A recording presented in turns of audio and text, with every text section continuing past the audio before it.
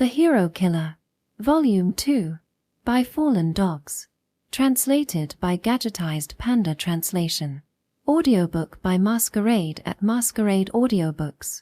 Chapter 1, The Prophet. Humanity was destined to be destroyed by the Demon King. In fact, I had seen it happen countless times, in various ways. I am a servant of the god who opposes the Demon King, and as his priestess, I was granted a certain ability. World compilation. Whenever I died, the world automatically rewound to a specific point in time. This would repeat until the cause of death was removed. In other words, until the Demon King was defeated. While it was the hero's role to defeat the Demon King, it was said that a prophet would guide the hero. And that prophet was nothing more than an illusion I created. No one knew who the hero truly was. Seeking a hero who could defeat the Demon King, I had reset the world many times. I can't remember which world compilation it was when I first learned about that man. I think his name was first mentioned in a story told by a knight to the hero I was guiding at the time. He was a good-for-nothing, that adventurer called Leonard. The one who told this to the hero was an elderly knight guarding the large city of Arand. Adventurer is a term for those who will do anything if asked. From helping with farm work to exterminating monsters, they'll take on any job for the right price. Of course, adventurers capable of defeating powerful monsters are very rare. Most are just people who can't find other work. To be honest, it's not a very respectable profession. Moreover, the brave adventurers who could fight monsters had participated in the battle against the Demon King's army in the country of Malika, and most of them had died. Leonard was apparently one of the few adventurers who survived the battle in Malika. His companions were also survivors, and they had made a name for themselves as one of the few adventurer parties capable of handling difficult requests. Those guys came to Arand just for the money. At that time, the city was being targeted by the Demon King's army, but we knights, soldiers, and hired adventurers were somehow managing to defend it. Everyone was working together, you know. That's when Leonard and his group showed up. They boasted that they could defeat the demon attacking the city for 10 times the reward of other adventurers. They practically threatened to leave without fighting if we didn't pay. They could say such arrogant things because they knew Arand was in a critical situation. There were even adventurers who fought for the city without compensation, you know? Demons are the common enemy of us humans. We all need to work together to fight them. Don't you agree? The hero nodded deeply. However, Leonard and his group were among the few adventurers who survived the battle in Malika. They were undeniably skilled. And the demon targeting the city was a formidable enemy. In the end, the Lord agreed to their demands and commissioned them to defeat the demon attacking Arand. It was our last hope. If we're just talking about the result, Leonard fulfilled the request. He brilliantly defeated the demon. However, the knight shook his head wearily. Leonard's strategy was to use the city, to use us, as bait. While we were desperately fighting to defend the city, they were hiding outside, waiting for the perfect opportunity to strike down the demon. They were waiting for that moment when the city was about to fall, when the Demon King's army would get overconfident and leave an opening. As a strategy, it wasn't bad, I suppose. But do you know how many knights, soldiers, and adventurers died because of it? More than half were sacrificed. My son died in battle too. In contrast, none of Leonard's companions died. Of course, I'm not saying they should have sacrificed themselves, but they didn't even suffer any significant injuries. If Leonard and his group had challenged the demon a little earlier, fewer of those defending the city would have died. Perhaps my son might still be alive. I questioned Leonard about this, and he bluntly said, our job was to take down the demon, not to save the city. The knight's gaze wandered into empty space, as if seeing a future that might have been. I know. This is something like a grudge, but I can't accept it. While the city was wrapped in sorrow, Leonard and his group took their reward and immediately left the city, as if to say they had no more use for this place. They didn't show any compassion for the families of the dead, nor did they contribute any money to rebuild the city. They were heartless. Sure, Leonard was a skilled adventurer, but you shouldn't have someone like that as a companion to a hero. It would tarnish the hero's name. I see. You might be right, the hero said with a sad expression, as if disappointed in this man called Leonard. If one seeks rewards, there's nothing as unprofitable as being a hero. If you defeat the Demon King and return to your country, you might even become king. But that's like a fairy tale. A hero's journey is plain, painful, and steep. There's hardly anything good about it. Even if you defeat one demon, another one just appears. Even if you overcome one hardship, another one is waiting for you. No one praises you, no one rewards you. A hero is expected to be noble. It's not that a hero must be a person of high character, but rather because they wouldn't be able to handle it mentally otherwise. Probably, this adventurer called Leonard was right as a person. He demanded fair compensation for his work. He asserted his own interests without caring about others. In a way, that might be necessary to survive. However, that's not enough to be a hero. So, I excluded Leonard from the list of hero candidates and forgot about his existence for a while. Section. The next time I heard about Leonard was with a different hero. There's this guy called Leonard. He's one of the adventurers who survived when the country of Malika was destroyed. Now he's famous as one of the few skilled adventurers left, said an influential merchant from the city of Elderia. If he's skilled, I'd definitely want him as a companion. The hero showed interest in Leonard. After all, they were going to fight the Demon King. The more strong companions, the better. No, you'd better not. He's an extremely greedy man. He was always demanding money for everything. At that time, I was stuck in a country occupied by the Demon King's army and couldn't escape. That's when Leonard and his group appeared. It was good that they defeated the monsters and cleared a path for us, but they demanded a reward of 400 gold coins. 400 gold coins. The hero was shocked by this amount. He probably had only a few dozen gold coins on hand. Even that should have been enough for several years of travel expenses. 400 coins was not an amount that even a nobleman could easily prepare. Yes, it was clearly an unreasonable demand. I think we were charged such an amount because there were no other adventurers who could rescue us. I was so troubled by the enormous sum that I didn't know how to pay it. The merchant smiled bitterly. And that's not all. I was hiding in a village that the residents had fled from, and there I met a boy who had been left behind. He was about the same age as my daughter, a pitiful child who had lost his parents. So I suggested, let's get out of here together. I thought one child wouldn't be much trouble. But that man, Leonard, demanded payment for the boy too. The amount? 50 gold coins. He was an unbelievable man. 50 gold coins for just one child. The hero made a sour face. He couldn't trust people who were motivated by money. The demons who formed the core of the Demon King's army were not monsters acting on instinct. They possessed power, magic, and wisdom beyond human capabilities.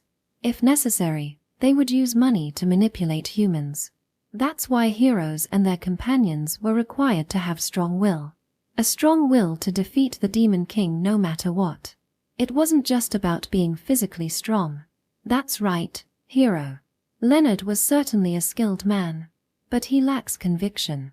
As a merchant myself, I shouldn't say this, but he's driven by money, not belief. He's not the kind of man who could be your companion, hero. It's unfortunate, but that's how it is. The conversation ended there.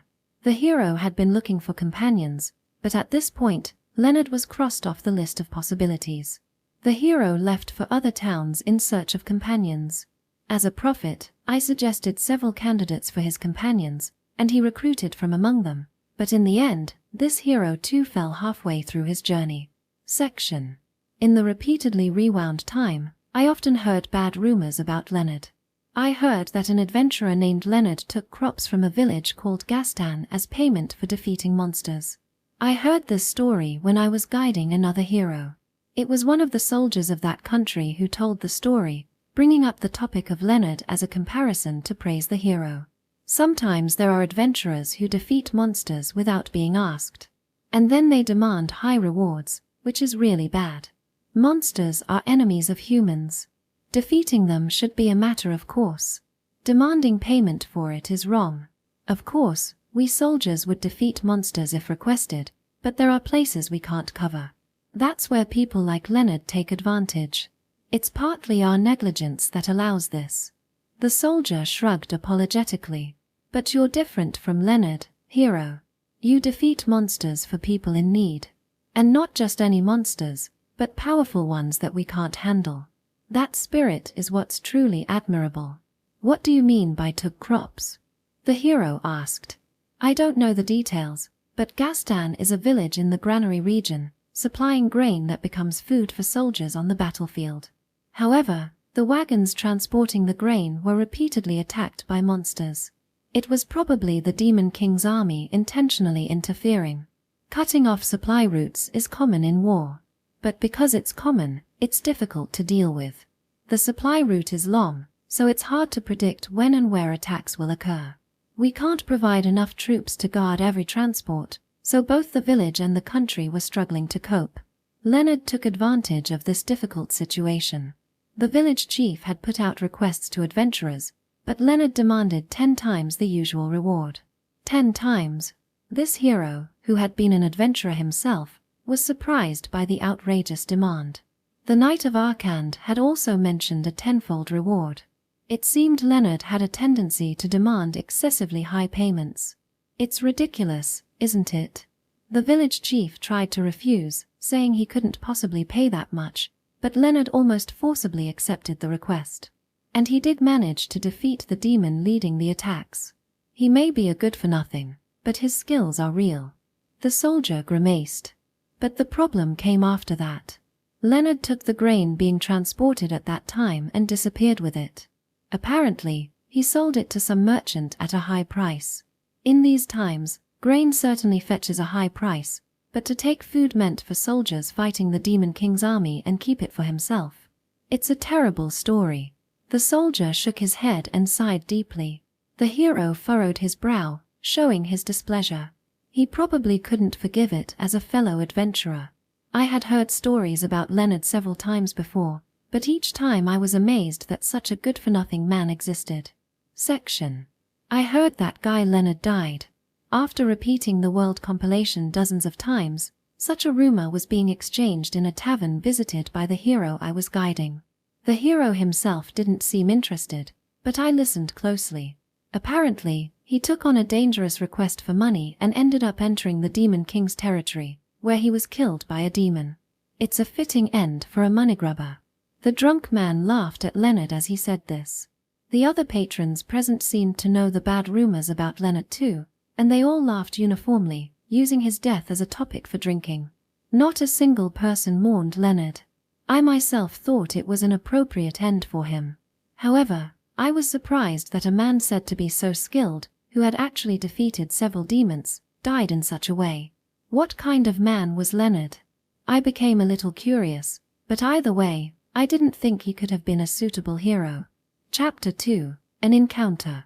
At this time, the hero I was guiding was a young man named Carmine, the son of a knight. I knew that as Carmine grew, he would become renowned in the battle against the Demon King's army, defeating many demons. While his swordsmanship wasn't on par with the sword St. Leon, he had a bright and friendly personality, easily getting along with anyone and skilled at making allies. The reason I chose him was that, through repeated world compilations, I had come to believe that a hero needed more than just strength. Their personality was equally important. The powerful hero candidates, Sword St. Leon, St. Maria, and Great Sage Solon, were unparalleled in strength, but their personalities were flawed, leading to their failures. Leon was noble but inflexible in his thinking, lacking adaptability. While strong in direct combat, he was weak against indirect attacks and ultimately died betrayed by humans. Maria appeared to have a pure personality, but her inner self was nihilistic. Her interactions with people were superficial. She never expected anything from them nor trusted them. Unable to build deep relationships with her companions, this became the cause of her death. Or rather, it's doubtful if she ever had the motivation to begin with. Solon lacked social skills and struggled with interpersonal relationships. However, compared to Leon and Maria, he was more sensible and, above all, strategically brilliant. He managed to reach the Demon King almost single-handedly, with hardly any companions.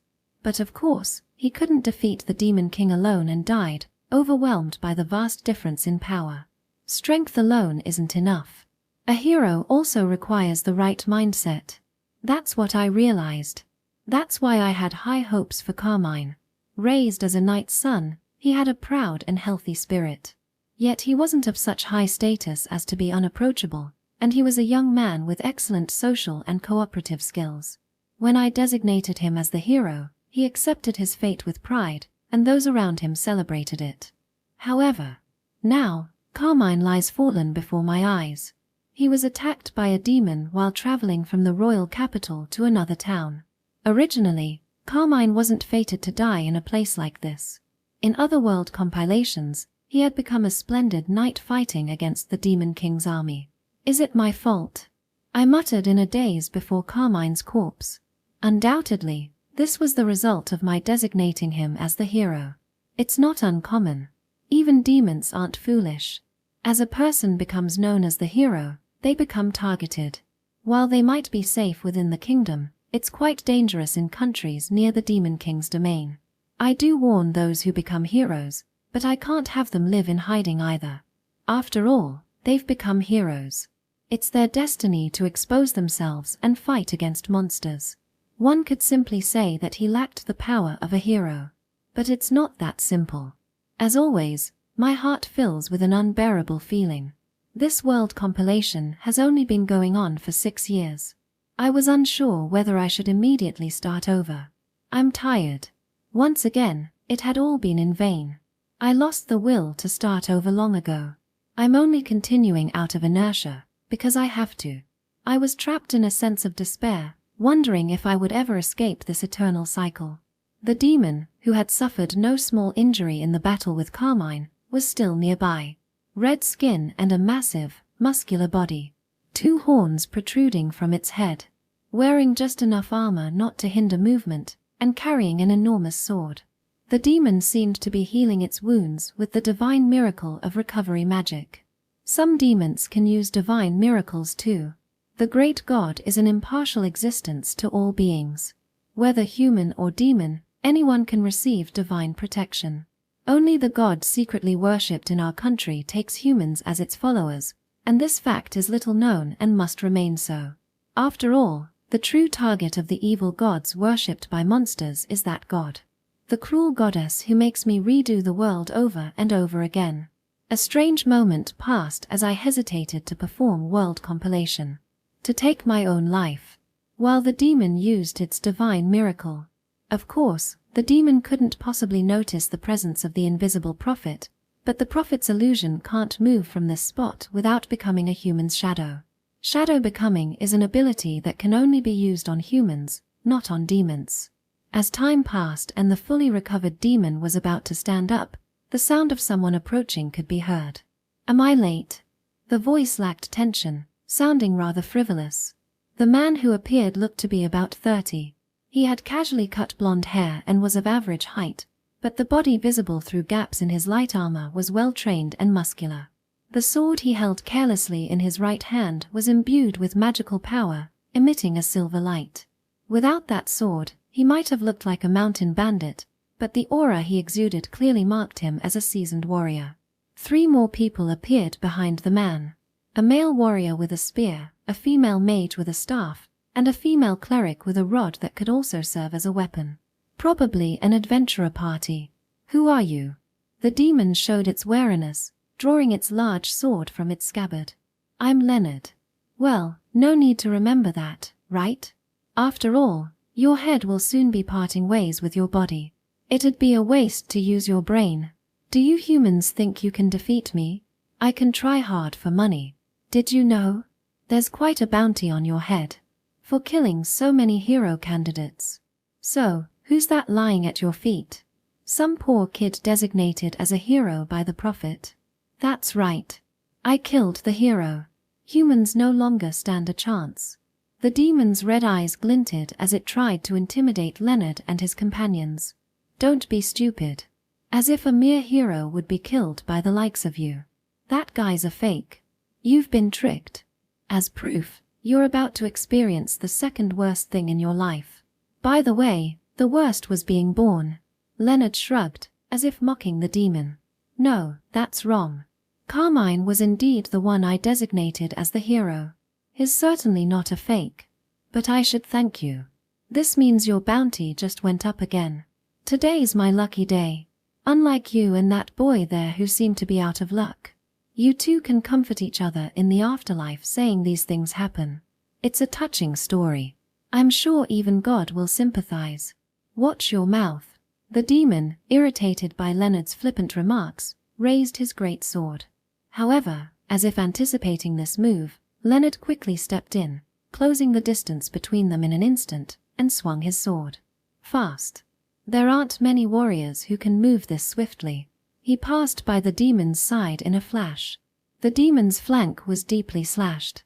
As the demon tried to turn around with a pained expression, Leonard targeted that opening. Leonard's sword tip, predicting the opponent's movement, pierced deep into the demon's throat. Can't be helped. Today just wasn't your lucky day. As Leonard pulled out his sword sideways with a fearless grin, blood spurted from the neck, and the demon slowly collapsed to the ground. Even with their renowned vitality, it seemed this demon had breathed its last. You're still quite skilled at angering demons. That talent of yours is unrivaled in the world. A warrior carrying a spear smiled faintly. He was tall with grey hair, and his expression seemed somewhat languid. Being the best in the world at anything is good, F-say. Thanks to that, I can hunt demons and make money. Leonard showed no signs of remorse at the warrior's sarcasm, whom he called F-say. This one seems to be beyond help, as expected. A bespectacled female mage announced in a stern voice. Her long, purplish-black hair was eye-catching. Looking over, a red-haired female cleric was offering prayers to Carmine's corpse. I see. Leonard approached Carmine's body and searched his pockets. Leonard, please refrain from taking a dead person's belongings. The red-haired cleric admonished him with a pained expression. I'm about to dig this guy's grave, so I should at least get paid for my trouble, right, Nina? While saying this, Leonard pulled out a leather pouch filled with coins from the corpse. It was an act one would rather not witness. It seemed hardly human. Leonard, God is always watching our actions, you know? I'm sure he is. Leonard smiled sarcastically at the cleric named Nina's warning. But that's all he does. He doesn't do anything. He doesn't punish the demon lord's army, nor does he help humans. What a wonderfully thankful God. Leonard. Nina lowered her head, seemingly holding back in front of Leonard, who showed not a shred of faith. Whether God is watching or not, your actions are hardly praiseworthy either way.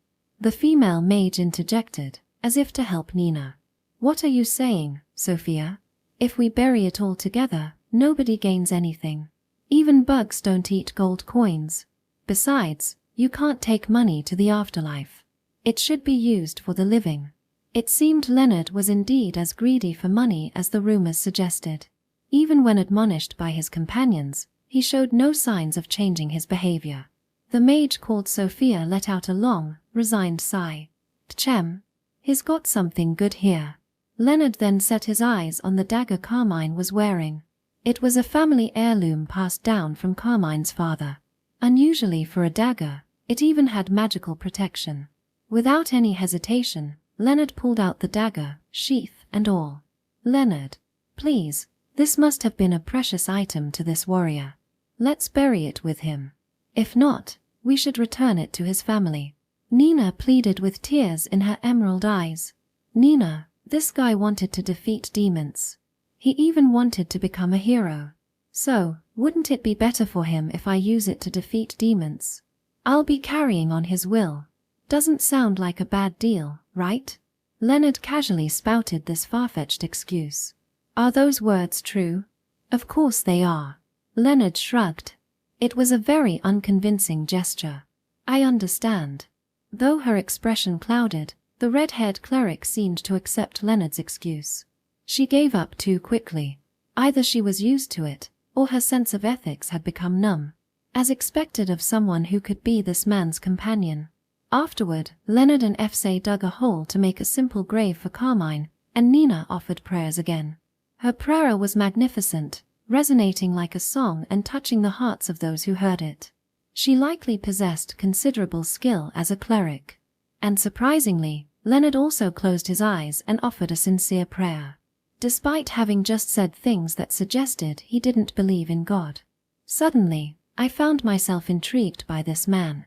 He possessed qualities unlike any of the hero candidates I had chosen before. Moreover, there was still much time left in this world compilation. Failure was almost guaranteed, but I myself lacked the energy to start over. If that was the case, I thought it might not be a bad idea to designate this man as the hero and witness his fate. I knew he would die in the not-too-distant future. He was bound to meet an inglorious end.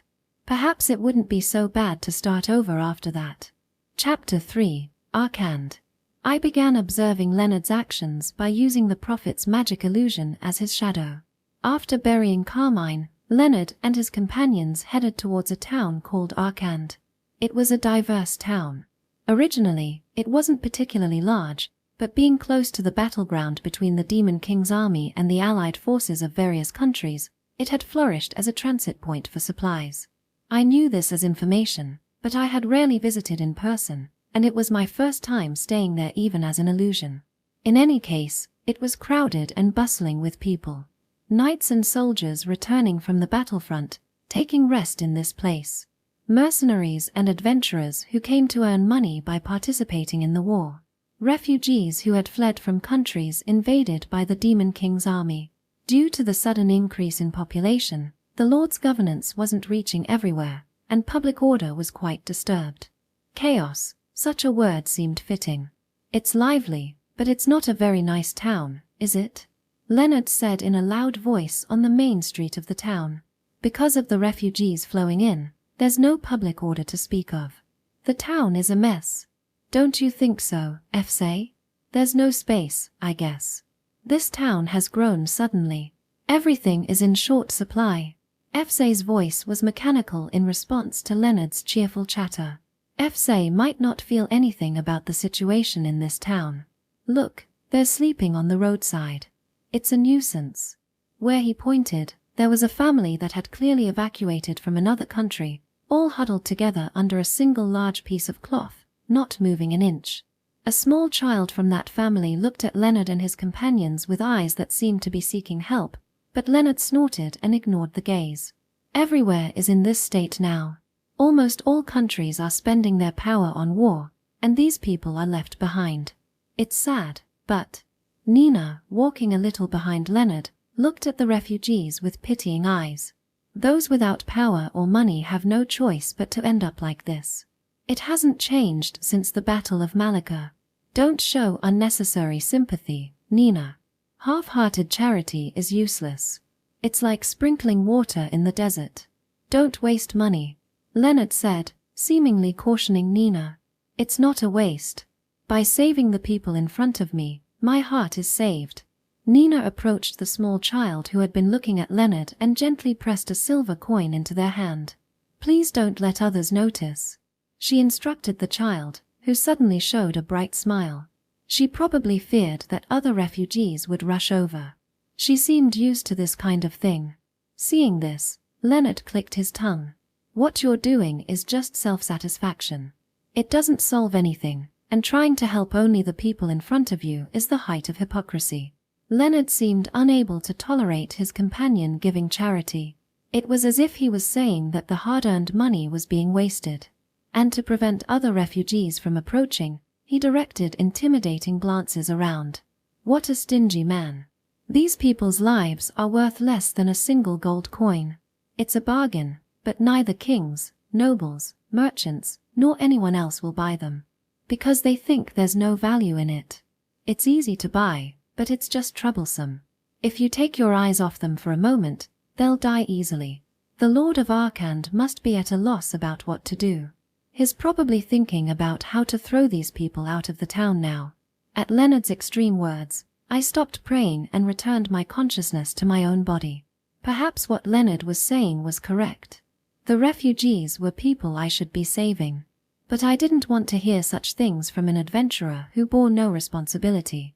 As if to say, what do you know about my suffering? I sat deep in my chair and lowered my eyes. Section. A sea of people as far as the eye could see. We were making our way through it, heading towards our destination. Arand wasn't much of a town originally, but since the Demon King's army started attacking, it had flourished as a transit point for sending supplies to the front lines. When someone becomes unfortunate, someone else becomes fortunate in proportion. It's a common story. And unlike humans, the superior demons had accurately targeted Arand, which had become a key location. It was obvious that striking here would give them an advantage in the war situation. What was fortunate for humans was that the lord of this town was a fairly decent person, and he had used the money he earned to hire adventurers to protect the town. Thanks to that, they were able to defend against the first attack. Although it seems quite a few of the hired adventurers were sacrificed. That's why they're recruiting new adventurers now. The reward is good.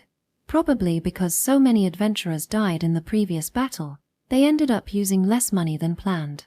Based on that, they're offering a success reward assuming about half will die. If we can repel the Demon King's army, they'll probably pile on even more money. This is an opportunity. We'll take care of the demons. So, multiply the reward by 10. I said as soon as we met the client at our destination. However, since the client is the Lord himself, he doesn't meet directly with commoners. Instead, a knight under the Lord's command dealt with me. The place was a room in a building that served as the guard station. It was a simple room with just chairs and a desk, no decorations, as if to say this is enough for dealing with adventurers. 10 times is too much. Besides, we can't discriminate against other adventurers. The knight was a middle-aged man with some white in his hair, giving off an experienced air. It's only natural because we'll work more than 10 times harder, right? We're battle-hardened warriors who survived the fierce battle of Malika. We can't be treated the same as other adventurers. We can leave if you want. If you say you can withstand another attack, that is. Survivors of the Battle of Malika? I've heard about that. Stories of adventurers who are skilled but demand exorbitant rewards. So it was true. You fought as volunteers then, but now you fight for money. The knight frowned. At those words, Nina's face showed an expression of pain, and Sophia glared at the knight with irritated eyes. Fse seemed uninterested, gazing out the window. With that, we've finished our lifetime's worth of charitable activities. We've used up all our remaining conscience. Even God would forgive us for using the rest of our lives for money. I clearly conveyed that I had no intention of lowering the price. But if you understand our skills, this conversation will be quick. We've never failed a single request, you know? Not even once.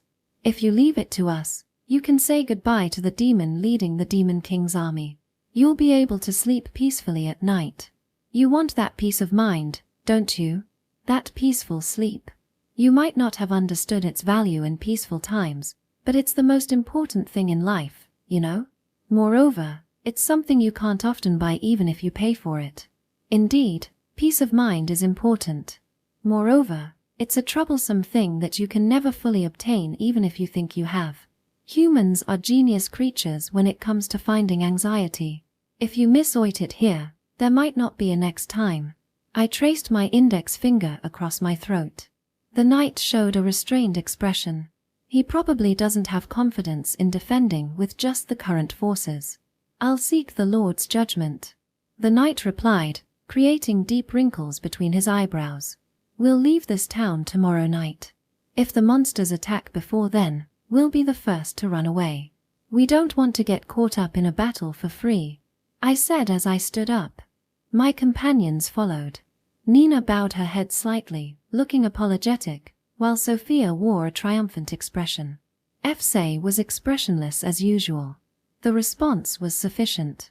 After having a drink and waking up, a nice answer should be waiting. Section. In the end, we didn't have to wait until the next day for an answer.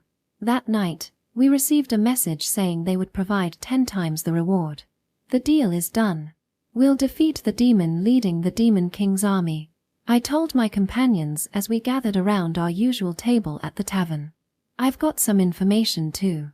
Looks like the attacking Demon King's army was quite numerous. Seems they retreated without pushing too hard in the previous attack. So the enemy still has plenty of strength left. Leonard, do you really think you can handle this? Sophia had an expression on her face as if she was mocking me. Being from a noble family, she can be a bit haughty at times. And contrary to her attitude, she was concerned about participating in the war.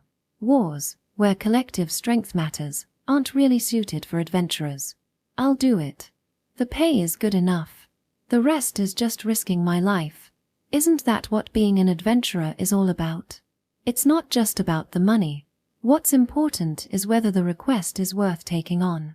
Nina doesn't place much importance on money. She judges based on whether the request is worth accomplishing. That's quite typical of a priestess. Don't you think this one is worth it? Yes, it is. There are many people in this town. I think we should fight to save them. Not for the money at all. Nina doesn't seem to have any objections to accepting the request, but she appears to feel guilty about demanding too much of a reward. As always, Fsay simply said, "I'll leave it to you." It's helpful that he's so understanding. Look, it's not that complicated. We just need to think from the enemy's perspective. Their previous attack failed, but they got a good feel for the situation. They probably think one more push will be enough to take this town. In such cases, they won't resort to risky strategies or surprise attacks. They'll come at us head-on in a straightforward manner. Their leader will likely be at the very back, acting all high and mighty. That's how war works. So we'll target the leader from behind. We don't need to face all the monsters. Simple, right? If it were that easy, no one would struggle in wars. Sophia said teasingly. Well, that's what makes a skilled adventurer, making the difficult look easy. I said, lightly tapping my arm. But there's no need to get too worked up about it.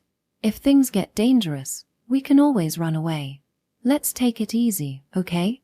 After that, we went over the specific strategy, and the conversation with my companions ended. All that's left is to drink some booze and sleep. However, a strange visitor appeared before me. Hey, does this inn room come with a complimentary ghost or something? Greeting me when I returned to my room was something wrapped in an ancient robe with a deep hood. Probably not human. Its outline wasn't clear, almost like smoke. Likely a ghost or some kind of spirit. Either way, nothing good. I had reflexively drawn my sword. My weapon is a magic-imbued sword that I spent a fortune on. It's somewhat effective even against incorporeal opponents. However, I am the prophet. The voice was neither male nor female. I couldn't tell if it was young or old. The face hidden deep within the hood was shrouded in abyssal darkness. The prophet. Like the one who chooses heroes? That's right. I know about prophets. They're legendary figures said to find heroes who can defeat the Demon King. Whether it's true or not, I don't know. In fact, there are plenty of show-offs everywhere claiming to have been chosen by the prophet. Even that young man Carmine, who was killed by a demon a few days ago, was supposedly chosen by a prophet. The demons aren't stupid, so they go around killing these would-be heroes. But who the hero is doesn't matter to me. I'm not interested. So, what does the esteemed prophet want with me? Adventurer Leonard, I recognize you as the hero. The self-proclaimed prophet solemnly declared. I don't want that. It's troublesome. I replied without missing a beat, pointing my thumb at the door behind me. The exit's that way.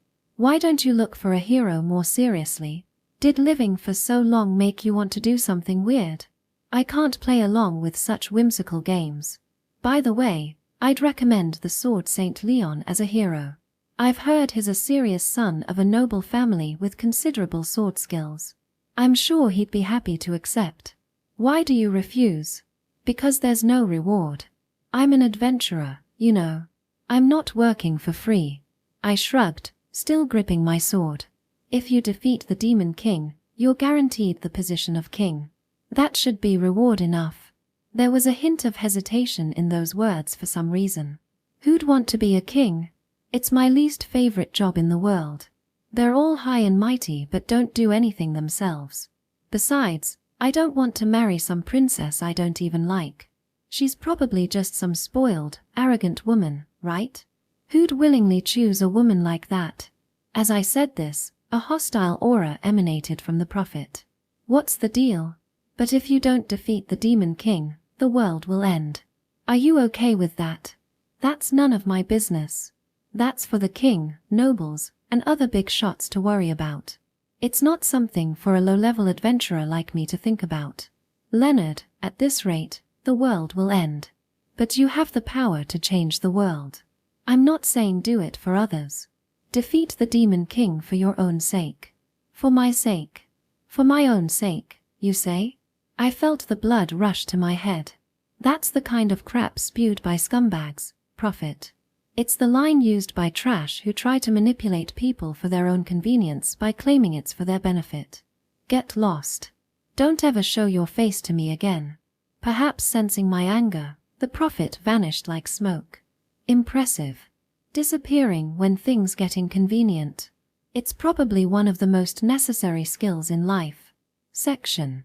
We stayed in the town of Arand for about 10 days. Our names had spread as greedy adventurers who demanded 10 times the usual reward, so it wasn't very comfortable. It's your fault that we're being treated like villains too. Sophia complained to me. However, she was the one who mercilessly unleashed magic on some rough men who approached us, further spreading our bad reputation. Nina spent every spare moment taking care of the refugees. She seemed to think she was doing it secretly, probably afraid I'd say something if I found out. But it was obvious, as there were even people calling her a saint for her devoted work. Fsay spent his time drinking when he wasn't training with me. It seems he was challenged to fights at the tavern several times, but he reportedly defeated all challengers silently. As the only warrior to survive the Battle of Malika, no group of 10 ordinary guys would stand a chance against him. And then, the ones we had been waiting for arrived. It's the Demon King's army. The cry came from one of the watchtowers that the Lord had erected at great expense. We also climbed up the outer wall to confirm the presence of the Demon King's army. It's not just 100 or 200. There must be 1,000. Looks like they've gathered monsters from all over. There's no uniformity to them. Sophia, who had enhanced her eyesight with magic, quickly estimated the enemy's strength. Her efficiency in such matters is impressive. She lives up to her high and mighty attitude. The lack of uniformity in the Demon King's army is welcome. When well-trained monsters are used in an organized manner, there's no opening to exploit. Look for the demon. There might be multiple, so search thoroughly, okay? The strategy of taking out the head can't be used repeatedly. It's only effective when the opponent thinks they're on the offensive. Once they're on guard, it's over. We need to take out all the commanding demons in one go. It's please search thoroughly, isn't it? Even as she said this, Sophia didn't take her eyes off the Demon King's army. Please search thoroughly, my lady. I politely corrected myself. Though she's not really at an age to be called my lady anymore. I see only one demon.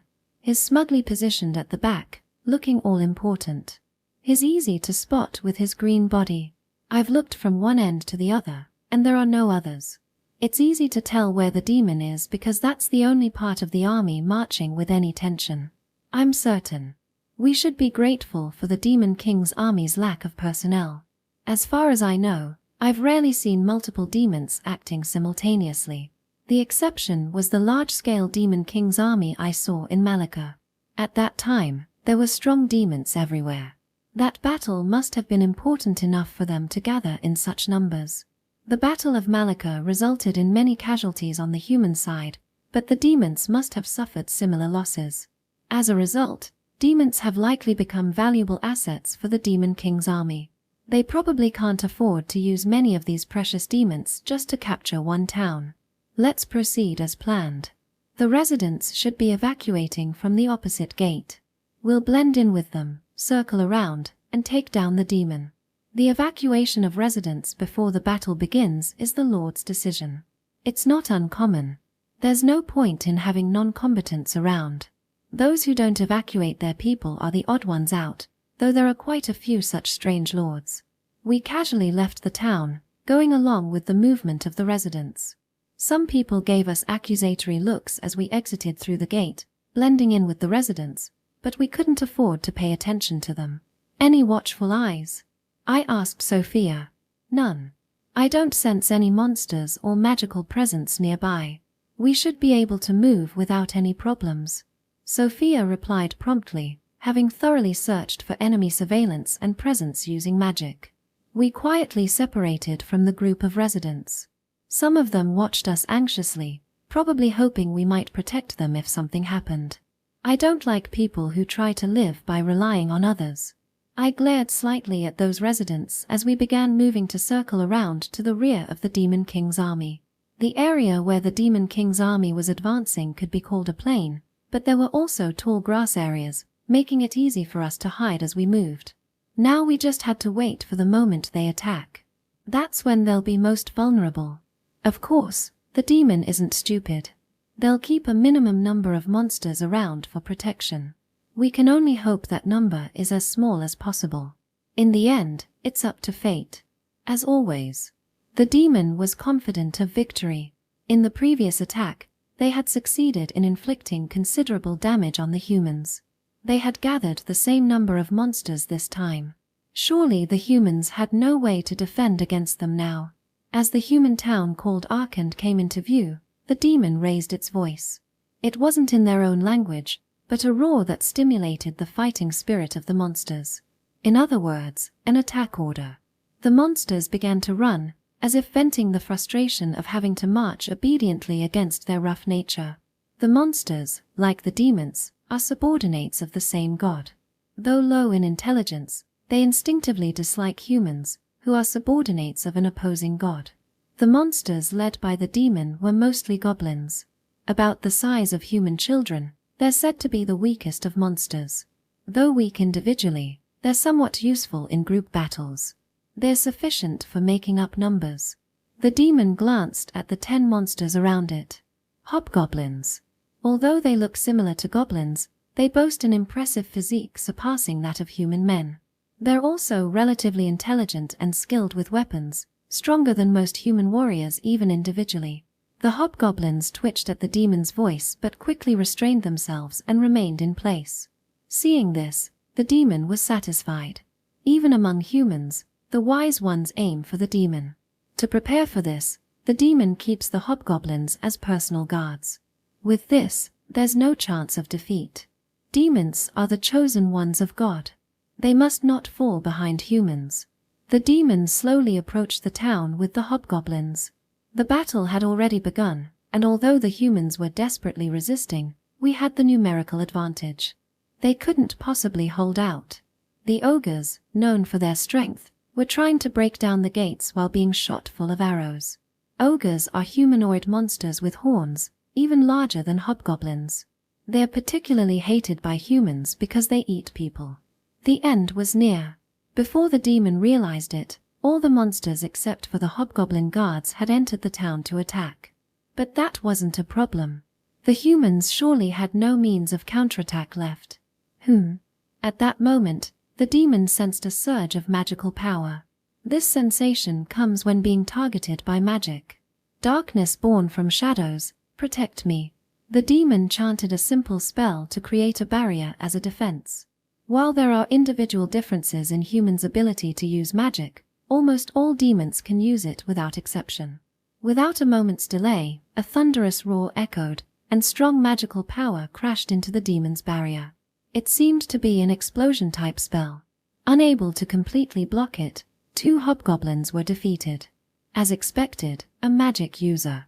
Was there an ambush? Magic isn't omnipotent. The direction of the magical power surge gives a rough idea of the caster's position. The magic user's location was in the opposite direction from the town. Did they wait until the monsters around decreased? The demon considered it a rational decision. If they had attacked earlier, they could have prolonged the battle for the town, but it seemed the opponent had used the town as bait to target the demon. It's an effective strategy against the Demon King's army, which can't afford to lose the demons who command the monsters. Of course, the demon had no intention of letting them cast another spell unopposed. Pointing in the direction where the magic user was hiding, the demon sent 3 hobgoblins running. The demon itself drew its sword, preparing for enemy attacks. It's unlikely that only a magic user is lurking. There should be warriors nearby as well. As the demon had the remaining 5 hobgoblins stay alert to their surroundings, someone suddenly attacked from above. A human warrior with a spear impaled one of the hobgoblins from overhead. The hobgoblin let out a short scream before dying. The demon immediately tried to surround the warrior, but a sword-wielding warrior emerged from the grass, catching a hobgoblin off guard and cutting it down. 3 hobgoblins remained. The 3 sent to search for the magic user didn't return. They must have been defeated, though the demon didn't sense being targeted by magic. Now it was 4 against 2, including the demon. The situation wasn't too bad. The demon decided to face the sword-wielding warrior itself, directing the 3 hobgoblins towards the spear-wielding warrior. When possible, the demon preferred one-on-one battles. It was confident in its own strength. The demon swung its great sword as if to slam it down. Demons often wielded massive swords to fully demonstrate their power. In fact, no matter how skilled, few humans could directly withstand a demon's mighty sword. The warrior avoided the blow by staying just out of range. Then I'll just have to close in. Humans are obsessed with honing their sword skills, but that's only because there isn't much difference in individual strength, so they try to gain an advantage through technique. If one can simply overwhelm with power, there's no room for technique to come into play. Indeed, the demon moved to its next attack instantly after seeing the warrior's evasive movement. The target was the head. There was no opening in that initial strike. However, the warrior also stepped in simultaneously, faster than the demon. As if predicting the trajectory of the next attack, the warrior took a low stance and swung their sword. The demon's sword cut through the air, while the warrior's sword slashed the demon's leg. Such a vile sword. The demon cried out involuntarily. While chivalry doesn't exist in the demon world, there are still some unspoken rules. Basically, it's assumed that strength or magical power will be directly confronted. That's how they determine the winner and clearly show who is superior. Clearly establishing power relationships. That's what's important to demons. Therefore, underhanded fighting methods like targeting legs are not favored. Fortunately, the wound wasn't deep. But the demon couldn't put weight on that leg anymore. The demon swung its great sword using only its upper body. The reach of the great sword was long, still posing a significant threat. However, the warrior didn't engage directly, instead circling around the demon looking for blind spots. Whenever an opening appeared, the warrior would approach, land a strike, and retreat. The demon's body accumulated more and more wounds. The initial leg wound prevented it from moving as desired. Glancing towards the hobgoblins, the demon realized they had somehow been drawn away.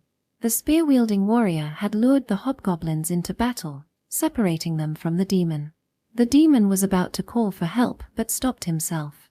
His pride wouldn't allow him to seek assistance from the lowly monsters he despised. He wished he could at least use magic. However, the warrior seemed to anticipate his intentions, launching relentless attacks. This human understands us well. The demon sensed it. The warrior had challenged him with a thorough understanding of demonkind. He came to defeat him like hunting prey, not allowing him to do anything. Finally, their eyes met face to face. By now, the demon's body was covered in wounds and wouldn't move as he wished. The warrior's eyes seemed to pity him. Yet, deep within them, the demon sensed intense hatred. Finally dead, right? I caught my breath at last, facing the demon who had fallen to the ground motionless. Demons are more rational than humans, but even they show traces of pride in battle. Unless there's a significant difference in power, exploiting that weakness makes them beatable. If even one hobgoblin had remained, my chances of winning would have been slim. But this demon, wanting to fight one-on-one, deliberately sent all 3 hobgoblins towards Fsa. That was his conceit. Still, I didn't escape unscathed. The demon's sword had grazed my side, leaving a considerable wound. I've hastily bandaged it with cloth, but truthfully, even walking is painful. Well, I'd better go help out now. I stood up, sweating profusely. I managed to take down the first one by surprise, but hobgoblins are formidable monsters.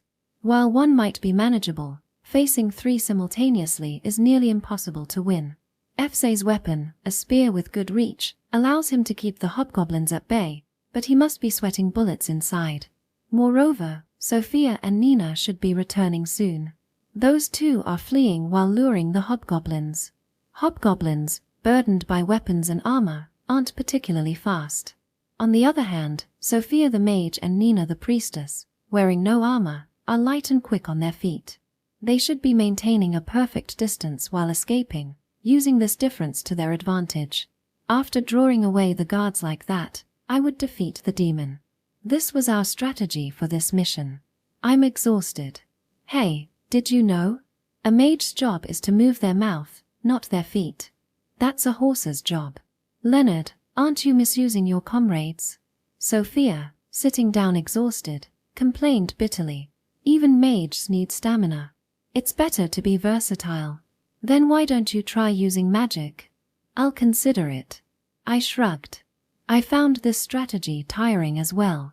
The hobgoblins weren't fast, but they never tired and kept chasing us endlessly. I even prayed to God midway for help. Unusually, Nina jokingly expressed her fatigue. Despite having enhanced her body with divine miracles, she seems quite exhausted, perhaps due to the backlash. We managed to take down the 3 hobgoblins chasing the 2 by launching a surprise attack from behind. Meanwhile, Fsay sat silently on a rock. With his spear resting on his shoulder, his head hung low. He seems physically and mentally drained from his precarious maneuvering. We easily defeated the hobgoblins Fsay was facing when we all finally regrouped. This too was according to plan. But everyone was tired. Even though I've been healed, the pain in my side hasn't fully subsided. Nina, I need a prayer to recover from fatigue. At this rate, we'll lose the town. Defeating the demon doesn't change the fact that Arand is at a disadvantage. We need to return to town now and let the monsters know we've defeated the demon. For that, we need to recover from our fatigue. It's good that we defeated the demon, but it would be a joke if the town fell and we didn't get paid. Leonard, your side wound was the deepest. Even though I healed it earlier, isn't it still painful? Maybe you should rest a bit more. Nina showed concern for me. Don't worry about me. Worry about our reward. If we don't get back to town soon, we'll run out of time. As I forced a smile through my pained expression, Nina silently began to pray to her god. Meanwhile, I gazed at the face of the dead demon. His expression was literally that of an evil spirit. He must have been dissatisfied with being defeated by my underhanded tactics. I have to cut off his head. We need to brandish the demon's head to intimidate the monsters and force them to retreat. Don't glare at me like that. I'm sure I won't have a decent death either. I'm well aware that my own death will likely be miserable. Section. The demon's head proved incredibly effective. As soon as we returned to town and displayed it, the monsters fled in fear. It was worth pushing ourselves to return. However, it seems we cut it very close timing-wise. The elderly knight acting as the Lord's proxy in the town's defense gave us a skillful response, half gratitude and half anger. He thanked us for defeating the demon but complained that considerable time had passed since the town was attacked, resulting in heavy casualties among the defense forces. Regardless of whether they were knights, soldiers, or adventurers, half had fallen in battle. Couldn't you have defeated the demon a little sooner? His expression was filled with grief. He probably lost someone close to him. In contrast, none of us had suffered any casualties. That's what he couldn't accept. He wanted to say we hadn't fought with our lives on the line. Our job was to take down the demon, not to save the town. We fulfilled our duty. That's all I could say. There's only so much people can do. If we were heroes, maybe we would have worked more selflessly, but that's not who we are. The Lord generously approved the reward I demanded. The death of the demon, a commander in the Demon King's army, meant a period of peace for the town, albeit likely not a long one. Interlude, Sophia. I ran a small apothecary. Apothecaries, requiring various knowledge, are often chosen as a trade by magicians. While not particularly lucrative, it was enough to make a living. At that time, the world was threatened by the Demon Lord, but I was indifferent to such matters, enjoying peaceful days like the calm before a storm. However, one day, a blond man with a roguish air visited my shop. Judging by his sturdy build, he seemed to be a skilled warrior. Give me some medicine for wounds. Something effective. The man's order was rough, but it wasn't bad as a customer since I could choose the medicine freely. I placed a somewhat expensive but appropriately effective medicine on the counter. Will this do? Before I could state the price, the man dropped 3 gold coins on the counter. I unconsciously adjusted my glasses, confirming that they were indeed gold coins. This is too much. Although a magician's medicines are expensive, they don't cost that much. Is that so? Then in lieu of change, let me hear a little story. A story? About what? Not understanding the man's intentions, I gripped the magic wand placed under the counter. Don't be so wary. The man showed his open hands to indicate he meant no harm. I just want to know a bit about you. I heard you used to be a skilled magician. I was wondering why you're running an apothecary in a place like this. Was he trying to recruit me as a magician? I occasionally received such offers but had always declined. There's nothing special about my background. It's not even interesting. Come on, it's fine. There are no other customers, so a little service like this should be okay, right? I'm not trying to seduce you or anything. It was twilight, and indeed there were no customers. The man's face wasn't to my liking, but he wore a cheeky smile that seemed to invite intimacy. Seeing that face, I somehow felt inclined. To be honest, the 3 gold coins were also a welcome income.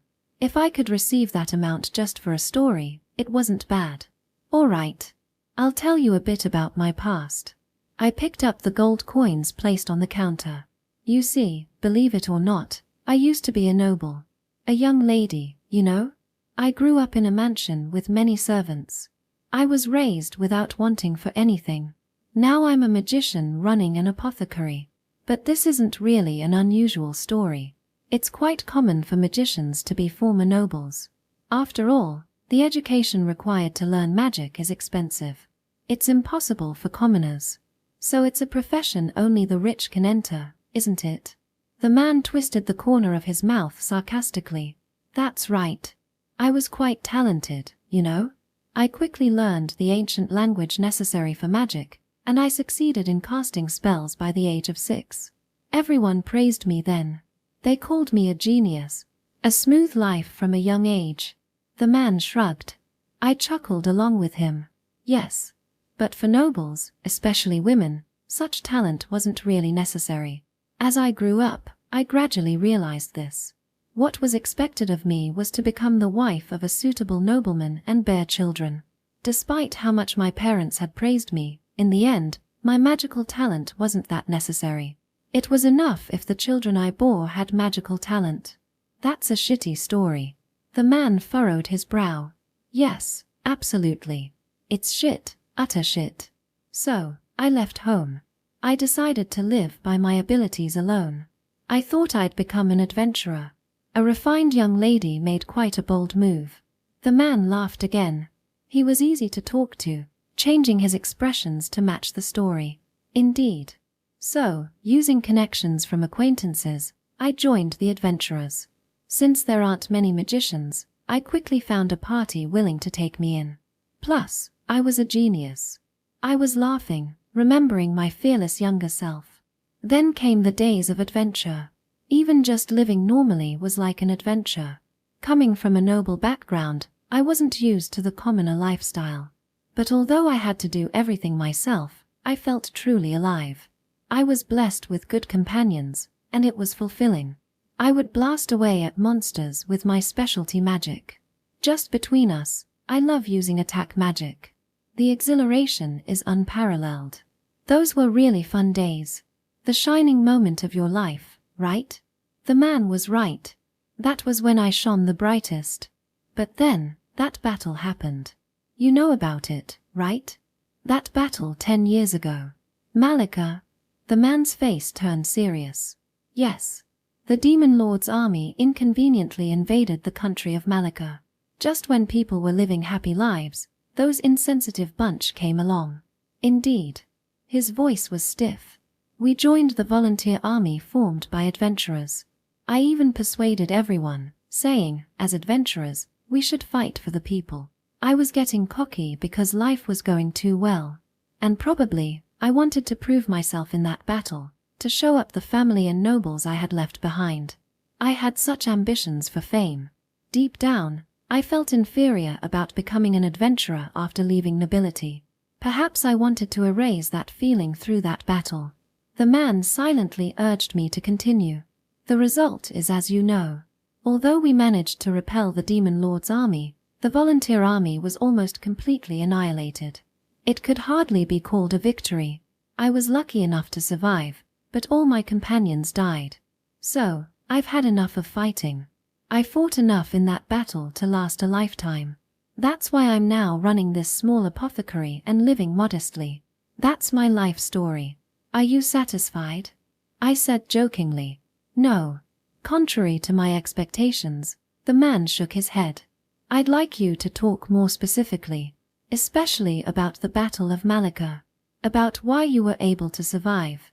His face was grinning, but his eyes were fixed firmly on me, making it difficult to refuse. I don't really want to talk about it. I closed my eyes and exhaled. Well, all right. I suppose it wasn't quite worth 3 gold coins yet. Besides, it was something I wanted to tell someone. At first, we had the upper hand in the battle against the Demon Lord's army. Although there were many monsters, with adventurers working together, we could manage somehow. I too mowed down monsters with my specialty attack magic. Hundreds of them. But no matter how many we defeated, more and more monsters kept coming. They wouldn't stop charging even though they knew they would die. Fighting such monsters wore us down both physically and mentally. As this continued, the warriors' swords began to dull, and the magician's magic power began to run out. Of course, I was no exception. After all, I had been firing powerful magic non-stop. And then, before us who were completely exhausted, the demons appeared. They were aiming for that from the beginning, weren't they? Demons are cunning. They do at least that much. This man seems knowledgeable about demons. Is he an adventurer? Indeed. We underestimated the demons. In reality, we were quickly pushed into a disadvantage. But we still had hope. Hope. There was an adventurer named Luke in the volunteer army. He was hailed as the strongest warrior. He fought on without giving up, defeating many demons single-handedly. Seeing him, the other adventurers were inspired once again. And they bravely faced the demons once more. Sounds like the turning point in a play. The man wore a lonely smile. Probably because he knew the outcome. Yes. It would have been nice if it had turned out that way, but things didn't go that smoothly. Willpower alone wasn't enough. Depleted physical and magical energy didn't return. Despite Luke's valiant efforts, the adventurers fell one by one. It's a scene I still see in my dreams, my former comrades dying. I was almost killed by a demon too. Since childhood, I had done nothing but cast spells, so I had no physical stamina. I tried to run away as hard as I could, but I quickly ran out of breath. The demon caught up with me easily. I was so scared then. But I was saved. By a female magician. Despite being a magic user, she moved swiftly and came between me and the demon. And then, she sacrificed herself to protect someone like me who couldn't use magic anymore. Covered in blood, she collapsed on top of me. Then she said, "Stay down like this until the battle is over." She looked more motherly than my own mother. She must have pitied me, still just a young girl. I was young back then. I smiled thinly, as if mocking myself. But the man didn't smile. Do you know that woman's name? Lei. She was a renowned magician and Luke's wife. When Luke saw Lei die, he let out a great roar and charged into the midst of the demons. He might have become reckless after his wife's death. And he never came back. Because of someone like me. There's no doubt that I was the cause of Lei's death, and I might have been the reason for Luke's death too. That sin was heavy, and even if others forgave me, I couldn't forgive myself. My clothes were stained with Lei's blood, so from the outside, we must have looked like a pile of corpses. That's how I managed to survive by playing dead. It's a pathetic story. I let out a big sigh. Are you satisfied now? It's already night. It's time to close the shop. Without realizing it, The scenery outside had darkened. You're right. It's gotten quite late. The man looked outside too. Perhaps he was finally ready to leave. However, I felt like a weight had been lifted from my chest after talking to him. Actually, I'm an adventurer, the man said suddenly as he turned back. It's not particularly surprising that he's an adventurer, as I had expected. Was he here to recruit me as a companion after all? However, his words were unexpected. I was sent by your family to find you, Sophia. What? The man knew who I was. He had come here at the request of my parents. The faces of my kind parents flashed in my mind. They weren't bad people at all. But they're still kind parents who care about their daughter. If they knew you were single, they'd probably find you a marriage partner too. Not a bad deal, right? The man smiled a frivolous smile. Do you think I want to return to being a noble? I raised my magic staff. I have no intention of going back home now. Then, did you want to become an apothecary? I was at a loss for words. It's not that I wanted to become an apothecary. I had wanted to live as an adventurer. But I no longer had that right. Not after causing the deaths of Luke and Leigh. Actually, I'm looking for a companion. A skilled magician. If she happens to be beautiful, that would be perfect. The man winked at me, as if trying to seduce me. Strangely, it wasn't unpleasant. If I report to your family that you're here, your fun little apothecary game will be over, and they'll come to get you. However, if I report that I couldn't find their daughter, you can continue your carefree life. As an adventurer, that is. So, what will it be? The man pressed me for a choice. I want to ask one thing. Why me? I used to be Luke and Leigh's companion. I gasped at those words. I knew nothing about Luke and Leigh's other companions. And I ended up being the only survivor. I need companions, Sophia. I want you to be one of them. This man had experienced that battle, and he still wants to fight. I no longer have the right to be an adventurer. The guilt of letting my companions, Luke and Leigh, die has kept me immobilized since then. I couldn't continue being an adventurer on my own. What, so you did want to go back to being a noble after all? His voice was provocative and theatrical. You really want to live wearing frilly dresses and eating sweets, don't you? A life where you make others fight while you watch from a safe place. Sure, it's not bad. It's easy. But being a noble young lady at your age is a bit pathetic. I can't recommend it. Ah, I see. This man is trying to give me an excuse. For me, who had been running away with various reasons. What a rude man. Mind your language. I dislike ill-mannered men, you know? Oops, my apologies. It's just that I was poorly raised. Beautiful lady, won't you please come with me? Once again, to that vulgar and rough battlefield. The man made an exaggerated gesture like a nobleman and extended his hand to me. I see. I've forgotten noble etiquette as well. It might be difficult to go back to being a refined young lady now. That option is probably off the table. Maybe I had been waiting for someone to come and take me away like this. And since I've been threatened by such a despicable man, I have no choice but to return to being an adventurer. I came out from behind the counter and took the man's hand. The hand of another person, which I hadn't touched in a long time, was warm. So, what's your name? Leonard. Nice to meet you, former refined noble young lady. The blonde adventurer winked at me again. Chapter 4, Elderia. Our next job is decided. I called out to my companions gathered around the tavern table. There's a greedy merchant who's having trouble escaping from a country occupied by the Demon King's army to the west of here. We need to rescue 4 people. If we get 100 gold coins per head, it'll be a lucrative job totaling 400 gold coins. Are they stranded in the Demon King's territory? Isn't that quite dangerous? Nina asked worriedly. In lands under the Demon King's control, monsters increase and become more active. It's a bit tough for humans to survive there. It's a recently occupied country, so it shouldn't be that bad. However, escape will be difficult. If we go help them, they'll probably think of us as divine messengers.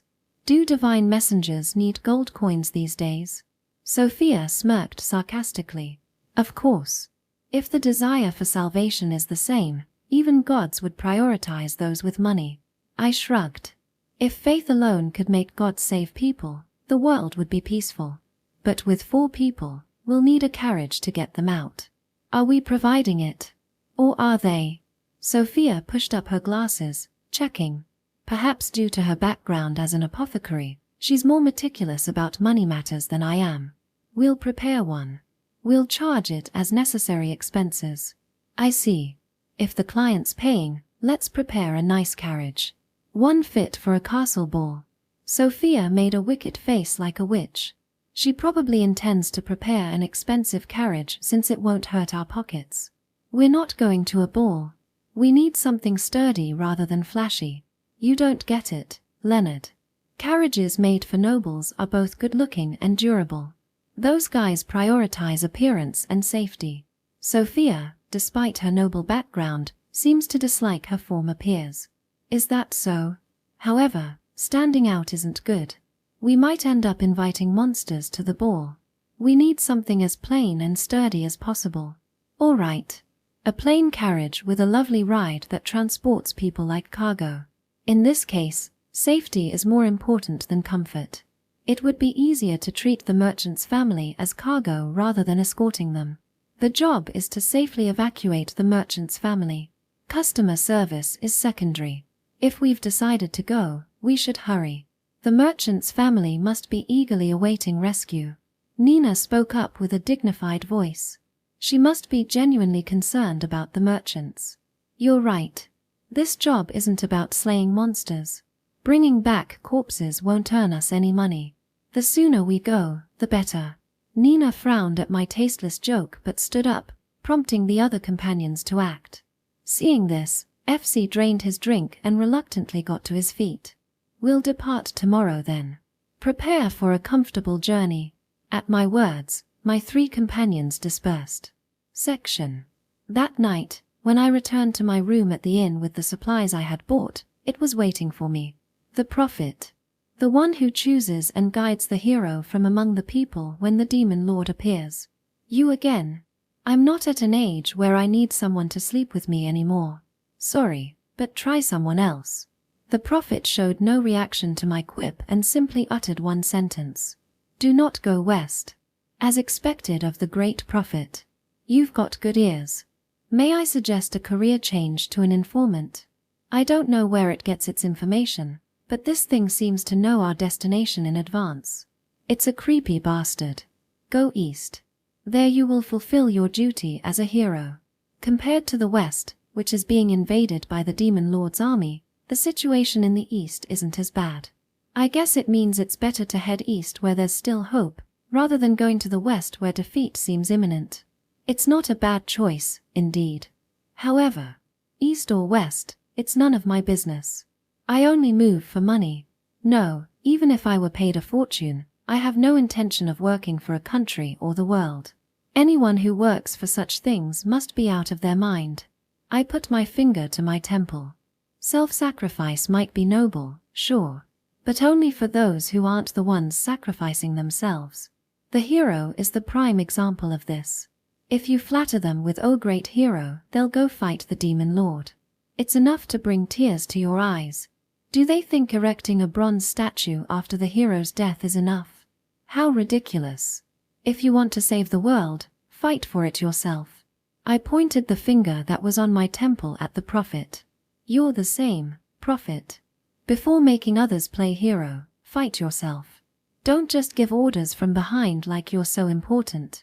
You only think about using others, so you must be from nobility or royalty, right? It makes my skin crawl. The prophet seemed to waver slightly at my words. Maybe I hit the nail on the head. Its figure became as thin as a ghost and melted into the darkness of the room. I'm no hero. There are no heroes. I muttered towards the spot where the prophet had disappeared.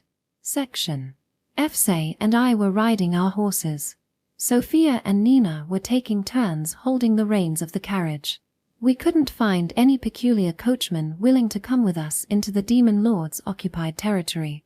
It wasn't far to the village where the merchant family we were supposed to rescue was hiding, But the world isn't kind enough to let us complete a mission without incident. I saw something blocking the road a little ahead. I signaled to my companions and slowed down the horses. It's a giant. Fsay brought his horse closer. Giants are proper monsters too. Bald head, hunched back, sloping shoulders, and an unreliable appearance, but just incredibly big in height and width. About the size of a respectable house. They're not as strong as their size suggests due to their slow movements, but it's troublesome when they're used to block roads like this. There are goblins at its feet too. I pointed to where about 30 goblins were hopping around provocatively. They're probably feeling brave because they're with the giant. Usually, they're much more cowardly. Sophia, could you burn them a bit? I called out to Sophia, who had just gotten off the carriage and was stretching her stiff body. You mean please burn them, right? What a rough leader you are. While complaining, the bespectacled female magician readied her staff and gently closed her eyes. O blazing red flames, spirits of fire, answer my chant. Burning flames, with the wisdom poured by ancient arts, respond to my call. What Sophia was chanting as her purple-tinged black hair fluttered was the ancient language necessary to manifest magic. It's an incredibly complex language, and of course, I can hardly understand what she's saying. Even if I did understand, whether you can use magic or not depends on talent, so I have no desire to learn it. Light gathered at the tip of Sophia's staff. The goblins still hadn't noticed what was happening. Carefree bunch.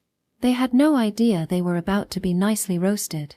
Then, a tornado of crimson flames engulfed the giant and the goblins. The goblins were incinerated before they could even scream.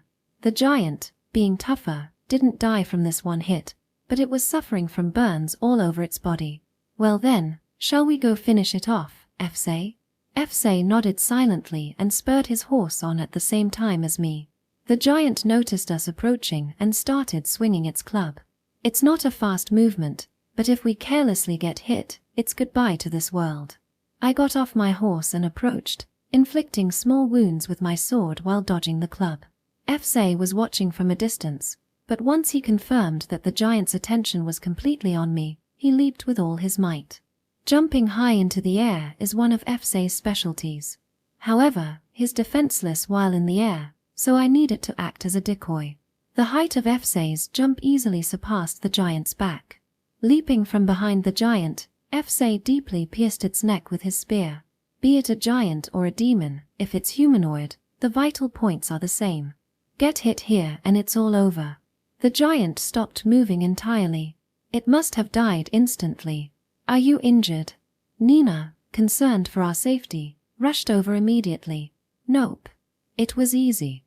I gave a thumbs up. At the same time, Fsay pulled his spear out of the giant and landed with a spin from the recoil. No injuries. This is how we always want it to be. Section.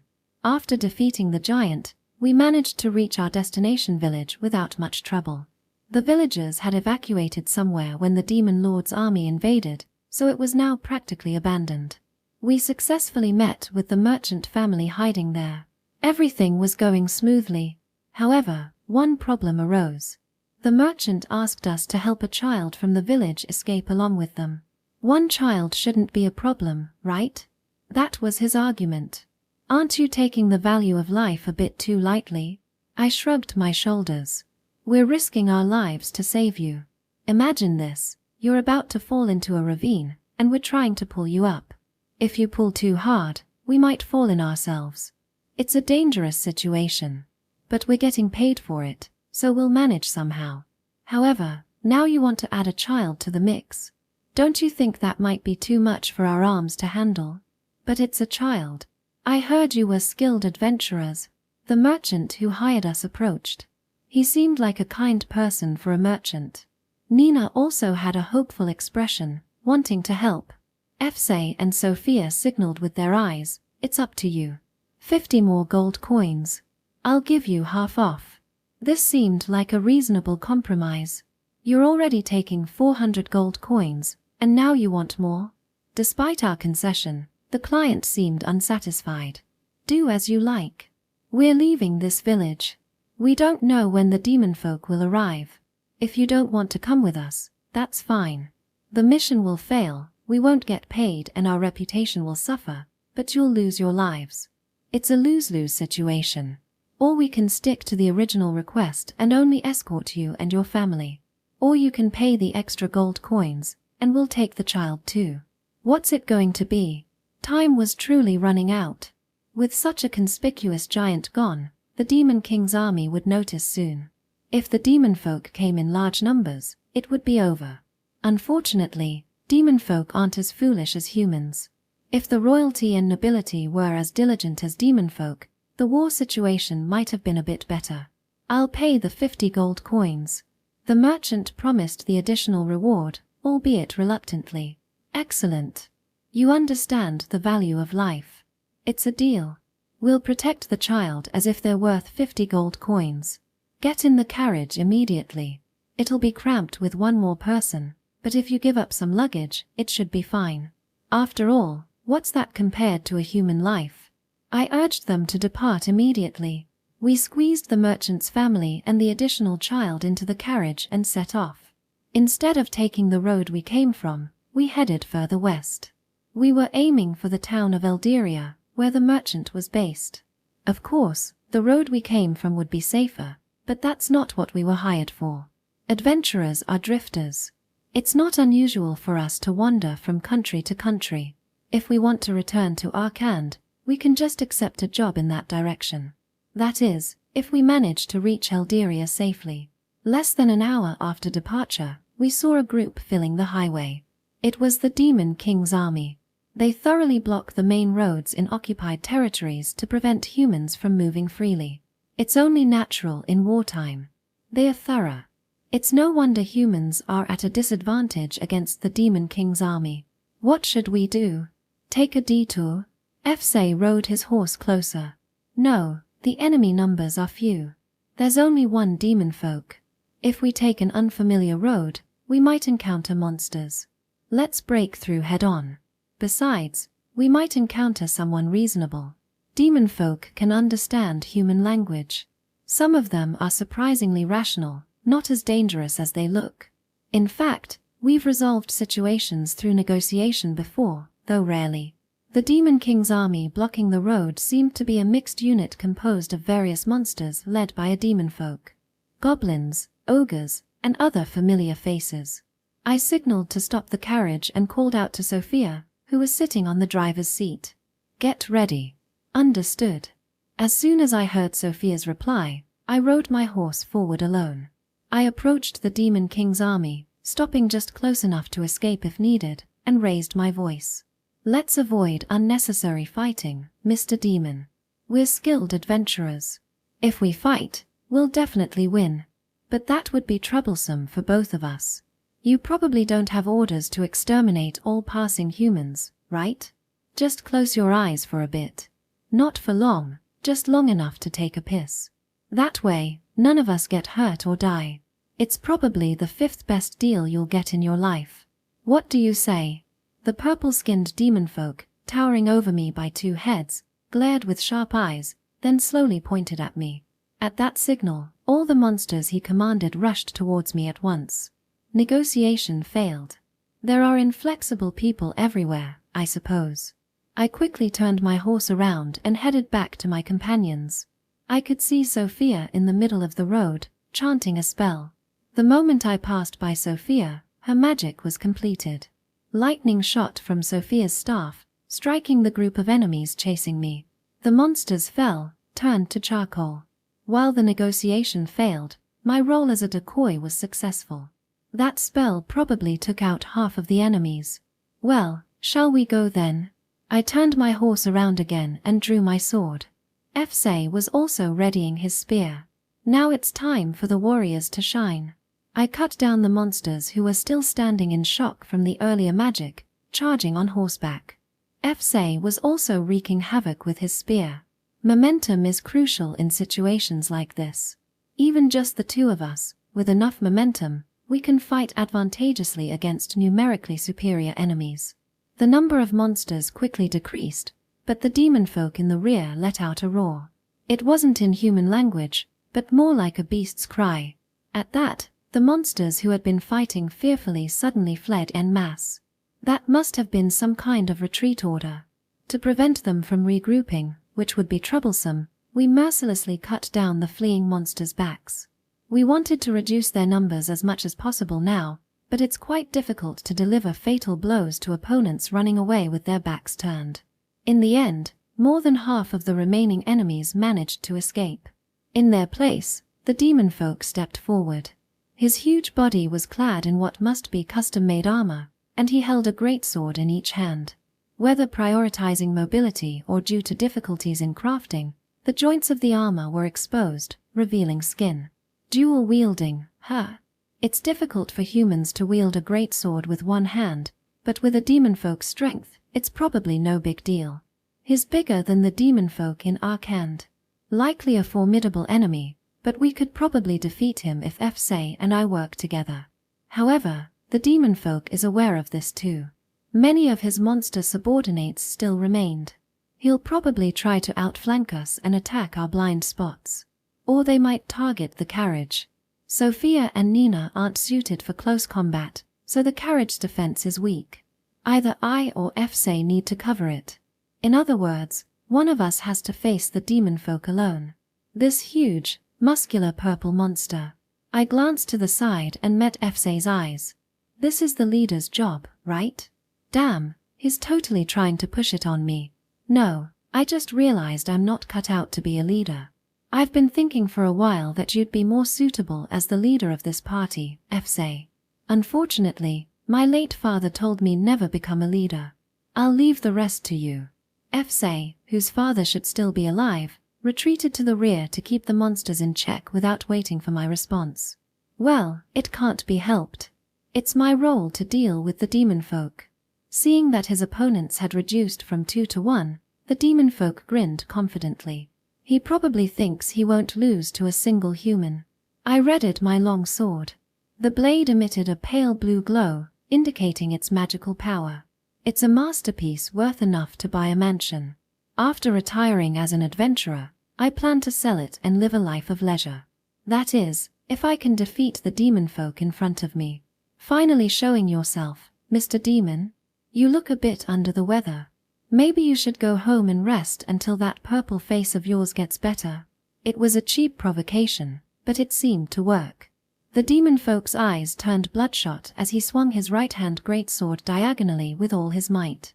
I dodged it with a light step backward, but he immediately followed up with a horizontal slash from his left-hand greatsword. I parried this with my sword, deflecting it towards the ground with all my strength. My arms went slightly numb from the impact, true to his appearance. Using the demonfolk's greatsword, now stuck in the ground, as a foothold, I aimed for his neck in one swift motion. The demonfolk tried to block with his right-hand greatsword, but aiming for the neck was a feint. My real target was his left arm. I spun my body and slashed at the exposed joint of his arm, not covered by armor. Red blood, just like a human's, spurted from the demonfolk's left arm. Guo. As the demonfolk screamed and retreated, I swung my sword 2-3 more times in quick succession. The armor prevents me from dealing as much damage as I'd like, but I've managed to wound him considerably. His left arm is hanging limp. It's probably useless now. But it wasn't going to end so easily. The demon opened its mouth with an angry expression, and something flickering could be seen inside. I jumped to the side instinctively. In that instant, blue flames spewed out, engulfing the spot where I had just been. It was breath. The effect was unknown, but at least it couldn't be good for one's health. I had no desire to test it. The demon then swung its remaining right hand's great sword like a club. If I tried to block it with my sword, it would surely break my arm. I avoided that attack too by staying out of range, but then the breath targeted me again. This was keeping me quite busy. If I moved away, there was the breath. If I got close, there was the great sword. A troublesome opponent indeed.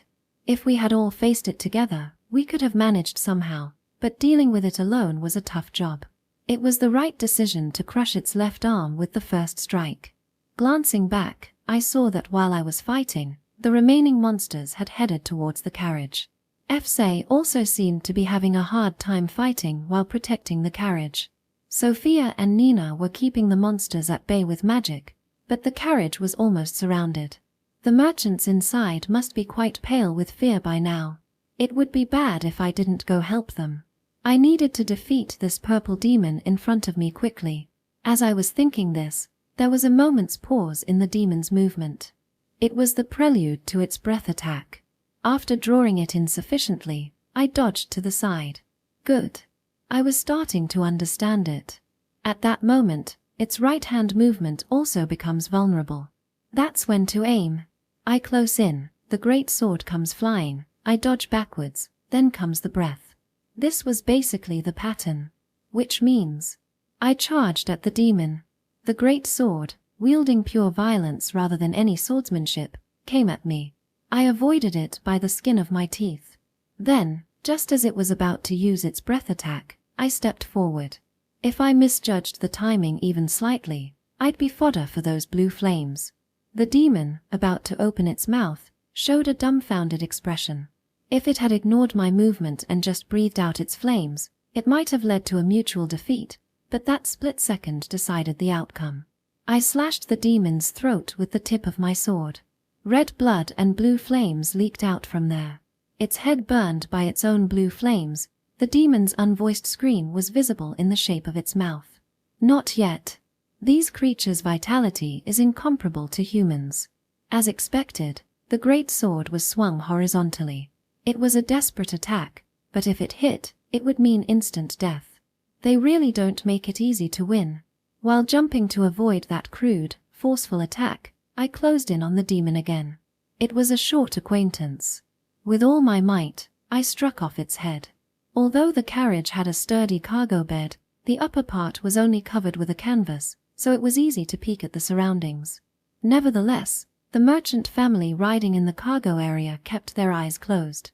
The merchant was holding his young daughter, while his wife was holding an even younger son, both stiff with fear.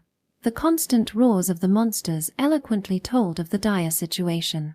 Only one boy, about 10 years old, was restlessly and blankly watching the monsters visible at the rear of the carriage. At the front of the carriage, a female magician and a priestess were fighting to keep the enemies at bay, but the number of monsters was increasing rather than decreasing. If these people give up and run away, it's all over. The boy felt terrified that his life was in the hands of others.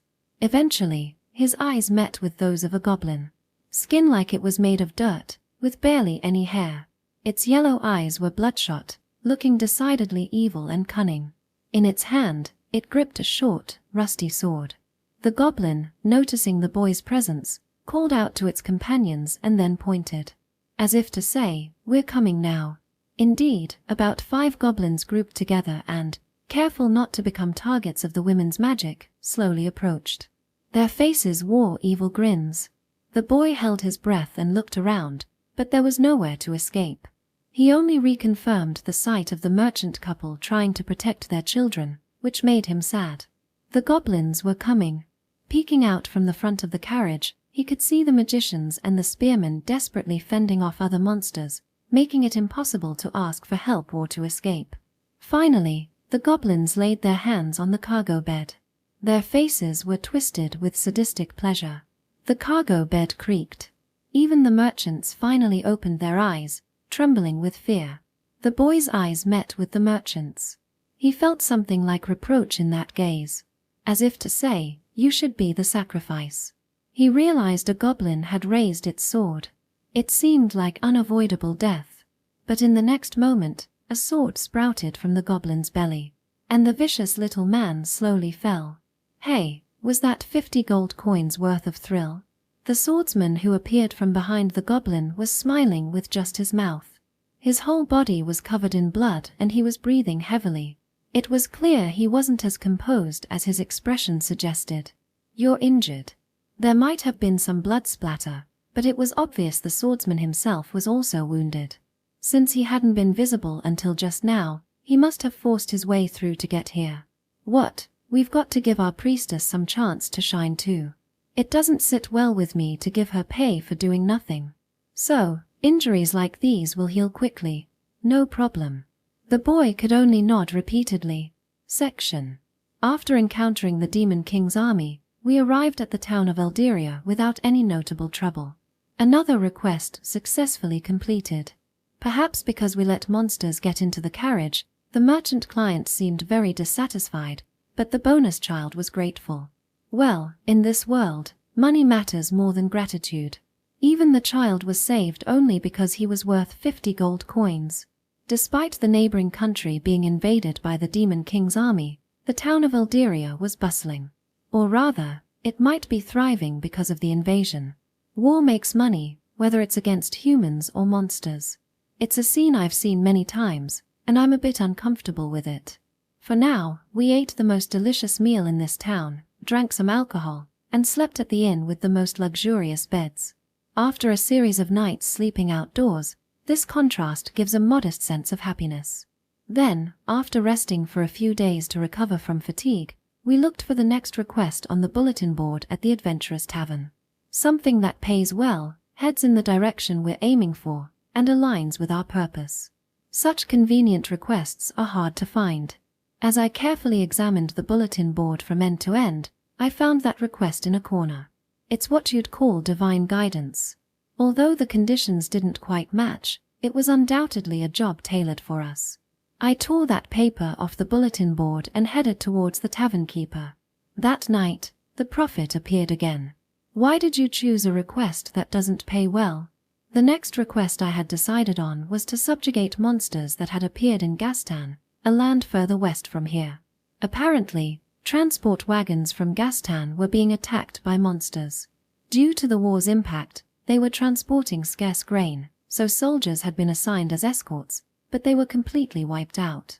Despite the high level of danger, the offered reward was low, and honestly, it didn't match the effort required. As a result, not a single other adventurer had accepted this request. It'll pay off. These things are negotiable. The folks in Gastan are probably in quite a bind. They'll likely agree to raise the reward. There must have been better paying and more profitable requests. I'm surprised. Does the prophet even select requests for us? Want to become our exclusive request broker? Unfazed by my sarcasm, the prophet declared, "Do not go west. Where we go is our own business. What are you hiding?" Hiding? That's rich, coming from you, prophet. I pointed my finger at the prophet's face. How can someone who reveals neither their identity nor anything else, trying to manipulate people from the shadows, say such a thing? That's... The prophet's form wavered. It's probably just a virtual image projected by some kind of magic, but does it also affect the mental aspect? Let me tell you, I don't trust you at all. There's nothing to prove that you're a real prophet. Now that you understand, disappear from my sight quickly. If you want a hero, try someone else. There must be plenty of promising candidates, right? Sword Saint Leon, Saint Maria, Great Sage Solon. These are geniuses everyone knows. Why don't you choose them? Why try to choose me? Your choice is clearly odd. I drew my sword and pointed it at the prophet. Answer me. Who are you? The other party was an illusion, but my sword carried some magical power. If I cut, there was a possibility it might have some effect. Whether real or fake, either way, I couldn't let them keep following me. If I threatened this much, they would probably disappear as usual and never show up in front of me again. I am no one. Contrary to expectations, the prophet didn't disappear. However, their voice lacked its usual authority and seemed to convey some anxiety. No one. Aren't you a prophet? I am a prophet. But the prophet's face and voice were indistinguishable as male or female. It was unclear whether they were young or old. However, now their atmosphere alone conveyed some kind of hesitation. With the sword still pointed at them, the prophet fell silent, and after a while, disappeared. They would appear again. That was the only certainty I had. Interlude, Nina. As a priestess, I was involved in supporting refugees. The number of people driven from their homes by the Demon King's army's invasion was increasing day by day, and someone had to help them. At the beginning of our activities, we were able to receive support from various countries. However, as the war situation worsened, every country became preoccupied with their own affairs, and the helping hands extended to us dwindled. Now, no country would accept refugees, we had insufficient food, and we were pushed to a state where we didn't even know if we'd see tomorrow. It was then that a man and a woman appeared before me. The man glared at the refugees with a stern look, while the woman approached me, seemingly bewildered by the sheer number of refugees. I didn't recognize the man, but the woman seemed familiar somehow. "Are you Nina?" The man who addressed me had carelessly cut blonde hair. He wasn't tall, but had a well-trained body and a piercing gaze. "Yes, I am." "And you are?" "I'm Leonard." "I'm Sophia." The woman wore glasses and had long, beautiful black hair with a purple tinge. She was clearly catching the eyes of the male refugees. "What business do you have with me?" "Oh, we just wanted to talk," Leonard said with a frivolous smile. I had a few ideas about what this conversation might be about. A request to join their country's army due to the shortage of priests in the war. Or an invitation to join an adventurer's party as a priest, taking on mercenary-like requests to earn money on the battlefield.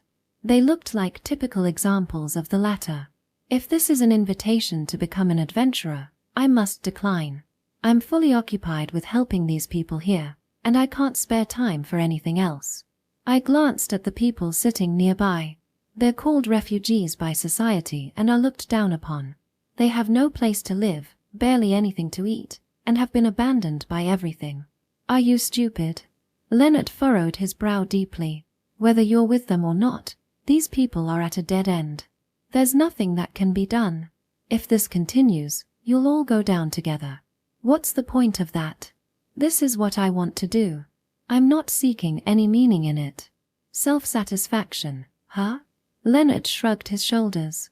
A gesture that mocked people. As I would later learn, this was a habit of his. In the end, you're not really trying to save them, are you? You're just reaching out to what's in front of you, feeling good about yourself somehow. That's bullshit. His way of speaking was direct and unfiltered.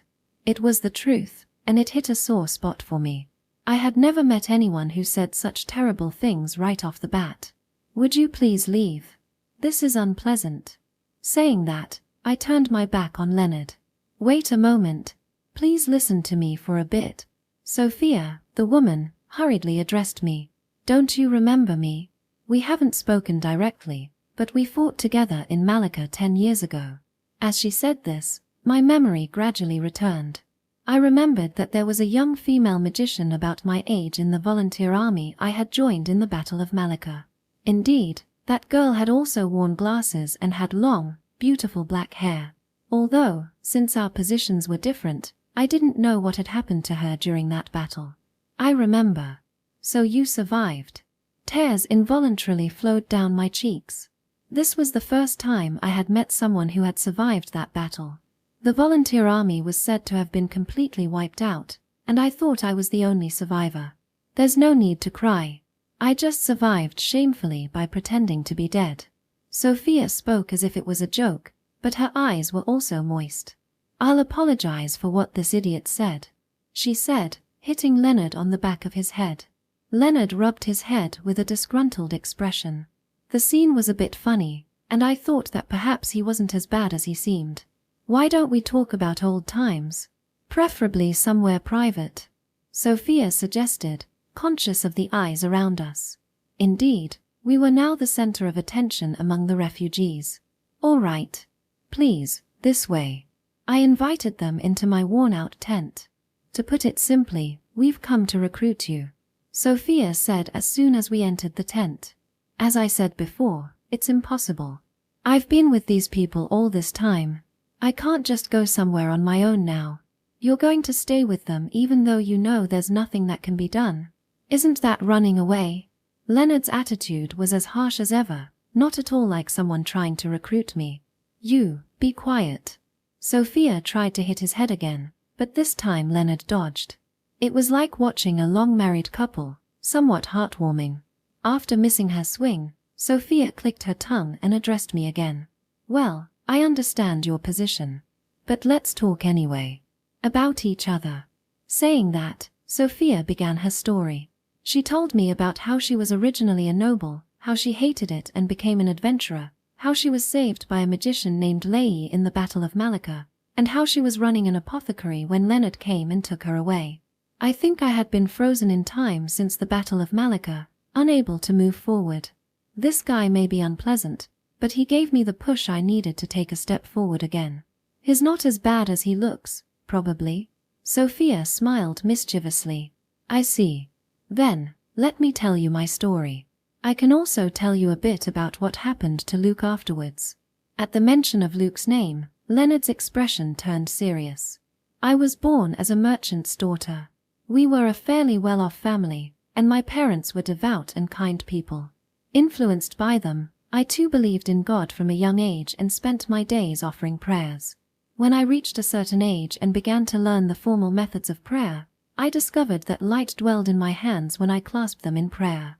It was a modest light, but it was a miracle from God. I had talent as a priestess. Everyone seems to be blessed with talent, Leonard said, seemingly exasperated, and Sophia glared at him. That's right. I was blessed with talent as a priestess.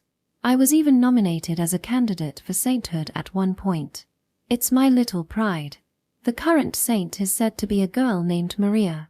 Although I've never met her, I'm sure she must be a wonderful person, pure and full of compassion. Why did this saint candidate go to the Battle of Malacca? Sophia tilted her head.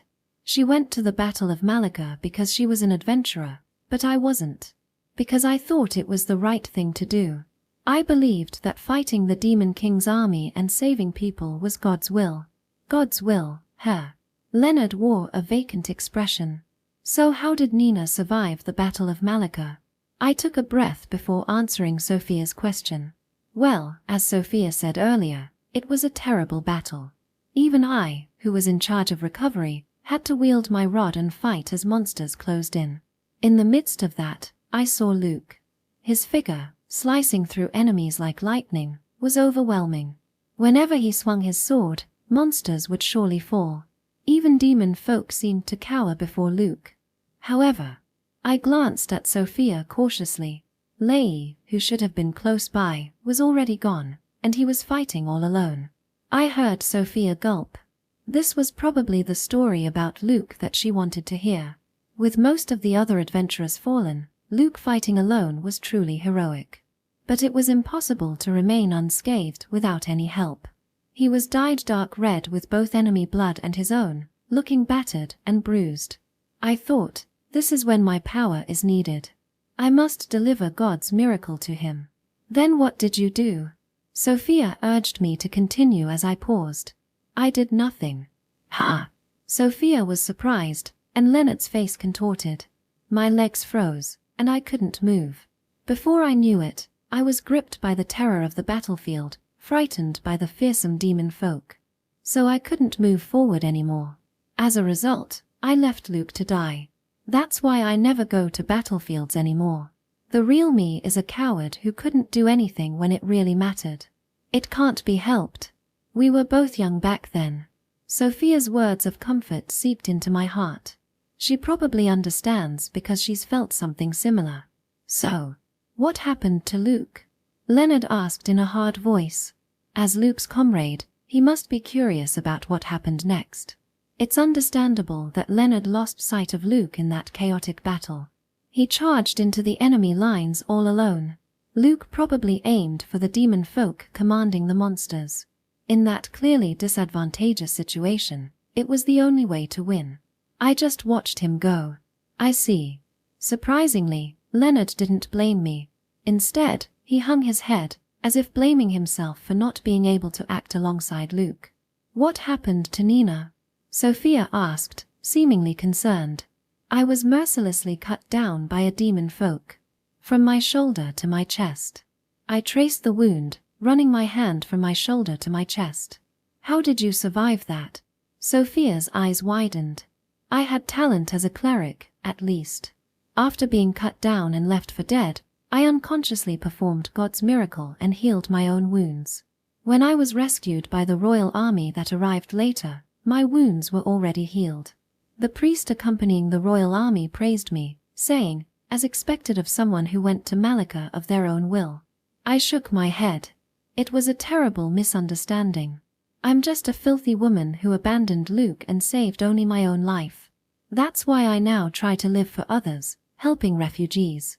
I can't possibly become someone's comrade and fight again." I closed my eyes, indicating that the story was over. "Don't be ridiculous. If your legs froze then, you just need to move them next time." Leonard drew closer to me. "Is it over after one failure? No second chances? How perfect a life have you led?" Leonard's words were very straightforward, conveying his anger and sadness. "Why are you so sad?" "I'm not sad. I'm just angry at people like you who keep running away." "Fight again, Nina. Are you really okay with ending it like this?" "Of course not. I knew that too. My feelings of wanting to fight for others back then weren't a lie. And if I abandon the world's plight now, I won't be able to face those who died, including Luke." I stepped out of the tent and looked at the refugees who had come this far with me. Everyone was looking at us anxiously. Still, I can't abandon these people. That was also my honest feeling. Even with you here, all they can do is run away together. It's useless. If you want to save all of them, it would be more constructive to earn with your body. I opened my eyes wide in surprise. What does this person intend to make me do? Sophia was also glaring at Leonard with an angry expression. "No, that's not what I meant." Leonard hurriedly denied. "I'm saying you need money to save people too. Even lives can be bought with money. That's why you should return to being an adventurer. No matter how high an adventurer's reward is, I don't think it could save this many people. There's a limit to how much reward can be, no matter how good it is. It's impossible to support this many people. 10 times. Leonard grinned mischievously.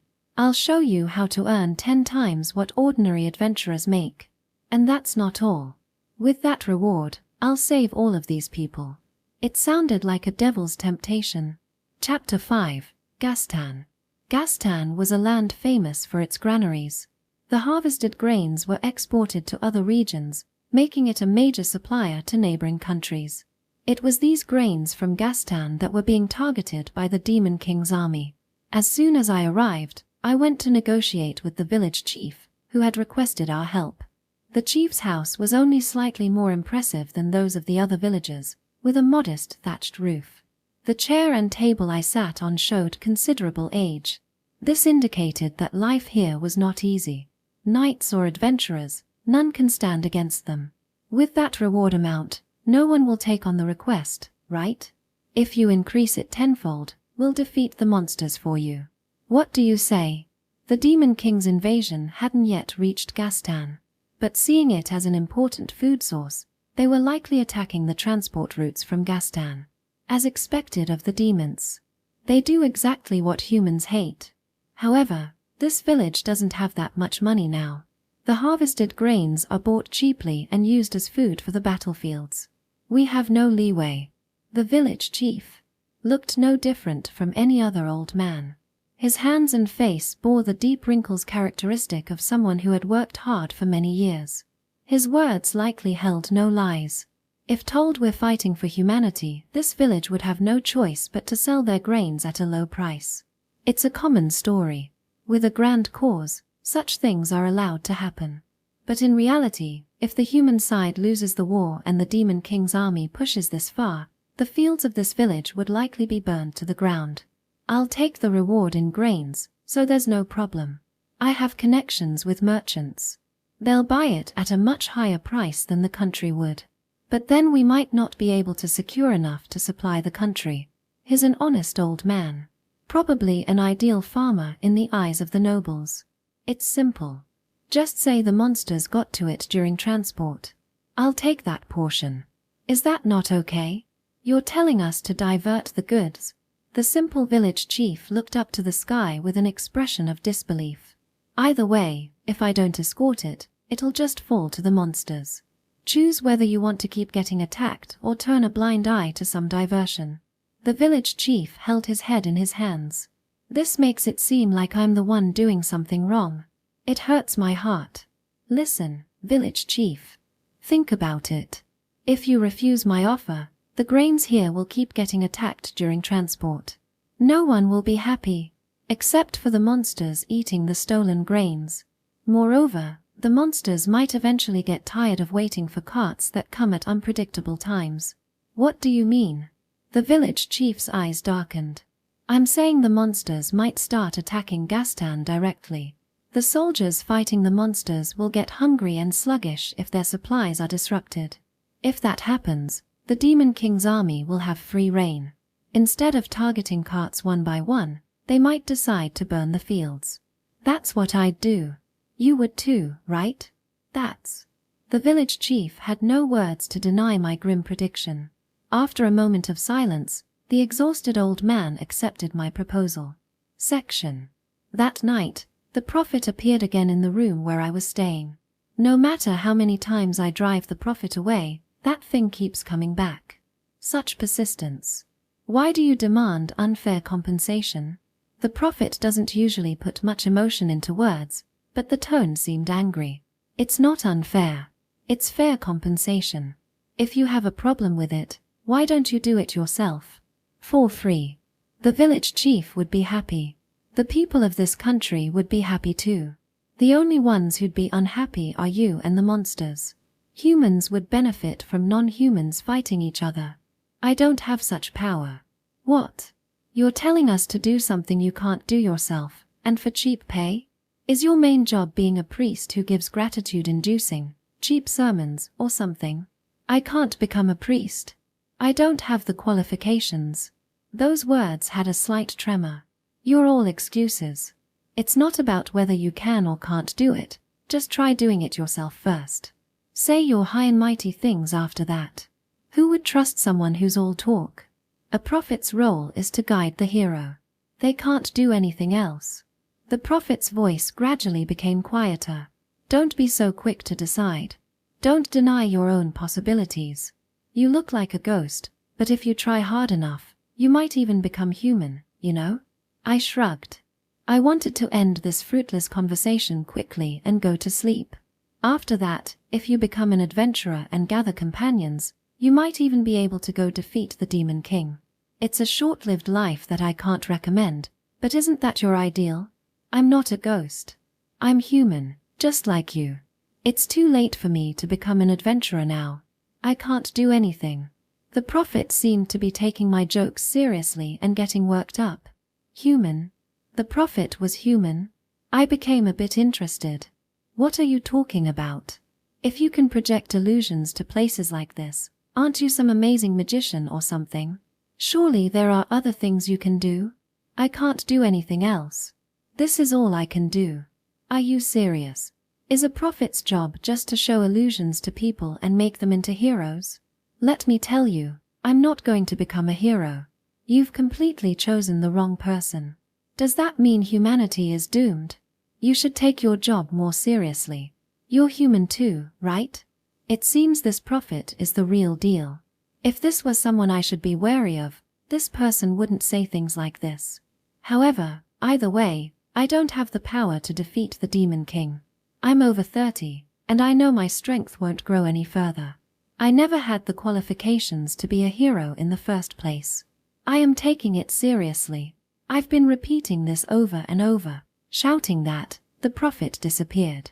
For now, it seems I'm allowed to sleep. But what does it mean by repeating over and over? Section. The next day, we were hiding in one of the carts that had departed from Gastan. It felt like we were cattle being shipped out. Though our destination wasn't a slaughterhouse, but a hell where monsters were waiting, which is pretty much the same thing. Was it necessary to hide? Fsay, who usually doesn't talk much, spoke up in an exasperated voice. It's a shabby cart meant for transporting grains. I understand the feeling of not wanting to stay here long. It's just a precaution. Even monsters would want to attack carts that are easy to take down. If skilled fighters like us were obviously guarding it, they might get scared and not attack, right? Leonard, you're surprisingly serious about weird things. You really will do anything for money. Sophia doesn't seem to like the cart ride much either. I'll do anything for money. Without money, you can't do anything. The world runs on money. Sophia, wouldn't you prefer a wealthy partner if you were to get married? Don't tell me you'd choose based on kindness. You're not at that dreamy age anymore. Even if someone has money, it's meaningless if they're wasteful with it. Sophia teased me. That's my weak point. Indeed, my spending habits aren't praiseworthy. I would choose based on the person's heart. Nina rarely joined the conversation. She's usually quiet, but she might have particular preferences for a marriage partner. Then I'd be perfect for you. I probably have the purest heart among us. What part of you is pure? Fsay laughed wryly. If your heart was pure, there would be no impurity in this world. Sophia snorted. Well, only Nina had a serious face. I think Leonard is probably a pure person. Unfortunately, he won't be my marriage partner. Nina's smiling face as she said this was as innocent and cute as a young girl's. Even though her actual age is over 30. Caught off guard, I couldn't say anything, but then the cart suddenly stopped. Is there a visitor? Fsay grabbed the spear he had placed on the cart's floor. Let's go. I kicked away the cargo we had used for disguise and stepped outside. The cart had stopped on a road in the middle of a forest. Well, most places where humans don't live are either forests or wastelands. About 10 carts loaded with similar cargo were lined up nearby. It seems we hadn't been attacked by monsters. Looking towards the lead cart, I saw that the road ahead was blocked by fallen trees. Probably the work of the Demon King's army.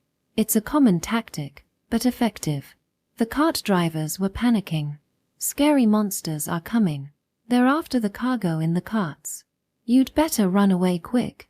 We have no intention of protecting you guys. There was no lie in those words. Fighting while protecting people is inefficient and makes it harder to secure victory. Our goal is to defeat the monsters, not to protect the cargo or the drivers. Hearing my voice, the drivers one by one got off their carts and fled in a panic. Sophia, I need you to scout the surroundings. I called out to the bespectacled magician who had finally gotten off the cargo bed. I'm already on it. It seems Sophia was already using detection magic. It's helpful when things move quickly. I'm getting reactions from the forest ahead. About 20 to 30 in number. It looks like they're planning to pincer us from the left and right. Sophia quickly reported after finishing her detection. I'll take the right side. Fsay, you handle the left. As soon as we started running, familiar monsters appeared from the forest. Mainly goblins, but with a few ogres mixed in. I cut down a goblin that was naively trying to attack a cart. The monster's attention quickly turned to me, and they moved to surround me. That's when Sophia's lightning magic was unleashed. The monsters screamed and writhed as electricity pierced their bodies. I continued to cut them down one after another without pause.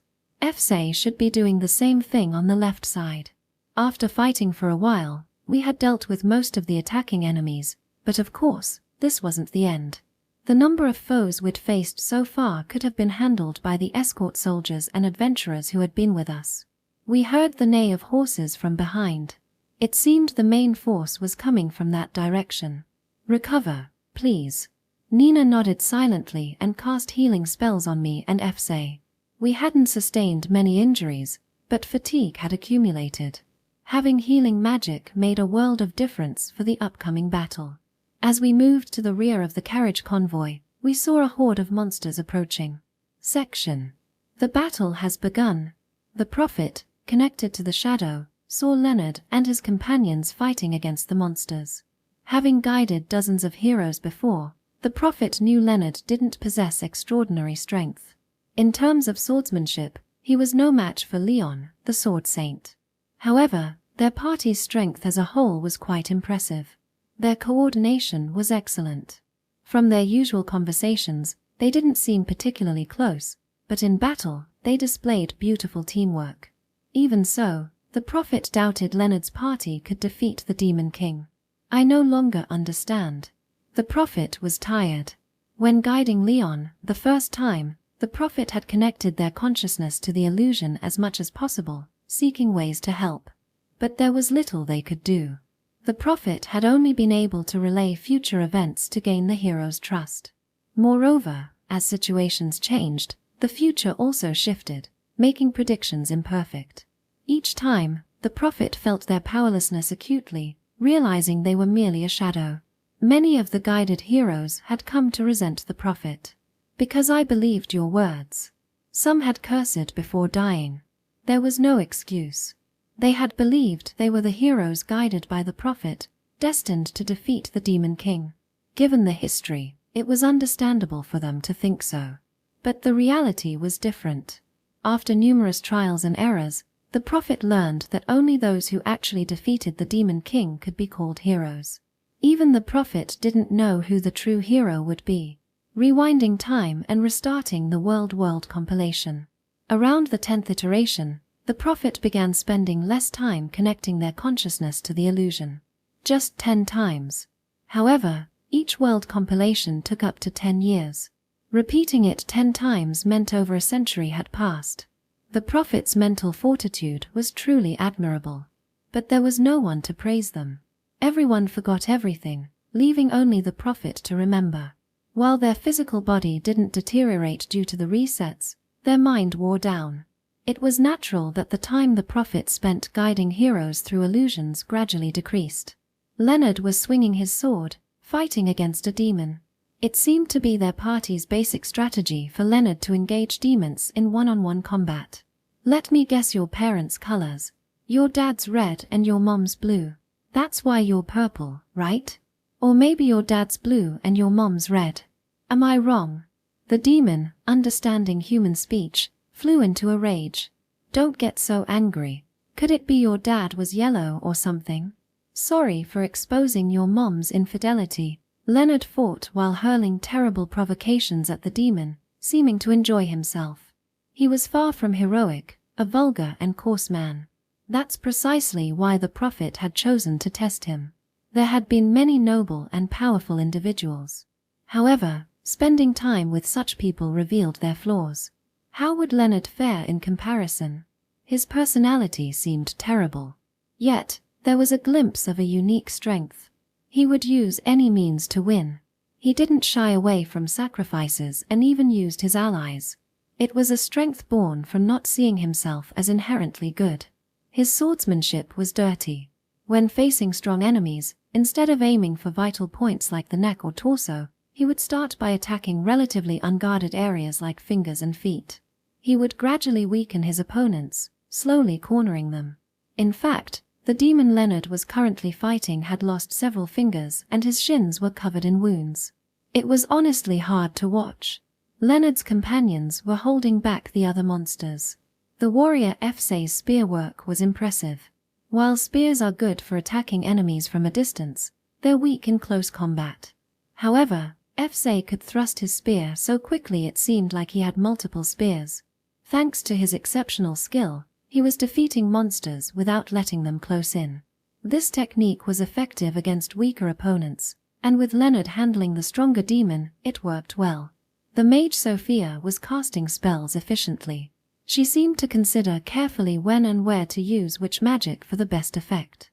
She used explosive spells for clustered enemies, fire spells to burn trees and grass where enemies had entered the forest, and wind magic to slice and hold back foes. Moreover, she was extremely cautious. She only cast the minimum necessary spells, careful not to overuse her magical power. She was likely preparing for the possibility of a prolonged battle. The priestess Nina was diligently casting healing magic. She prayed to the gods, considering not only wounds but also fatigue levels. It was thanks to her support that Leonard and Fsay could move tirelessly. Surprisingly, she could also fight using a rod, taking down goblin-level monsters with a single strike when they approached.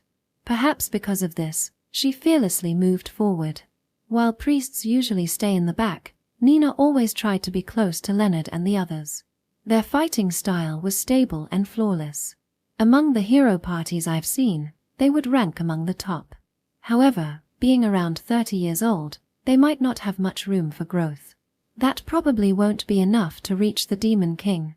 I realized I was disappointed in myself for feeling let down by their desperate struggle. Eventually, the demon let out a roar.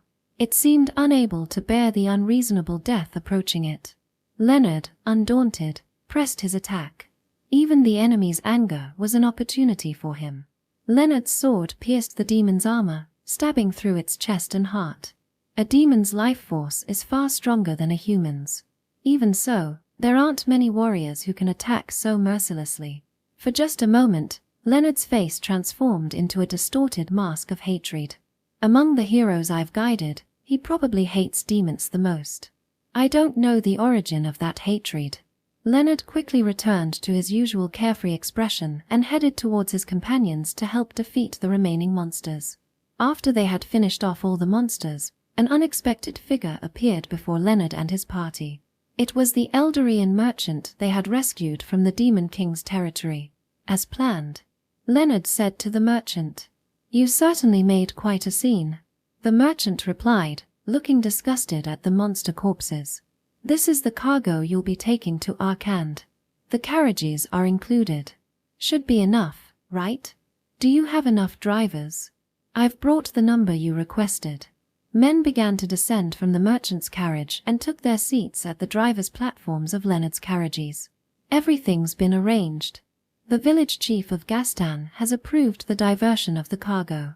The Lord of Arand knows the cargo is coming. All that's left is for you to deliver it. It's a 300 gold coin job. I'm counting on you." Leonard patted the merchant's shoulder. "Leonard, what exactly are you?"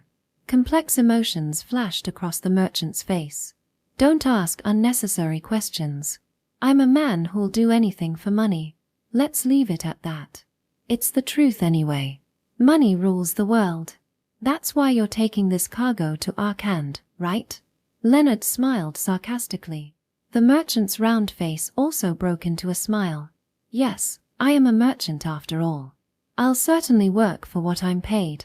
I'll make sure the cargo reaches Arand without fail. I'm counting on you."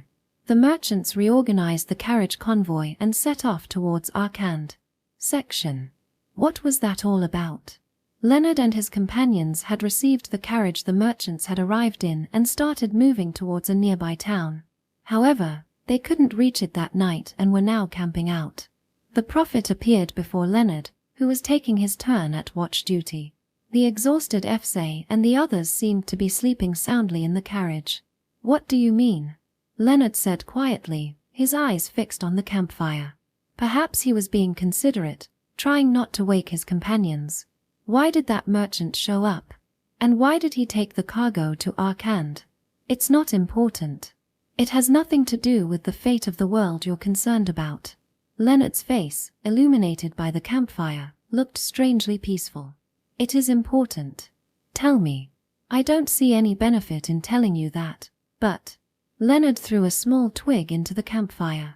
It made a crackling sound as it slowly caught fire. "All right, how about we exchange secrets?" "Secrets? You said to me a little while ago that I was repeating, right? What did you mean by that?" The prophet considered the future of this world. It would probably fail this time too. If so, perhaps there was no need to hide it from Leonard. "I have been restarting the world many times." The prophet decided to reveal their secret. That's how much they wanted to know about the man before them. "What's that supposed to mean?" "I don't understand." Leonard laughed quietly again. It wasn't mocking the prophet, but rather seemed self-deprecating, as if laughing at his own ignorance. "I said I had no power, but that was a lie. I have one power. I have the power to redo the world." "So, what does redoing the world mean?" Leonard's brow furrowed. "When I die, the world rewinds time. Right now, it would be about 6 years ago. Then I search anew for a hero who can defeat the Demon King. When you die, then the world will keep redoing itself forever, won't it? Death by natural causes is acceptable. However, any other death leads to the world's reconstruction. And as long as the Demon King isn't defeated, I'm destined to die. Nothing else matters. There's no way to stop redoing the world except by defeating the Demon King."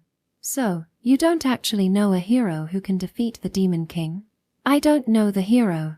I just keep repeating until the Demon King is defeated. A journey of about 10 years, over and over again. I've been doing the same thing dozens of times now." "Is that true? That sounds like quite an important secret. Is it really okay to exchange it for my insignificant secret?" The moment he said that, Leonard realized and twisted the corner of his mouth. I see. You thought this round's hero candidate couldn't defeat the Demon King. In other words, we can't do it. No, this round's hero candidate was someone other than you. And he's already dead. The young man you buried a little while ago. Do you remember? Leonard put his hand on his chin and thought for a moment. Ah, the guy who was killed by the demon. Sorry, if we had been a little earlier, we might have been able to save him. No, he probably wouldn't have been able to defeat the Demon King anyway. But it was indeed an early death. I thought it was too soon to rewind the world. So, I see, you had some extra time, so you decided to test me. I finally understand why you tried to choose someone like me as a hero. Leonard shrugged. You guys were famous as skilled adventurers. So I wanted to see your power. Leonard, you are indeed a powerful adventurer. However, the Demon King's power is immense. The sword Saint Leon and the holy woman Maria died before even reaching the Demon King. The great sage Solan fought the Demon King and died in deep despair. You don't have as much power as them, and you're not young either. You probably can't expect much more growth. I'm sorry. It's fine. Leonard picked up a new branch from nearby and threw it into the campfire. I've told you many times, haven't I? I'm not a hero. I know a real hero. Who? The prophet's voice hardened. He probably wanted to know about a new hero candidate, clinging to any hope. A warrior named Luke who used to be in the same party as me. He died 15 years ago. Can you only redo from 6 years ago? Can't you go back 15 years? I can't. 15 years ago, I wasn't bearing the duty of a prophet. The rewinding starts after I became a prophet. 15 years ago, was that the Battle of Malika? Yeah, Luke, my hero, died there. Leonard picked up a slightly larger branch and roughly threw it into the campfire, as if to show his disappointment that the prophet couldn't go back 15 years. You know, I didn't participate in that battle. What? It's an embarrassing story. Faced with the Demon King's army, I got scared and ran away. But you survived the Battle of Malika. It's true that I survived, right? I did go to the battlefield, after all. I just went and came back without fighting. I didn't lie. Leonard shrugged again. But my comrades really fought. And they survived. I'm a fake, but they're the real deal. That's why I got them to be my comrades. I begged them. Well, it might have sounded like a threat to them. You're plenty strong yourself. There was sympathy in the prophet's words. Thanks. But you know, strength isn't about sword skills. It's about how you live, I guess. The person I acknowledged as a hero was strong, but also lived admirably. I became an adventurer wanting to be like that, but when it came down to it, I was too scared of dying and ran away. And I made up a bunch of excuses. It's beyond uncool. With those words, Leonard threw a branch into the campfire with all his might. Let me be clear, I don't think I was wrong. It's natural to run away when you're scared. That's just how humans are. We value our lives, want to drink, want to eat good food. That's how it is. And most things, whether it's life or anything else, can be bought with money. So money is the most correct thing in the world. Isn't that right? The prophet wanted to deny it, but couldn't find the words. After traveling for over 100 years, the prophet didn't know what was right for humans anymore. A hero who risks their life for people is beautiful. Because such an act is rare. Because it's outside the norm, it becomes people's aspiration, and that's where they find beauty. He understood that much. It's troubling when you stay silent. Leonard gave a wry smile. You know, I put that into practice. After running away to save my life, there were fewer adventurers who could fight, and people like me became valuable, so I made a fortune. Running away was the right decision. I ate good food, drank alcohol to my heart's content, lived luxuriously, and kept telling myself, this is the best life. But you know, the things you can buy with money, you usually get bored of quickly. Whether it's food or alcohol, by the next day the memory fades, and it's gone in no time. Even things that remain in form, you quickly get used to them being there. And then the joy goes somewhere. That's about the extent of it. What remains is the memory of that time. The memory of abandoning Luke and running away. Leonard turned his eyes from the campfire to the sky. I left Luke to die. I killed the hero. That's not. The prophet wanted to say something to this man. I know. The result would have been the same whether I was there or not. But that regret from back then keeps smoldering in my gut. Unless I do something about it, I can't move forward. Of course, I can't become a hero. Leonard turned his eyes to the prophet. I've talked too much. Did you want to hear about the merchant? Well, out of the 400 gold coins of reward, I cancelled 300 coins in exchange for a job. The job of transporting grain from Gastan to Arand. It's not just that grain. There's an agreement to transport more grain directly from Gastan. We'll say it was stolen by monsters. Why transport grain to Arand? It's simple. In Arand too, I made one request to the Lord instead of a reward. Accept the refugees, I said. Refugees? The prophet remembered the sight of the refugees he saw in Arand. At that time, Leonard had treated the refugees roughly. Seeing that, the prophet had despised Leonard. They're people who lost their homes in the war. Poor folks with no money and nowhere to go. So they're cheap lives that can be easily saved with money. But in these times, no one saves even these cheap lives. Well, saving them is also a promise I made to Nina. The prophet was also aware of the refugees' existence. At the beginning of the world compilation, they were lives he had vowed to save someday. He thought everything would work out if only the demon king was defeated. But he had turned a blind eye to what kind of thoughts these people would have until the world was saved. But you know, Arand doesn't have the luxury to accept unlimited refugees. They're in the middle of a war, and food prices are soaring. The Lord demanded food procurement in exchange for accepting them. That's unavoidable. Even if you have money, if there's no actual food, you can't do anything. In fact, the wagons from Gastan were being targeted by monsters. So we needed a means to transport grain from Gastan and secure the grain itself. The grain sales were controlled by officials, so we had to get it diverted, which meant we needed reliable transporters. In that respect, trustworthy merchants understand these things if you pay them enough. After all, they were kind enough to try to bring even children along with them.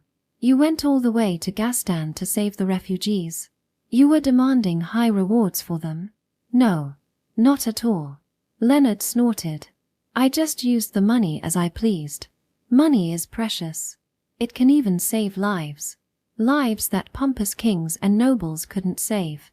Abandoned even by God. If you have money, even someone like me can save such lives. Moreover, life continues. It's not something that disappears tomorrow or the day after. If I can think I saved their lives, it makes me feel pretty good. Even the alcohol tastes better. It's like a side dish for the alcohol. Besides, I'm not using all the reward for them. Out of the 400 gold coins promised by the merchant, we're using 100 for ourselves. That's enough to have fun. We're just using the leftover money.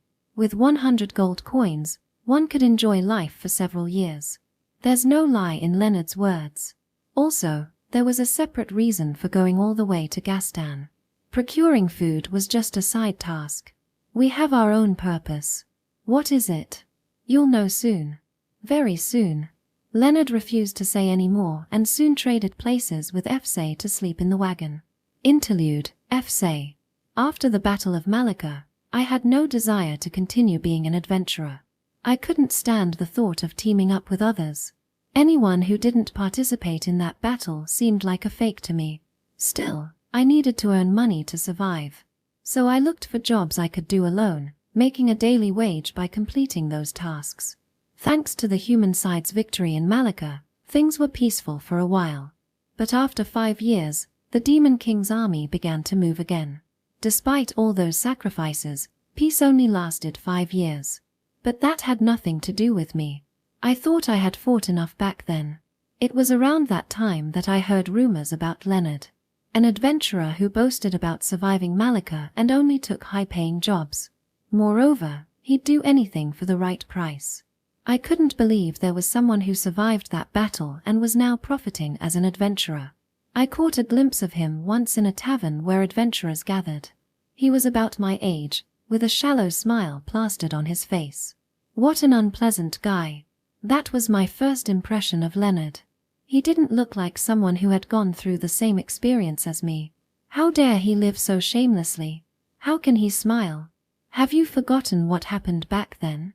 And then I realized, I can't forgive myself for surviving the Battle of Malika. The situation worsened day by day. The Demon King's army began invading again, and the human side kept losing. But that didn't mean I was going to do anything about it. For me, the world had ended with the Battle of Malika. I was as good as dead. I turned a blind eye to the world's fate, just swinging my spear, silently earning my daily wage. That's all. But then someone approached me. It was Leonard. He called out to me from behind as I was about to enter my house. "Hey, I've heard about you. You're a Malika survivor, right? How about teaming up with me?" I knew he didn't stick with specific adventurers.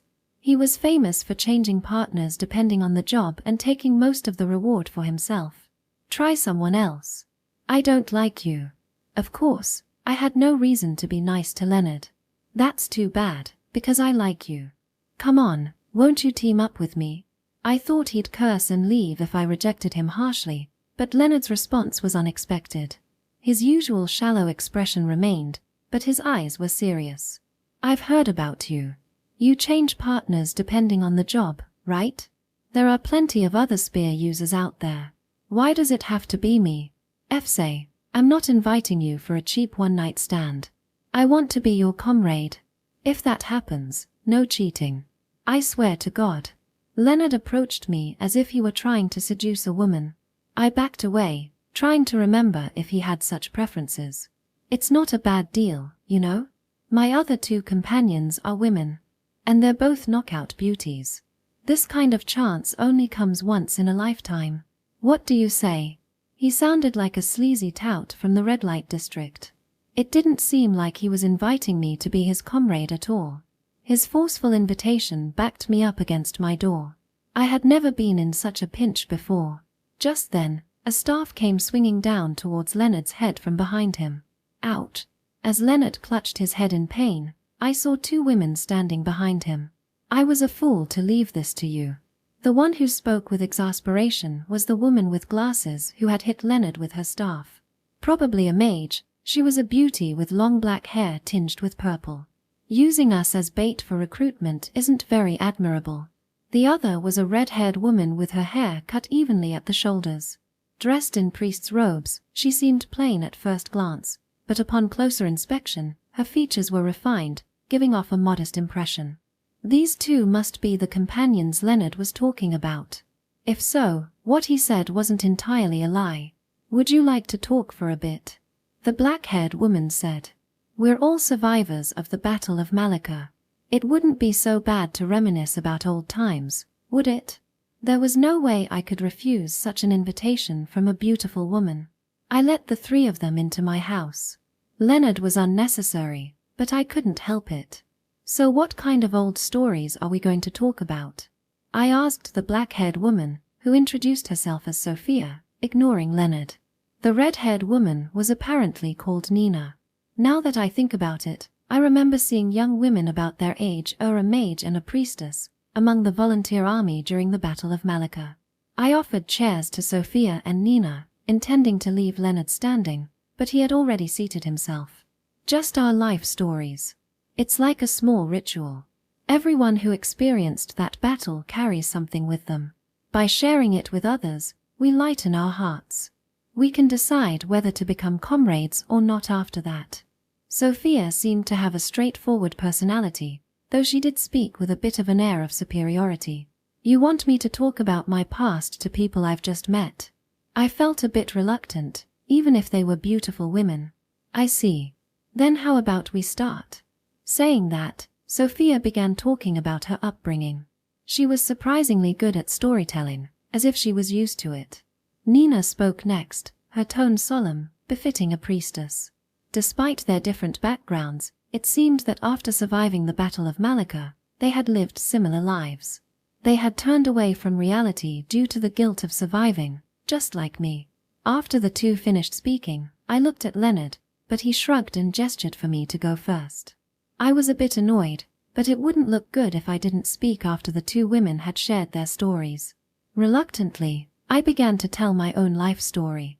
My old man was a mercenary.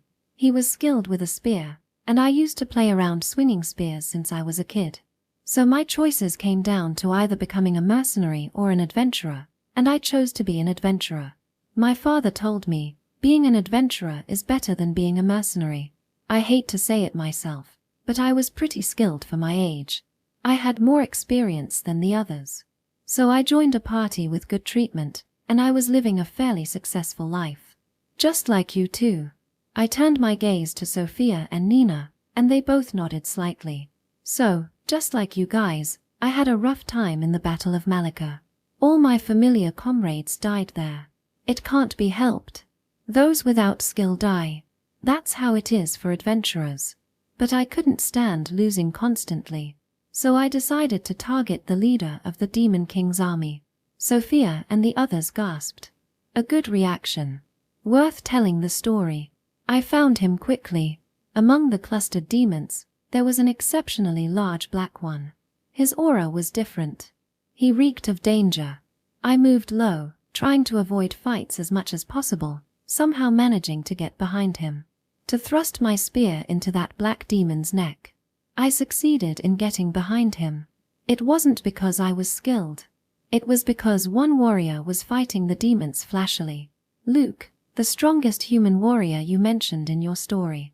He charged straight towards the black demon. It seemed reckless. Impossible. But thanks to that, the enemy's attention was on Luke, and I was able to get behind the demon. Before I knew it, Leonard had dropped his frivolous expression and was listening intently to my story with a tense face. I leaped. Much higher than the black demon. I thought I had it.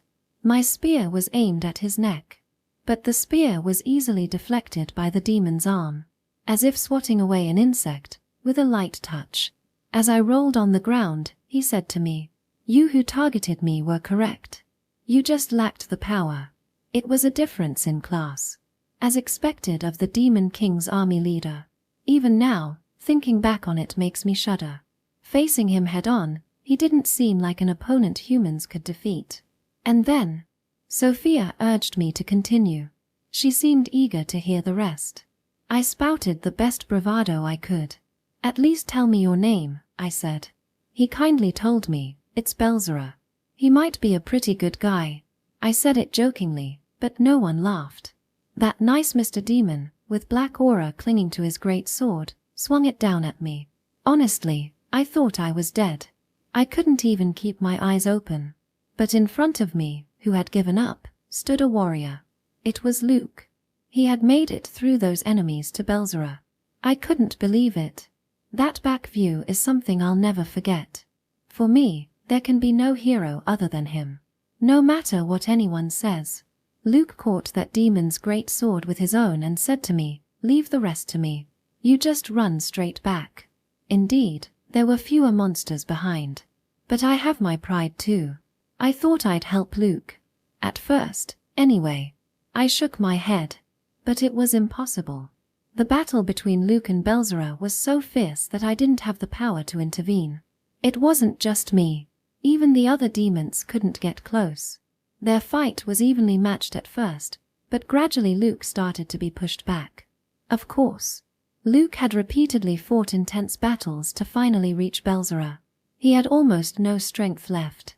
But Luke shouted without even looking back at me, "What are you doing? Go quickly. Don't die in vain." So I ran. I was of no use at all. I at least wanted to avoid being a hindrance. Belzera said, "You're becoming a shield to let that level of human escape. You're the one dying in vain." I was frustrated beyond words. I paused there to catch my breath, but no one said anything. After that, I heard Luke shout, "Don't underestimate humans, demon." When I looked back, the shadows of Belzera and Luke overlapped. They were slashing at each other's shoulders. But Luke's sword only slightly cut Belzera's shoulder, while Belzera's sword reached Luke's chest. I ran. and I never looked back again. I heaved a deep sigh. It was a pathetic and bitter memory. That's the end of the story. I survived, but it's more like I was allowed to escape. It wasn't because I had any strength. A heavy silence fell over the place. But as Sophia had said, I felt like something that had been stuck in me was gone. I didn't feel too bad. After a while, I turned to Leonard. You talk too, Leonard. Honestly, I don't remember you being in the volunteer army, but you fought on the same battlefield, right? I didn't fight, Leonard said with a hard face. What? I heard you came back alive from Malacca. I thought he was different, the man who came back from Malacca, and he was even rumored among adventurers. That's not a lie. I did come back from Malacca. Before the battle started. I ran away without fighting, because I got scared. Suddenly I felt angry. This guy had been lying. As if he knew that battlefield, as if he was a seasoned adventurer. Sophia and Nina also looked surprised, not knowing this. Don't mess with me. Who would team up with a bastard like you? Shameless. I stood up from my chair and tried to push Leonard, but my hand was caught. I know. I'm a bastard and shameless. So, say. What are you? What are you doing now? Why are you here? What? I tried to shake off Leonard's hand gripping my arm, but instead, I was pinned down with strong force. You said you were allowed to escape, right? Is that all? What did Luke die for when he let you escape?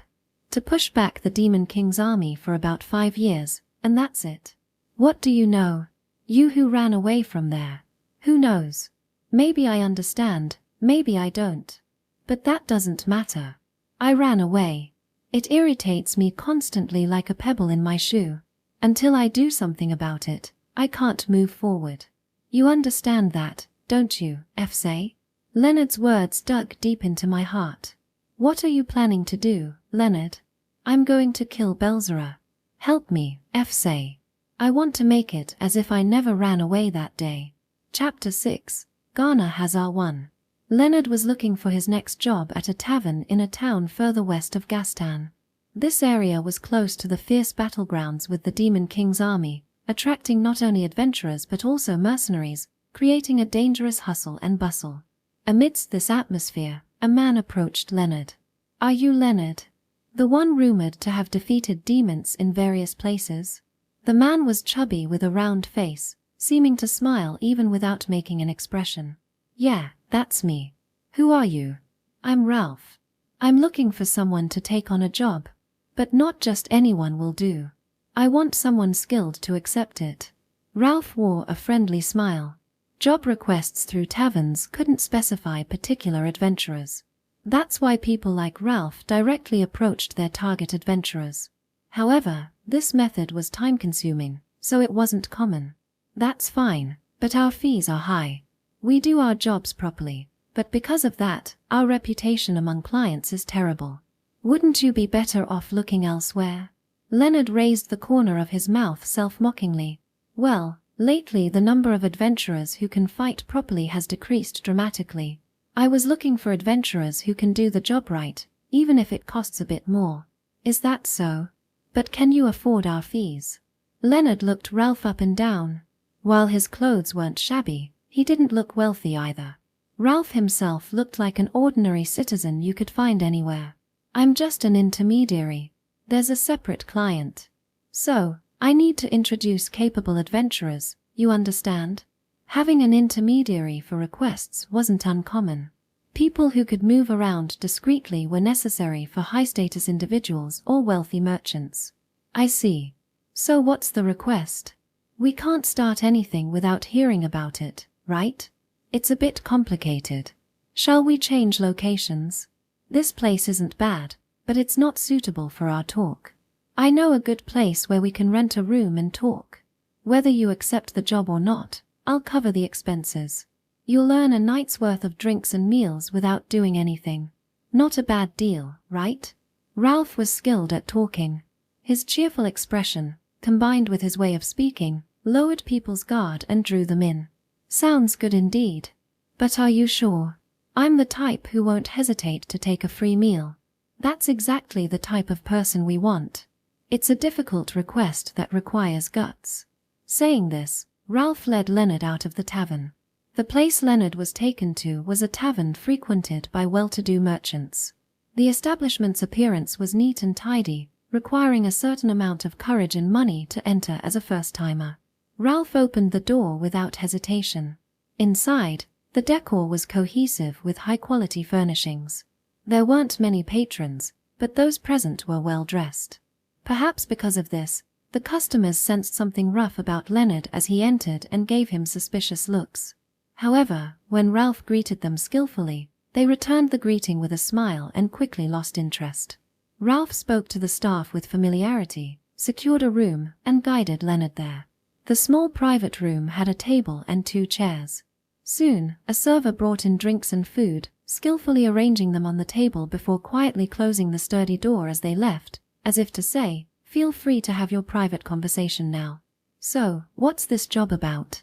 Leonard asked bluntly, downing a drink without hesitation. "Shall we discuss it after eating a bit? I'm actually quite hungry." As he said this, Ralph encouraged Leonard to help himself to the food and drinks, while also eating and drinking himself. They engaged in small talk, with Ralph starting by sharing his background and skillfully drawing out Leonard's story as well. Gradually, their conversation shifted to probing each other's character. "That's right. Without money, nothing in this world can be accomplished," Ralph said, nodding appropriately and displaying the expressions and reactions his companion desired. He was skilled at the art of listening to others. "Yeah, that's why we demand suitable fees for our work, but people just don't seem to understand. We only get bad reputations," Leonard replied, seemingly in a good mood. "By the way, Leonard, just between us, what do you think about the current state of the war?" Ralph asked, lowering his voice slightly. "There's not much to think about. The human side has no chance of winning. The most we can do is pray that humanity doesn't perish within our lifetimes." Leonard answered dismissively. "So that's your assessment?" As expected, hearing it from someone who has actually fought against the demon folk carries a different weight, Ralph said, nodding repeatedly. "It's obvious. The demon folk are stronger than humans. They have greater physical strength and magical power. They're intelligent too. Moreover, they move in a coordinated manner under the leadership of the Demon King. In comparison, the human side is still divided in their response between countries. It would be strange to think we could win. Yes, unfortunately, that seems to be the direction things are heading." "Does this have anything to do with your request?" Leonard's tone lowered. "You said you'd do anything for money, Leonard. Is that correct?" Ralph asked, avoiding Leonard's question and posing one of his own. "Yeah, I'll do anything if the price is right. There's nothing in this world above money. Even life can be bought with money, as long as you prepare an appropriate amount, that is." Ralph placed a small leather pouch on the table. There was a dull clinking sound of metal hitting metal. "This is an advance payment. Consider it funds for preparation." When Leonard tilted the pouch over his palm, gold coins slid out. "That's quite generous. So, what's the job?" "Assassination," Ralph said, darkness settling in his previously amiable eyes. "That's not very peaceful. Who's the target?" "The hero." "The hero? Who do you mean by that?"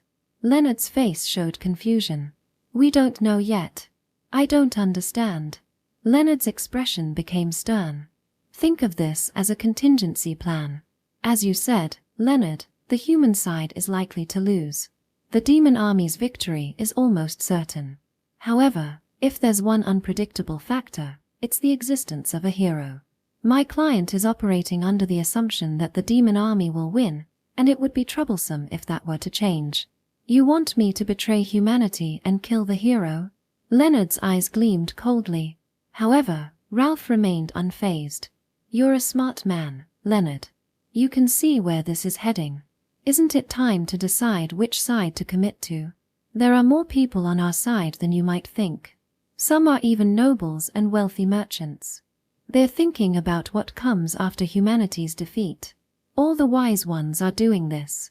Ralph whispered that Leonard wouldn't be alone, that this wasn't something to feel guilty about. In the current situation where humanity's defeat seemed inevitable, it felt like an irresistible temptation. If you come to our side, your life will be guaranteed even if the demon army wins. And even if, by some chance, the human side wins, if we all stick to the same story, nothing will be exposed. Don't you think it's a deal with little risk and great rewards? I see. In an instant, Leonard drew his sword and placed it against Ralph's neck. Looks like I've been underestimated too. Although Ralph didn't show any signs of panic, sweat began to drip from his forehead. Was the advance payment not enough? No, it's just that your guarantee for my life is insufficient. What do you mean? Ralph's voice trembled slightly as the blade pressed against his neck.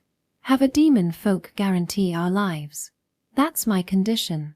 Otherwise, I can't trust you. Your superiors are demon folk, aren't they? They're proud creatures, like knights. Unlike humans, they don't lie. But if we proceed through you, there's a risk of discrepancies in the story. There's a possibility that you're making promises on your own. So, for the promise to mean anything, I need to speak directly with a demon folk. Speak directly with a demon folk? No, Belzera. You know that name, right? Why do you know that name? Sweat continued to pour down Ralph's forehead. I'm a survivor from Malika, you know? Of course I know the name of the enemy's leader. The Demon King might be at the top of the demon folk hierarchy, but the one commanding the invading demon army is Belzera.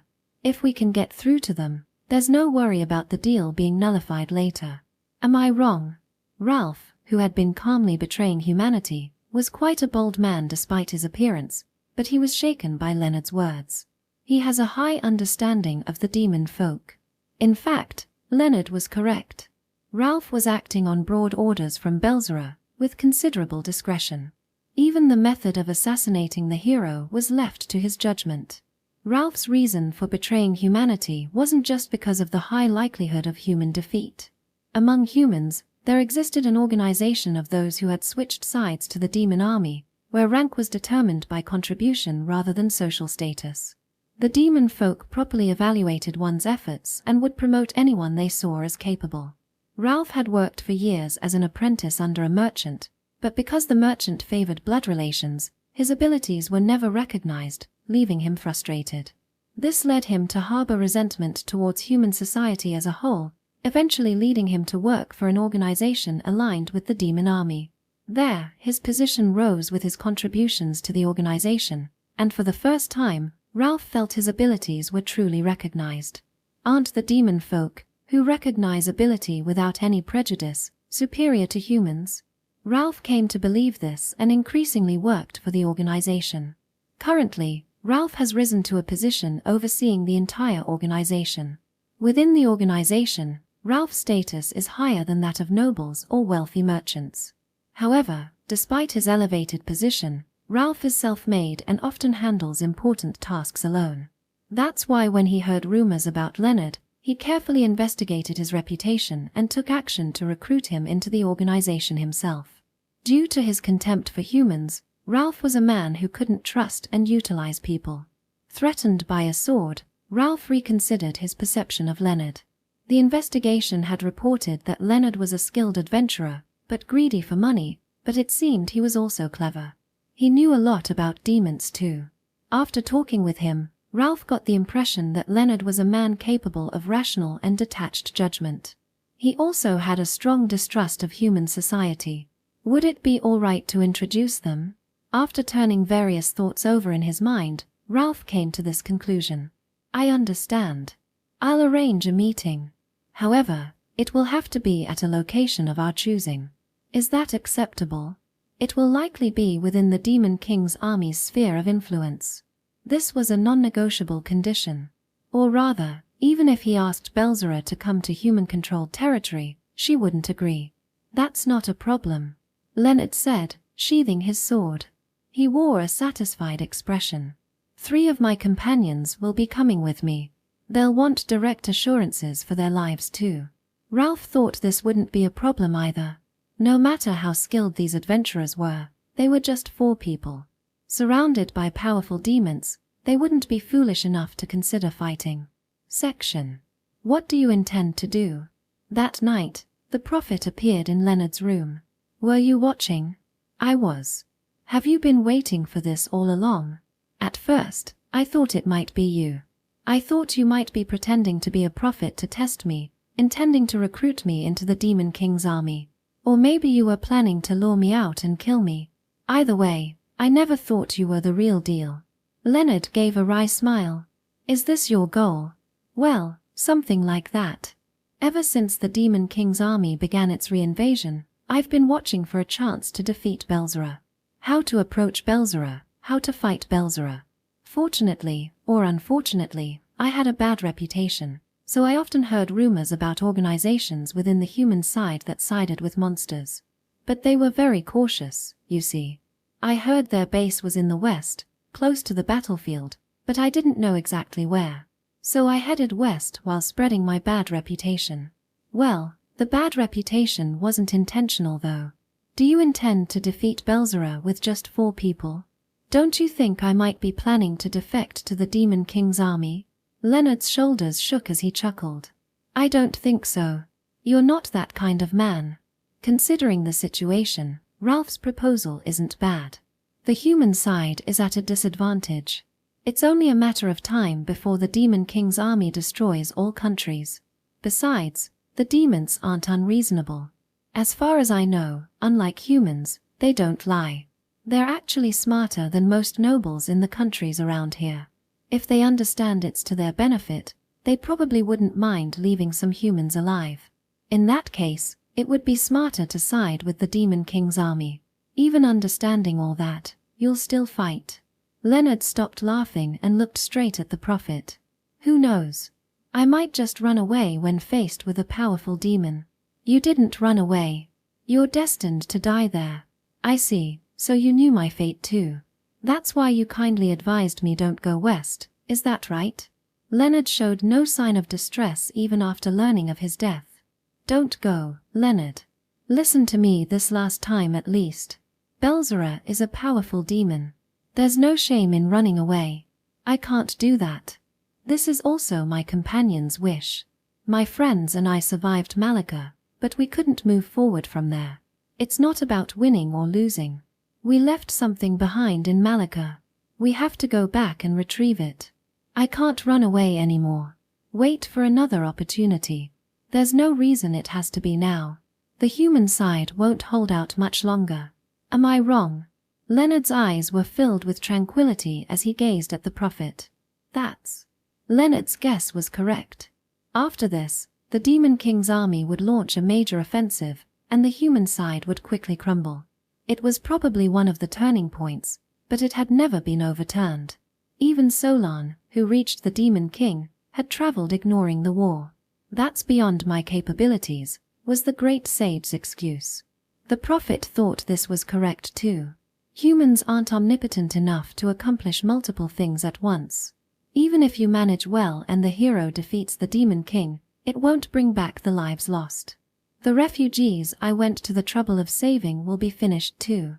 After I spent so much money on them. What a waste, don't you think? That's not for you to worry about. Isn't your life and money more important than anything? You said money is everything. What you're saying and what you're trying to do are different. Why are you trying to fight when you know you'll die? Let me tell you, I have no intention of dying. You're the only one saying I'll die. Don't you believe me? I do believe you. What? I believe that someday you'll guide a real hero. I don't know if it'll take 100 years or 200, but you've been working hard to save the world. It's an incredible effort. I'm sure it will bear fruit someday. His tone was as joking as ever. What do you know about me? What do you know about the hundreds of years I've walked alone? No one remembers what I've done. No one knows. Even if I travel with someone, they soon forget. I'm powerless. Even now, you're not listening to me and are about to go into battle. The prophet's voice grew harsh. This had never happened in the journey spanning over hundreds of years. I understand a little. What? You're probably a woman of high status and beautiful. Am I right? Leonard's tone was gentle and light, like a pickup line.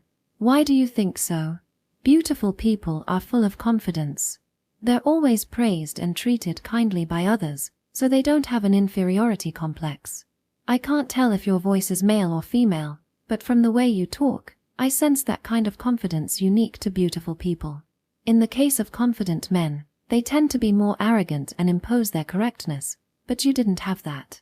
Your haughty tone seemed a bit forced, but the words themselves showed familiarity. Proper speech, you know. So I could imagine you're of high status too. And well, the content of your conversation. How's that? I'm not beautiful. I'm an ugly woman who can only parasitize others. So I'm right. I thought so. I'm quick to notice beautiful women, you know? Leonard snapped his fingers. Were you listening to me? I'm not beautiful. I'm old now. I even have a daughter. Besides, beauty isn't just about appearance. I've sent many young people to their deaths as heroes. I'm ugly. I hate myself. I don't want to continue this anymore. The prophet's voice gradually became faint, almost disappearing. You don't need to worry about those who died, right? If you redo it, it never happened. They're not dead. Someday, if you do well, that's all that matters. And you know, they became heroes because they believed in you. There's no lie in that. Maybe some of them even realized you were beautiful, just like me. If so, they thought it was worth risking their lives for you. Take it easy. Leonard shrugged. Don't give me empty consolation. What do you know about me? Even if I redo it, the faces of those who died are forever burned into my mind. I see them in my dreams every night. Those scenes of them dying in agony. Sure, if I redo it, they might be alive. But what I did, I will always remember. It can't be undone. My sins will always be remembered by me.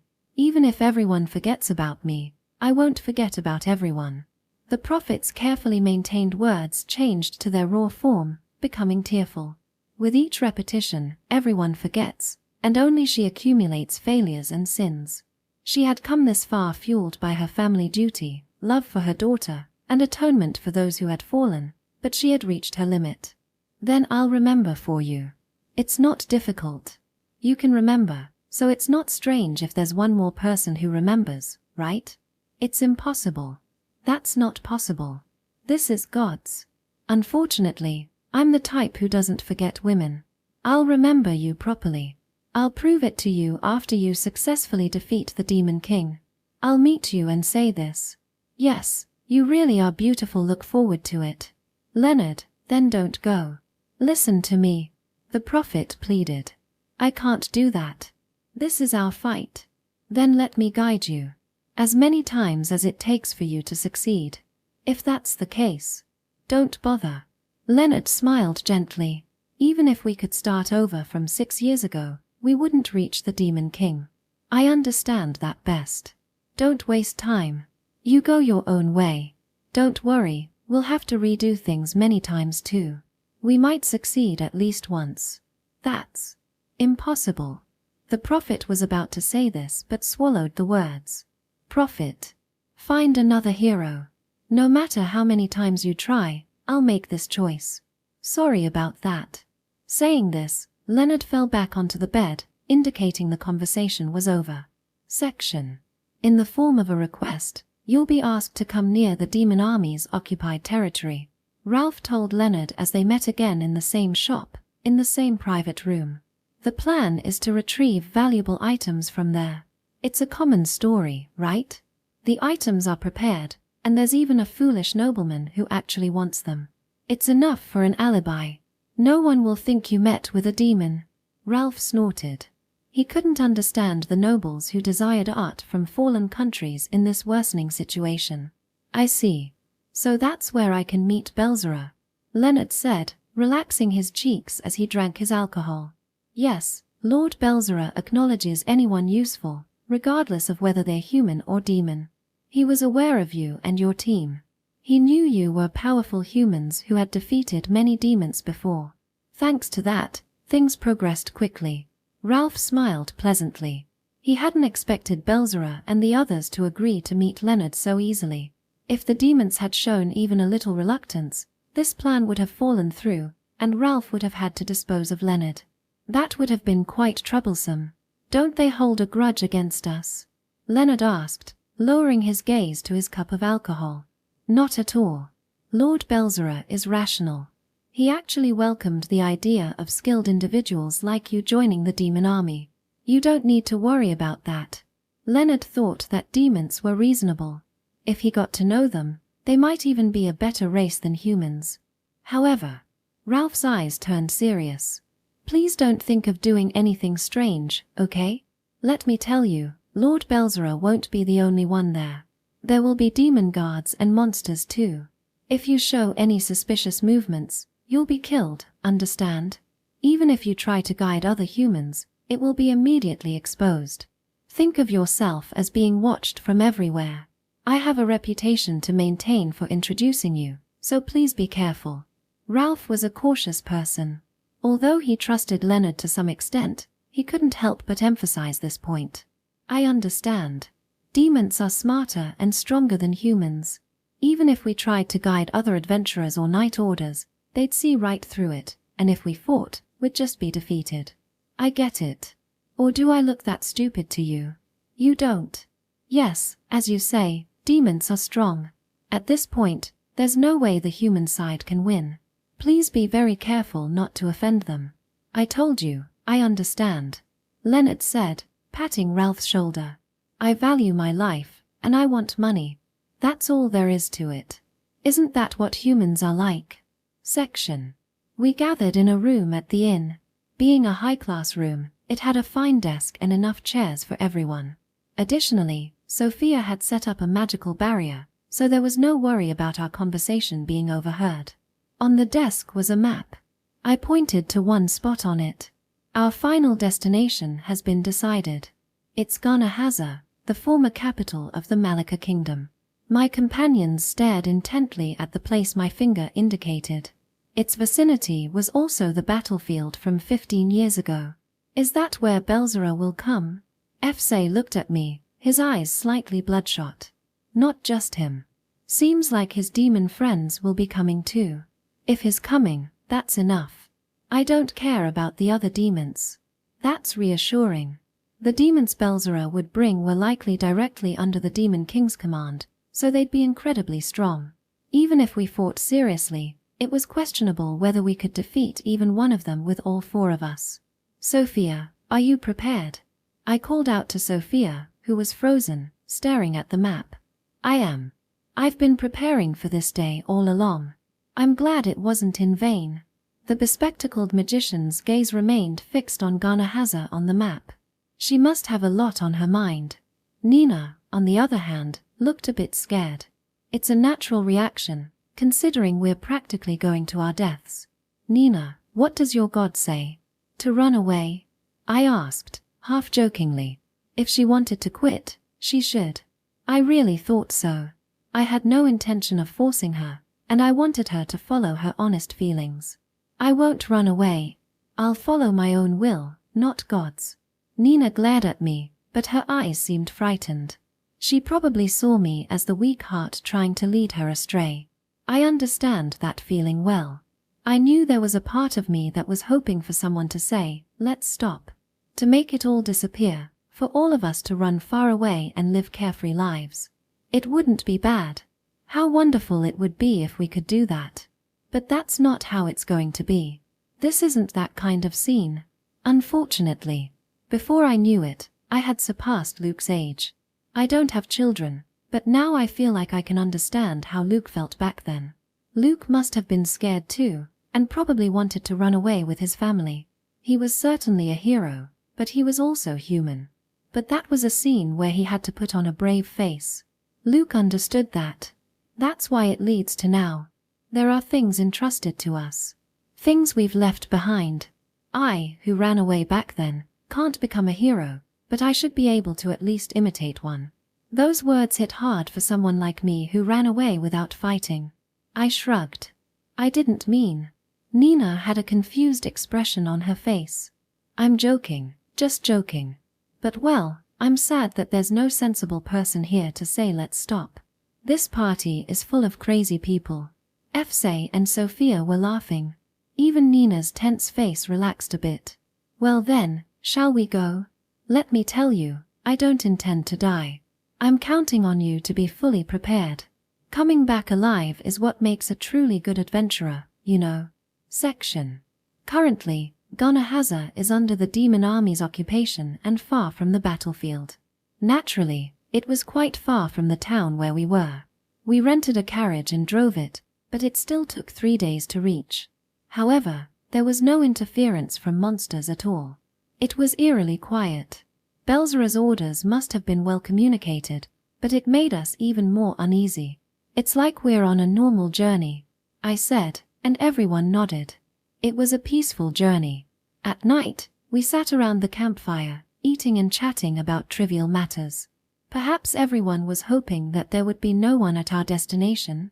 And on the night when we were 1 day away from our destination, as I stood watch, the prophet appeared before me. Are you sure you won't turn back? As always, I couldn't tell if the voice was male or female, or even the age, but the tone was that of a gentle woman. Unfortunately, no. You should stop following me around and look for the next hero candidate, you know? I will. I will search as many times as it takes. There was a strong will in that voice. I'm glad to see the motivation is back. But this time, I've decided to see your journey through to the end. You're quite curious. Even though I'm not a hero. No, you are a hero. No matter what anyone says. Even if you're not the one to defeat the Demon King, you are a hero. I don't think I'm that noble, but well, I'm happy to be acknowledged as a hero by the prophet. It's like a childhood dream come true. Yes, the reason I aimed to become an adventurer. It was because I admired the heroes in fairy tales. I don't think it's just me. Surely, the people you've met along the way have seen the hero in you too. I wonder. There weren't many people who spoke well of me. Well, that's partly because I made it that way. That was the path I chose. An adventurer who would do anything for money, an outcast who couldn't fit into society. The kind of person demons would think perfect to draw to their side. I've been acting that part. Since it's similar to my true nature, it wasn't particularly difficult. And now, my aim is starting to bear fruit. The only question left is whether I can reach Belzera. Was there no other way? If there was a smarter way, I'd have liked to know it myself. Belzera is like a king, you know? Usually, he's in a castle surrounded by strong knights. Moreover, the king himself is strong. How is an adventurer like me supposed to defeat someone like that? Isn't getting close to him the only way? What about asking others for help? Did you see Ralph? He's a seemingly kind man you could find anywhere. He's capable at his job. And someone like that is on the demon army's side. You never know where traitors might be. Whether commoner or noble, everyone values their life. Imagine if someone came along saying, "I'll save you." It's hard to resist that temptation, you know? I understand how those people feel. I'm a coward who ran away too. That's why I can't trust anyone. The reason I chose my current companions is that they're respectable people who survived the battlefield I ran away from. We have to do this ourselves. Among the heroes I've guided, there were those betrayed by humans too. Leon, the first hero I chose, was one of them. He had strength worthy of the title of Sword Saint, but he never thought he'd be betrayed by people. His nobility as an aristocrat became Leon's weakness. The young knight I tried to guide this time was also a proud person, but it seems he was attacked by demons due to someone's betrayal. No matter how many times we repeat this, it's difficult to prevent. The prophet's words were like a deep sigh. Human weakness, huh? The strongest aren't always the ones who can fight cleanly and honorably. I shook my head. Maybe, just maybe, a hero is someone who's gritty and never gives up. Someone who refuses to surrender no matter what. Sure, being strong is important, but it's more than that. It's about strength of heart, too. The kind of person who becomes a hero has that strength. Do you think such a person will ever appear? They will. You see, anyone can become a hero, but most people kill that hero within themselves, just like I did 15 years ago. But there are many people in the world. Somewhere out there, there's someone who will remain a hero to the very end. As I murmured those words, A noise came from the carriage where our companions were sleeping. It must have been time to switch shifts. Our conversation ended there. Section. The ruined capital of Malika, Ghaza. 15 years ago, this was the battleground for a fierce war between humans and monsters. After a 3-day journey, Leonard and his companions finally arrived at this place. The scars of that battle from 15 years ago were still visible. And in the center of that devastated city stood the demons. The demon Belzera, regarded as the de facto commander of the Demon King's army. His intelligent red eyes belied his monstrous nature. He was nearly twice the size of a human, with a body covered in black scales that resembled armor. A massive sword, far larger than any human weapon, hung at his waist. Behind him stood 3 other demons, slightly smaller in stature than Belzera. Like him, their bodies were covered in scale-like armor, but their scales were red, blue, and green, respectively. The red demon wielded a long battle axe, the blue one a gigantic spear, and the green one held a long, 2-handed club. Leonard and his companions had disembarked from their carriage before entering Ghaza. They slowly advanced toward the demons. The distance between them was considerable. "Are you Leonard?" Belzera's voice was low but echoed through the surroundings as if it were a musical instrument. "That's right. And you must be Belzera." "Indeed. I have heard of you. I, Belzera, guarantee the safety of you 4. In return, you must kill any human hero that appears. The method does not matter." Belzera's words were concise, with no wasted breath. "If you're guaranteeing our lives yourself, then there's no problem. But are those 3 behind you your only guards? Isn't that a bit careless? This is sufficient.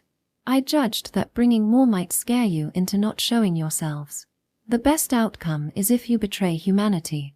The second best is if you try to deceive us, and we kill you. Both are advantageous to us. So, which will it be?" Belzera had anticipated that Leonard and his group might challenge him. Even so, he had only brought 3 demon guards.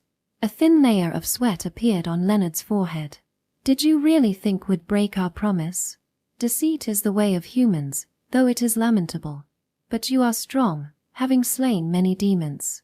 Killing you would be meaningful to us. Therefore, it doesn't matter whether you betray humanity or break your promise." Belzera and his guards remained unfazed. They expected Leonard and his group to attack. "Demons really are wary, aren't you? I was hoping to surprise you a bit." Leonard drew his sword. Efse readied his spear, while Sophia and Nina began chanting spells. "So, you choose to fight, humans. But you have no chance of winning." Belzera also drew his sword, a black aura enveloping its blade. The demons who had been standing behind Belzera moved forward. And so, Leonard and his companions' final battle began. Section. I had witnessed countless battles. At first, I prayed for the hero's victory, but I was repeatedly shown how meaningless those prayers were. I am powerless. I had tried to use my prophetic visions to confuse the enemies of the heroes, but my illusions could not move and were of little help. Gradually, I began to avert my eyes whenever it seemed the heroes might lose, and sometimes I even stopped synchronizing with the illusions altogether. But this time, perhaps for the first time in decades, maybe even centuries, I found myself praying for Leonard and his group's victory. Not to a god, but to something I believed in. Efse, Sophia, and Nina were engaging the 3 demon guards. Now that I think about it, these 3 had always fought in a way that drew the attention of monsters. They must have been preparing for this battle with Belzera all along. Efse, as a warrior, might be expected to engage in direct combat, but for Sophia, a mage, and Nina, a priestess, to directly fight demons was nothing short of suicide. Yet, their movements were surprisingly agile, unlike what you'd expect from magic users. They must have enhanced their bodies with magic, allowing them to run swiftly and keep the demons occupied. This was more than just magic. It was likely the result of constant training. I noticed that they wore shoes and clothing designed for ease of movement. Magical talent is largely a matter of innate ability, and Leonard's party members were all likely over 30 by now, so further growth wasn't something they could expect. That's why they had trained their bodies, where improvement was still possible. Of course, They weren't just running around. Whenever an opportunity arose, they cast spells at the demons. Their determination to take down the demons even if it cost them their lives was palpable. But despite their efforts, they were still walking a tightrope over a chasm. Even when their spells hit directly, the demons showed no signs of faltering. The demons might appear to be struggling, but if they landed even one blow, it would all be over. The same was true for Fse. He was locked in combat with the blue demon, spear against spear, but compared to the demon's massive weapon, Fse's spear was like straw. Every time their weapons clashed, Fse's spear bent dangerously, as if it would break at any moment. Just watching was painful. But Fse didn't give up, continuing to fight, doing his best to pull the demons away from Belzera. Fse, Sophia, and Nina were all risking their lives to buy time. They believed Leonard would win. And Leonard was fighting more desperately than I had ever seen him before. There was no room for his usual witty remarks as he narrowly dodged the massive sword enveloped in a black aura. This was my first time seeing Belzera as well, and he was a terrifying demon. When he swung his sword vertically, the ground split. When he swung horizontally, ruins crumbled to dust. It was like an attack combining both sword and magic. Despite this, Leonard kept trying to close in on Belzera, undeterred by the overwhelming odds.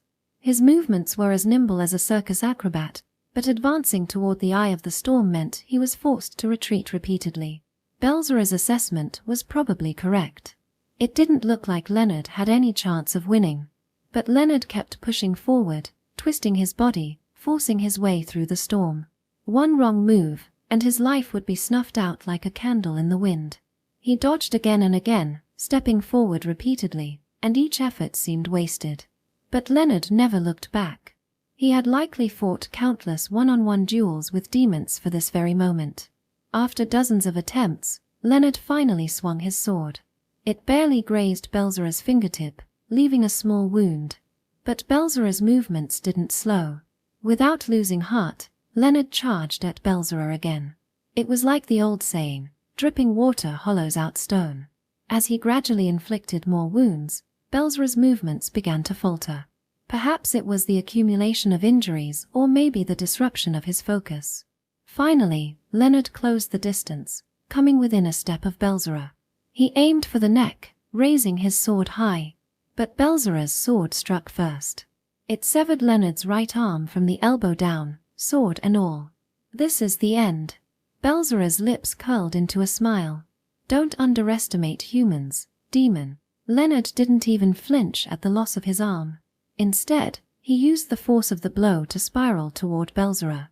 With his remaining left hand, he drew a dagger from his waist. It was the dagger Leonard had taken from Carmine's body. I'll carry on his will. Those words, from the first time I met Leonard, echoed in my mind. Without realizing it, I found myself kneeling, praying that the dagger would reach its mark. It was over in the blink of an eye. Before my tears could even fall, Leonard drove the dagger into Belzera's neck with his whole body. A miraculous strike, yet the dagger struck a little too low, close to the neck. I knew that for a demon as powerful as Belzera, this wouldn't be a fatal wound. For the first time, Belzera's face twisted in pain. But only for a brief moment. Belzera's right arm then swatted Leonard away like a fly. The dagger remained embedded in Belzera, while Leonard crashed to the ground, barely managing to lift his upper body with his left arm. It was no wonder. Blood was pouring from his severed right arm. Belzera pulled out the dagger. Red blood gushed out. Impressive, human. There was no pain or anger in that voice, only admiration. I will acknowledge you. You are a hero. And heroes are for Belzera to kill. Well, isn't that nice? Leonard quipped, but his face was pale from blood loss. But someday, a true hero will appear before you. Even if it takes 1,000 years, they'll surely succeed. Whether by chance or not, Leonard's gaze turned towards me, who shouldn't have been visible. He was smiling as usual. That frivolous smile I used to hate. But now, that smile seemed endearing. I don't understand what you're saying, but this is the end. Belzera's great sword was mercilessly swung down. Looking around, Fse and the others, who had lured the guardian demons far away, had fallen as if their role was complete. The 3 demons were returning this way. It was over. My journey this time had come to an end. However, there was no usual emptiness.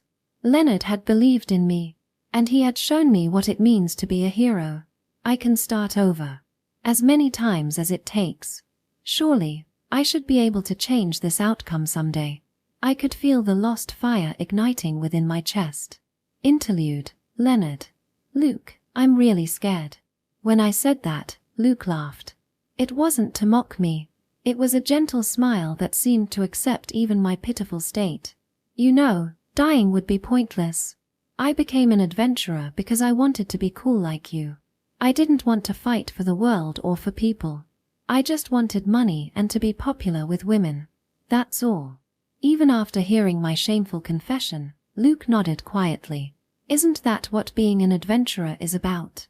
We take on requests and get paid. It's just a job.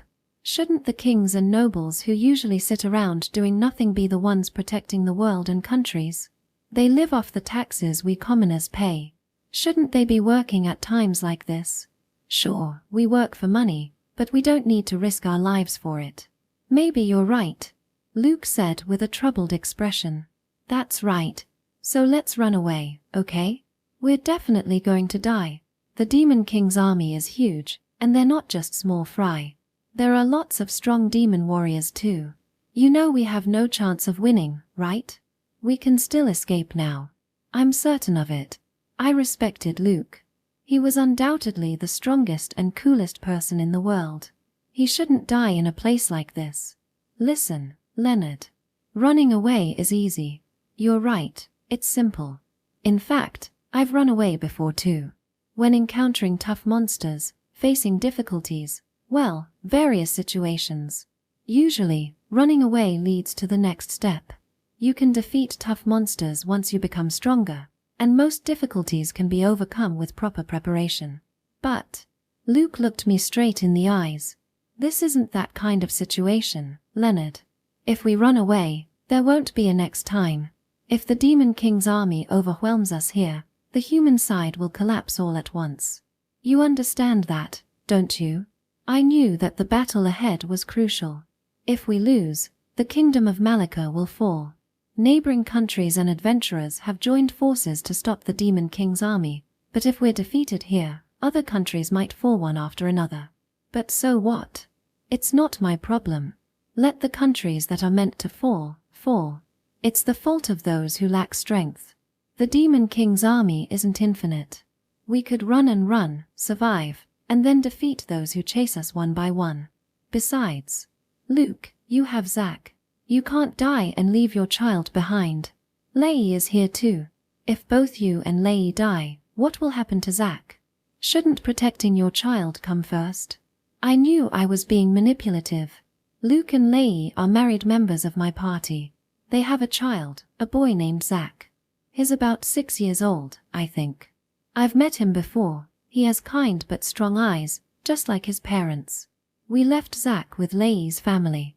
There's no need to worry, Luke said, lowering his eyes. There was no way he wasn't worried. Why don't you, Leigh, and Zack just live happily together? You have the power to do that. You must have saved up money from all your work so far.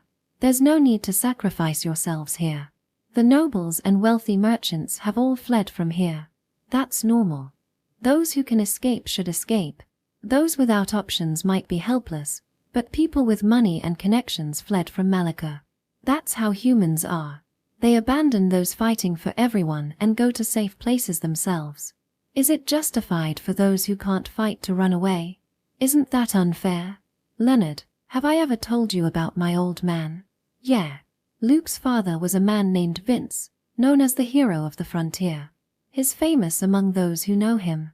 Even though he wasn't an adventurer, he was an oddball who took on monster-slaying jobs for little pay to help people living in frontier lands. I believe he was from this kingdom of Malika. The village of Retin where my old man lived has already been destroyed. But he fought to the end to help the villagers escape and died doing so. I heard from an acquaintance who escaped from the village. They said, thanks to him, many villagers were saved. Luke's expression was a mix of sadness and pride. That might be a noble act. It might indeed be an act worthy of praise as a hero. But I don't understand, Luke. I can't risk my life for others. Isn't life about living for yourself? You know, Leonard, I loved my old man. You said you became an adventurer because you wanted to be like me, but I became an adventurer because I wanted to be like my old man. You're right, Leonard. Fighting and risking your life for others is incomprehensible. But you know what? My old man's back as he did that was incredibly cool to me. Luke laughed. There was no sense of despair in it. I hate my old man. I've never thought he was cool. He wasn't the kind of man who could teach life lessons through his actions like Vince. I haven't seen or contacted my father since I left home. He was an arrogant man who only thought about himself, never considering others. He wasn't exactly evil, but he was always in conflict with those around him, and my late mother had a hard time because of it. Hey, Leonard. You should run. Luke gently placed his hand on my shoulder. I don't think you're a coward. We adventurers have the right to choose where we die.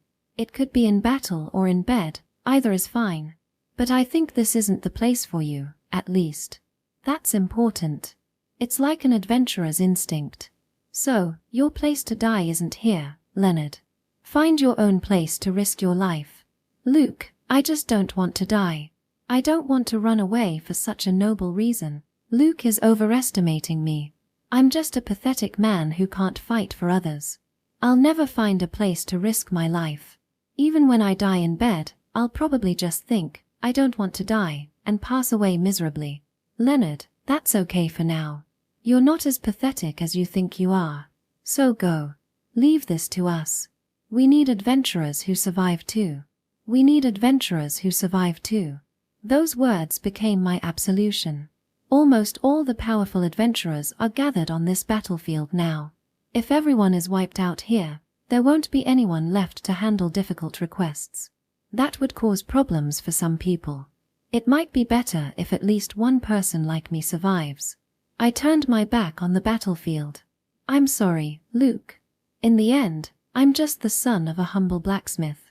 I became an adventurer because I had some confidence in my skills, but at my core, I'm just as selfish as my old man. I don't have the blood of a great father like you do. Even at the end, all I could say were things to justify my weakness. I felt utterly pathetic and ashamed of myself. Leonard, we're counting on you. When I turned around, Luke was raising one hand as he returned to his camp. Probably to make it easier for me to escape. After that, I ran away. Most of the adventurers who went to that battlefield, including Luke, didn't survive.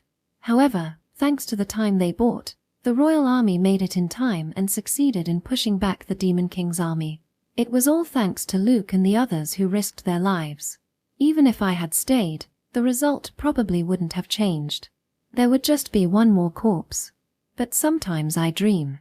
I dream of myself staying on the battlefield, fighting alongside Luke. Even now, more than 10 years later. Section. Audiobook by Masquerade at Masquerade Audiobooks. Interlude. The Prophet. Are you really going, Ars? The man asked in a skeptical voice to the young man with chestnut-colored hair walking ahead. The man was tall with an impressive build.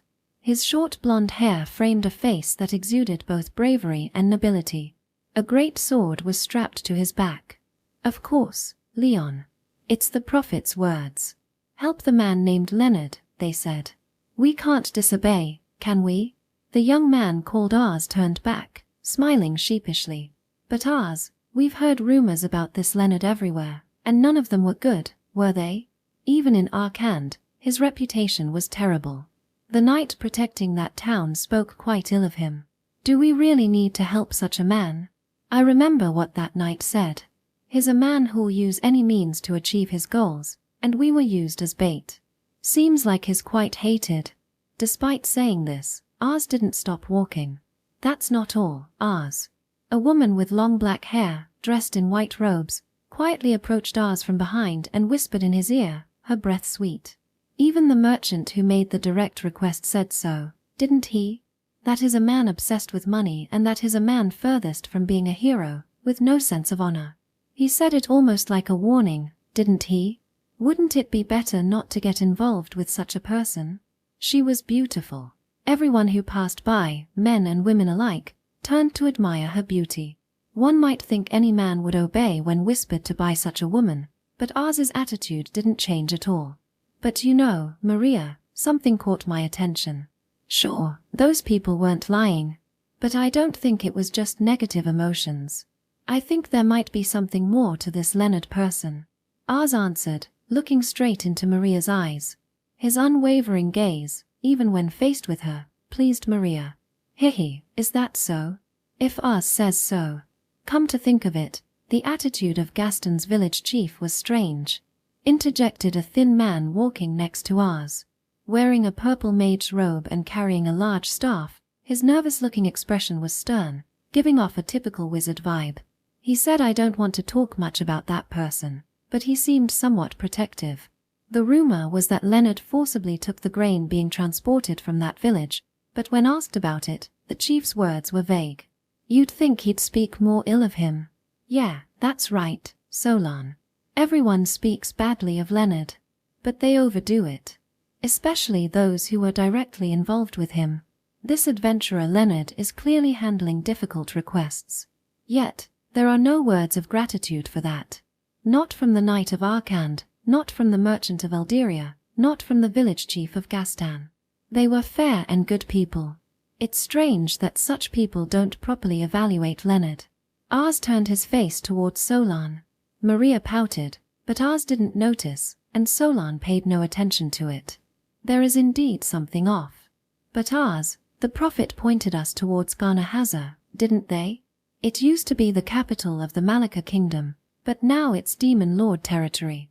Isn't that a bit too dangerous? I don't trust this prophet who only appears to you much either. Solan seemed to distrust the prophet more than Leonard. It's okay, Solan. At the very least, the prophet isn't a bad person. I can guarantee that. Ars smiled softly. Are you sure? 4 years now, potential hero candidates have been killed by demon folk. That demon folk who attacked us in the great forest of Roseloff was also after us. Moreover, you've been officially chosen as the hero not only by the prophet but also by the king. We don't know what methods the demon folk might use to try and kill you. There's even a possibility that the prophet is a monster in disguise. You should be more cautious. I understand, Solan. Many people have been killed by the demon folk. Our classmates from academy too. Deep sadness appeared in Ars's brown eyes. Solan and the others thought it was because he remembered his dead classmates. Either way, we'll have to defeat the demon folk eventually. In ghaza, there's a demon folk named Belzera who's a commander in the demon lord's army. The current war situation favors the demon lord's army. To overturn this, we need to defeat Belzera. If it's true that Leonard is going to defeat Belzera, I think this is a good opportunity. A hero's job isn't just to defeat the demon lord. We need to save everyone. Even if we defeat the demon lord, it means nothing if the country is destroyed. So, let's go. That's true. It's not just about defeating them. A true hero saves people. Leon acknowledged the correctness of Ars's words. I thought so too. Arya said, gazing at Ars's profile admiringly. I think we should prioritize defeating the demon lord even if we have to use the country as bait. Well, it's fine. You're the hero, Ars. Even if the prophet turns out to be a fake, that won't change for me. All I can do is try to make your path a little easier. Solan's stern expression softened as he continued walking next to Ars. Section. Finally, we've come this far. Through the illusion, I was watching Ars. Countless years had passed since then. There were times when I thought I had moved forward. There were times when I felt I had moved away. Ars. Or rather, Zack being chosen as the hero was mere coincidence. I didn't choose him. He was a boy who became a hero through his own power. Zack, who took on the role of hero in place of his dead friend Ars. It took no small amount of courage for me to appear before him. I was prepared for whatever harsh words he might throw at me. Yet, at the same time, I knew he wasn't that kind of person. Zack, I acknowledge you as the hero. After the incident in the great forest of Roseloff, I appeared before Zack and said these words. In response, Zack made a sad face and said, "That's not right, Prophet. I am ours." "Right. Are you sure about this?" "Of course. The hero is ours. If possible, I'd like you to declare this in front of everyone. Can you do that for me?" Zack said to me with a troubled smile. That was all. Even though ours died because I made him a hero, he didn't mention that at all. That made my guilt even heavier. Later, as he wished, I appeared before the public and declared ours as the hero. After gathering powerful hero candidates like Leon, Maria, and Solan as companions, ours was recognized as the hero by the king, becoming a hero in name and reality. Leonard once said, "Perhaps a hero is a down-to-earth person with an indomitable spirit. Someone who never gives up no matter what. Of course, being strong is a given, but it's not just that. It's about strength of heart, you know? Someone with that kind of strength becomes a hero." A person just as he described had finally appeared. Ours had already overcome numerous trials. He had defeated all the demon folk who had come to kill the hero. This wasn't due to Ars's individual power, but largely thanks to the help of his companions. Leon could defeat any monster, Maria could heal any wound. Solan saw through all the Demon Lord Army's schemes. Strangely, these three exerted more power than when they themselves were hero candidates. They might defeat the Demon Lord. However, at this rate, the war itself would continue with the Demon Lord's army overwhelming the opposition. I'm aware that there are already lives that have slipped through our fingers. But if we can save Leonard, if we can defeat Belzera here, many lives can be saved. The refugees that Leonard and the others tried to protect should be saved too. Perhaps this might be a detour in defeating the Demon Lord. I might be failing as a prophet. Even so, I wanted ours to save Leonard. Chapter 7, Ghaza 2. Are you Leonard? The demon Belzera's voice was low but resonated throughout the surroundings. That's right. Are you Belzera? Indeed. I've heard about you. I'll guarantee the lives of you four. In exchange, kill the hero ours. I don't care how you do it. Belzera's words were concise, containing only the bare minimum without any waste. If you're directly guaranteeing our lives, then there's no problem. By the way, are those three behind you your only guards? Isn't that a bit careless? This is enough. I judged that bringing too many would risk frightening you into not showing up. The best scenario is for you to betray the humans. The second best is to kill you if you try to deceive us. Both outcomes benefit us. So, which will it be? Beads of sweat appeared on Leonard's forehead. What? Did you think we'd go back on our promise? Lying is a human habit. It's incorrigible. However, you are strong warriors who have defeated many demons. Killing you would be meaningful for us. Therefore, whether you betray the humans or break your promise, it doesn't matter to us. Demons really are wary, aren't you? I was hoping to surprise you a bit. Leonard drew his sword. Efse readied his spear, while Sophia and Nina began chanting spells. You choose to fight, humans. You have no chance of winning. Belzera also drew his sword. A black light dwelled in the blade. The demons who had been standing behind also stepped forward. Section. Efse was fighting the blue demon. It was a battle of spears. Though compared to the demon's enormous spear, Efse's looked like a young sapling. However, Efse's aim wasn't to win, but to draw the blue demon's attention. He had actually wanted to take on the role of defeating Belzera himself. But after losing a direct contest to Leonard, he had relinquished that role. Now, he intended to be a sacrificial pawn to help defeat Belzera. Drawing the enemy's attention was something he had done countless times in previous battles. With only one demon opponent, it was actually easier than usual. First, he launched an attack to divert the blue demon's attention to himself. Their spears clashed, but Efse's spear bent heavily, sending a numbing sensation through his arm. Seeing this, he retreated while luring the opponent out. Then, from a low stance, he quickly closed the distance and unleashed a swift upward thrust aimed at the demon's throat. The demon avoided this by flinching, but that was as Efse had anticipated. He followed up with several more thrusts in quick succession. However, The demon intentionally took one of these thrusts on the shoulder, then swung its spear like a club, sending Fse flying. Fse was slammed against a ruined wall, but he quickly regained his posture and dodged backward. The demon's spear pierced the spot where he had just fallen. Blood was flowing from the demon's shoulder, but it continued wielding its spear without concern.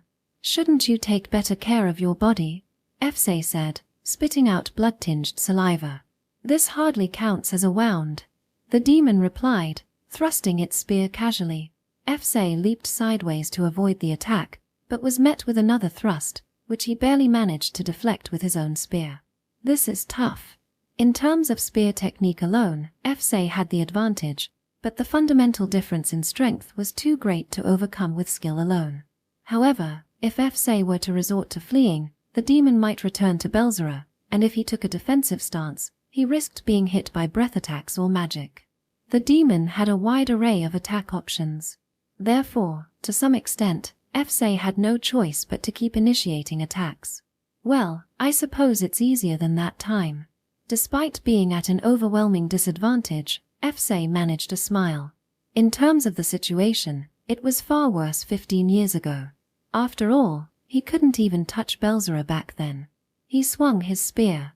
Though easily dealt with by the demon's brute strength, he continued his attacks. He thrust his spear through the tiniest openings, carefully avoiding the demon's spear. Even if Fse's spear hit the demon, it wouldn't be fatal, but if he were to take a hit from the demon's spear, it would likely cost him his life. Fse continued this desperate battle, as if shaving away at his own life. While he succeeded in drawing the demon far enough away from Belzera, the end came abruptly. The demon's spear sliced into Fse's thigh. For such a massive spear, it was barely a graze, but it was deep enough. Fse fell to one knee. Is this the end? Fse thought he had fulfilled his role sufficiently. He had bought time. If they couldn't take down Belzera with this, it would be Leonard's fault, he thought with a sweaty grin. The demon's spear tip approached like a whirlwind. With his leg immobilized, Fse couldn't raise his arm either. At last, I've fought to the very end. Strangely, Fse felt a sense of contentment. However, the demon's spear tip suddenly vanished, its attack ending in a miss. "What?" the blue demon exclaimed in surprise. "That was some sloppy spear work," a voice said. Unnoticed, a knight had appeared near Fse. Short blonde hair and a sturdy build.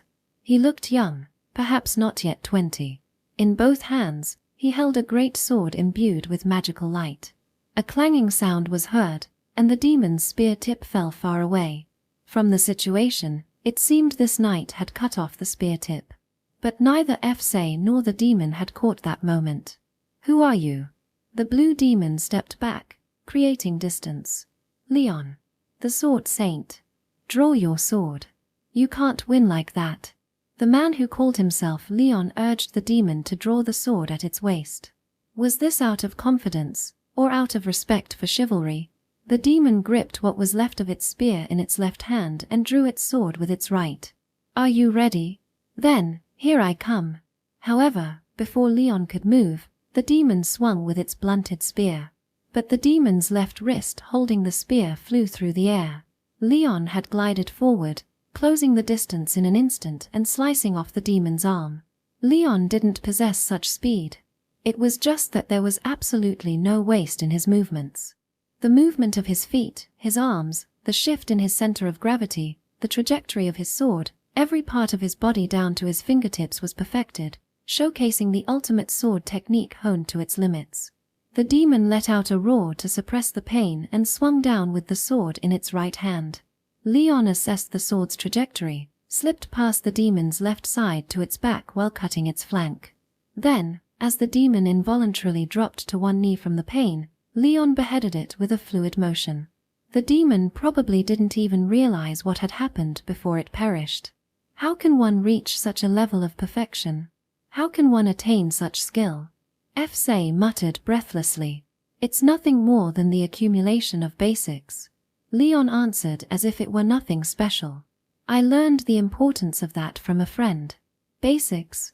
Come to think of it, Leon hadn't done anything extraordinary, except that every movement realized the ideal. But no human should be able to reach such a pinnacle. Who are you? Are you even human? I'm a sword saint. Before being human. Leon grinned daringly. Section. Sophia cast a spell aimed at the red demon. It was a wind spell with a short incantation, prioritizing speed over power. The demon swatted away the blade of wind aimed at its head with one hand. For the demon, it was a spell weak enough to ignore, but it was clearly targeting the eyes, forcing evasion. Sophia continued to cast small spells in rapid succession. Though each lacked power, they accurately targeted vital points, forcing the demon to respond. The demon swung its axe at Sophia as if swatting away insects, but couldn't close the distance. Sophia moved well for a magic user. And even while moving, she didn't lose her breath and continued chanting spells. This was the result of training Sophia had undergone since joining Leonard's group. At your age, your magical power won't increase much. But since you haven't trained your body until now, your stamina can improve. If you can cast spells while running, it'll broaden your options in battle. When Leonard told her this, Sophia obediently trained her body. She was told that Lei had undergone the same training. As a daily routine, she imposed running training on herself, practicing casting spells while out of breath. At first, it didn't go well, but after continuing for half a year, she became able to recite spells while running. It was thanks to this that Sophia managed to escape from the hobgoblins in Arand. Next, work on improving your magic precision. Magical power might be an innate talent, but precision comes from effort. Even weak magic can be effective if it hits the right spot. It should be an effective tactic when dealing with demons. This was apparently another magical training that Lei had been doing. Leonard was constantly preoccupied with thinking of ways to defeat the demons. He seriously intended to defeat Belzera with just 4 people. He was strategizing for various scenarios: if Belzera had a large number of guards, if she had a small number of elite guards, or if it were lucky enough to find her alone. Having only 3 demon guards was actually one of the better scenarios they had anticipated. However, that doesn't mean the battle would be easy. Not at all. There is no way a mage normally able to face even 1 demon alone, in principle. They're trying to make up for it by improving physical strength and magic precision. No, it's not enough. We probably don't stand a chance as things are. In fact, weak magic has barely damaged the demons at all. Leonard's basic strategy assumes that the other 3 will draw the attention of Belzera's guards while he defeats Belzera. If he can defeat Belzera, Leonard can then come to aid. In previous battles with demons, which were treated as training for this day, Leonard always fought the demon while the 3 drew the attention of other monsters. In other words, if Leonard fails to defeat Belzera, they'll all fall together. I wish reinforcements would come soon.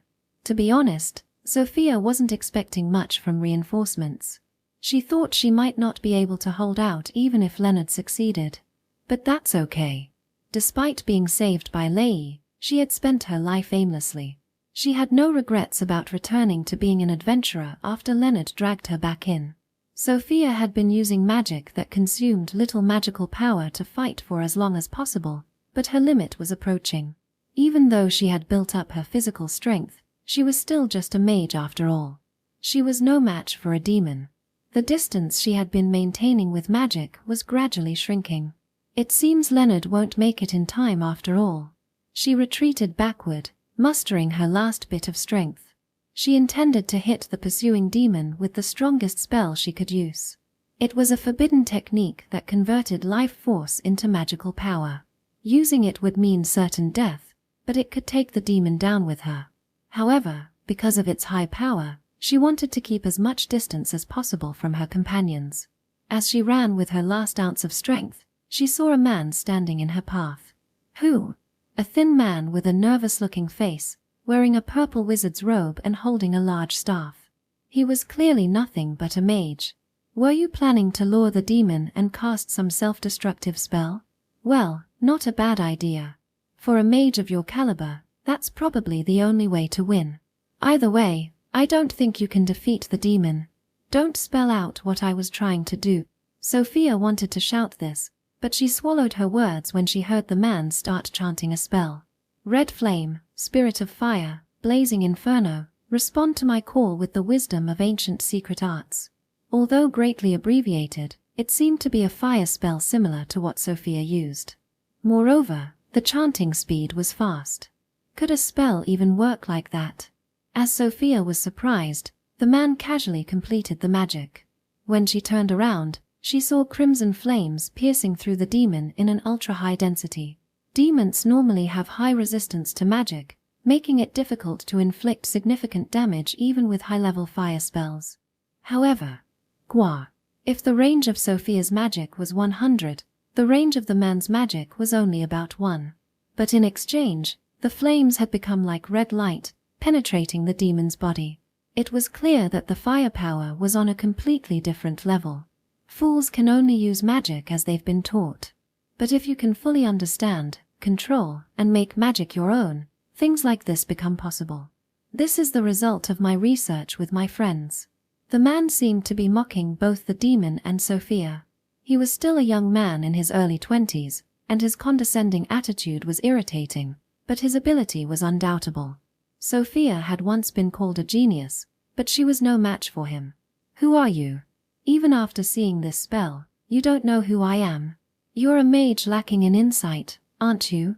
The man shook his head as if exasperated. I'm Solan. People call me the Great Sage.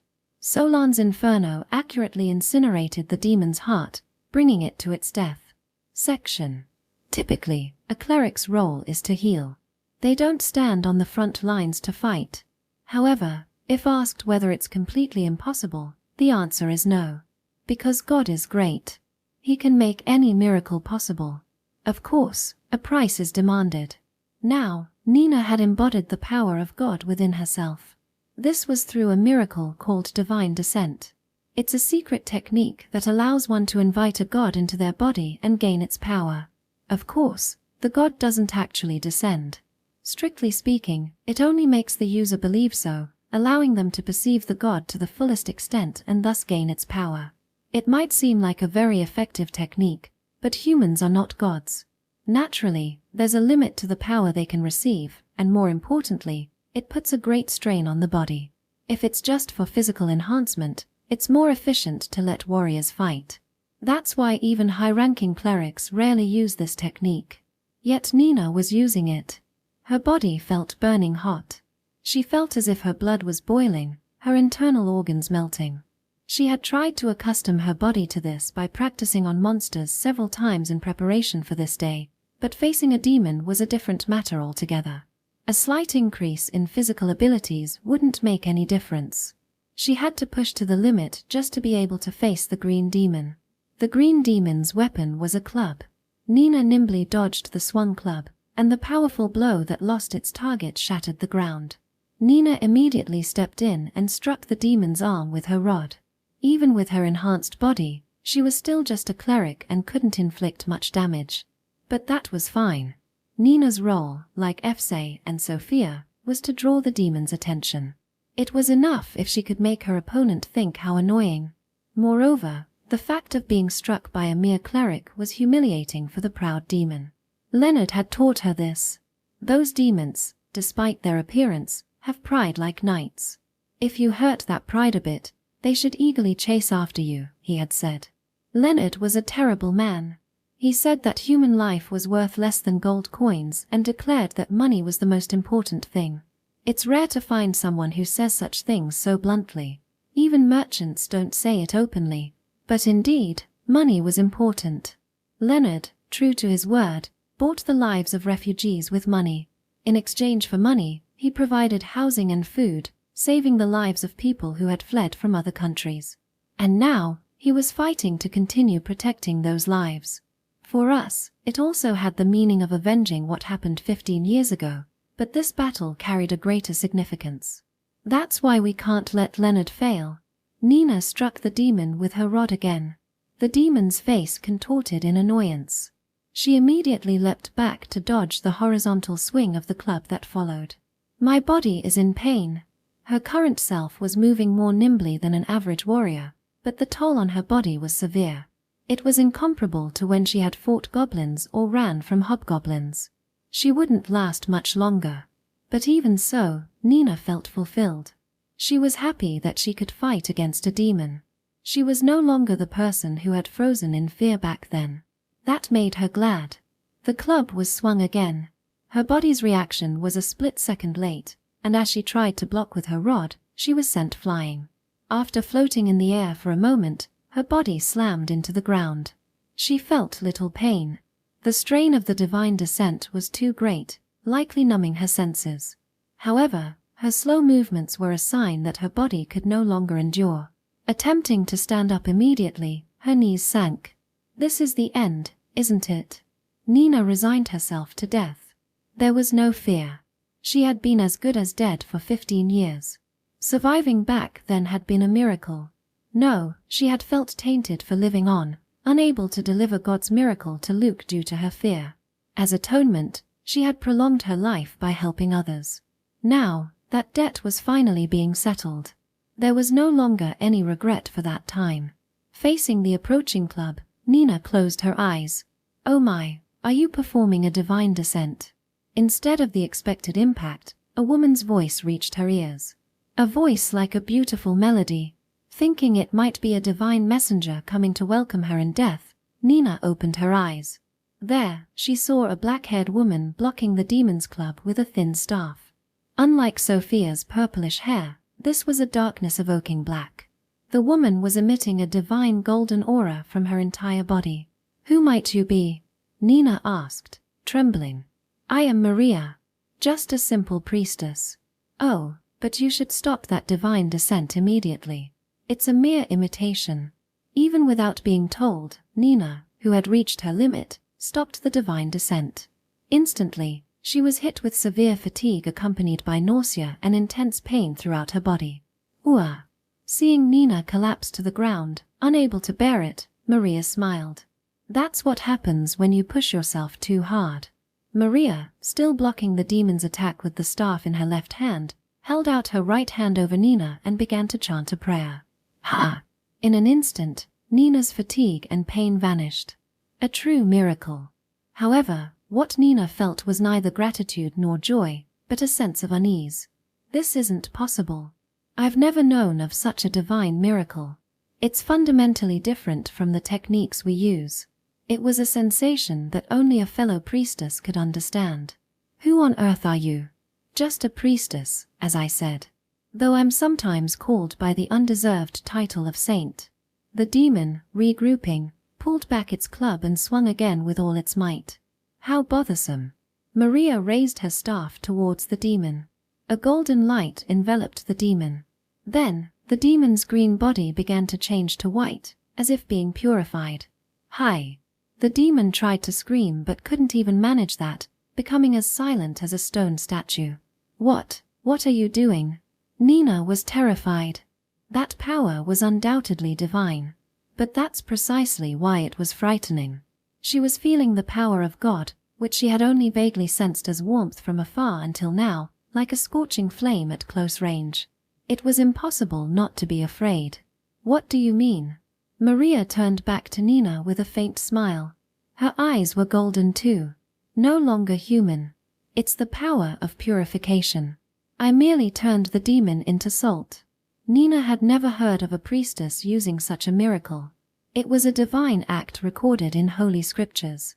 Are you channeling God into your body? Yes, this is the true divine descent. I'm wielding God's power, you see? Maria's eyes changed from gold to black. The golden aura surrounding her disappeared. The demon's body, now turned to salt, began to crumble. Saint Sama. Looking at Maria again, Nina saw a woman of unparalleled beauty with long, beautiful black hair and translucent white skin. Why are you unharmed after channeling God? Nina used polite language to address Maria, who appeared to be at least 10 years her junior. She believed her to be a genuine saint. However, she was entirely different from what Nina had imagined. There was no strong faith or purity, but rather a glimpse of darkness from the depths of the abyss. It's because of love.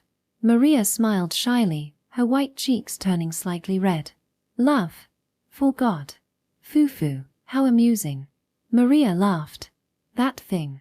God doesn't need love. It's my love for the hero that gives me power, you know? Her eyes focused on nothing in particular.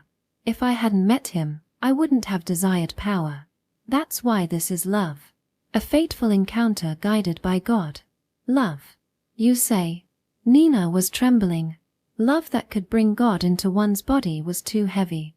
She felt sorry for the hero who was the object of such love. Yes, love. But please keep it a secret that I performed a divine descent.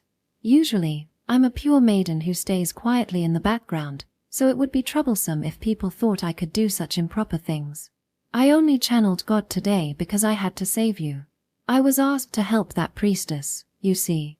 Maria's eyes glowed gold again as she told Nina.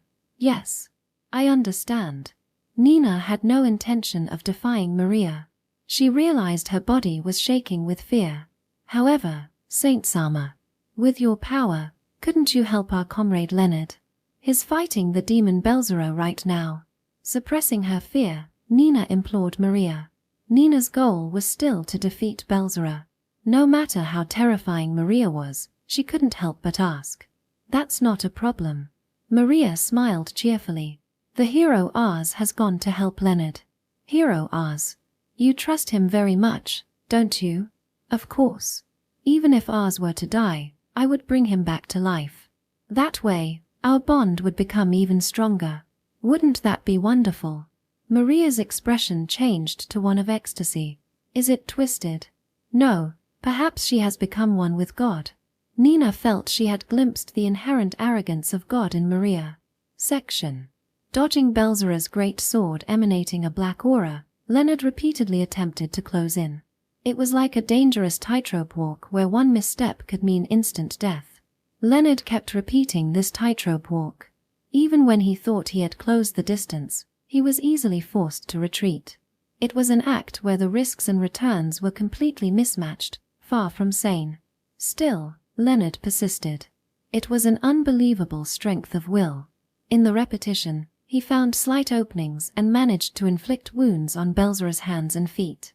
Again and again, whether due to the wounds or being pushed back by Leonard's fighting spirit, Belzera's movements gradually became erratic. Taking advantage of this, Leonard succeeded in reaching a distance just one step away.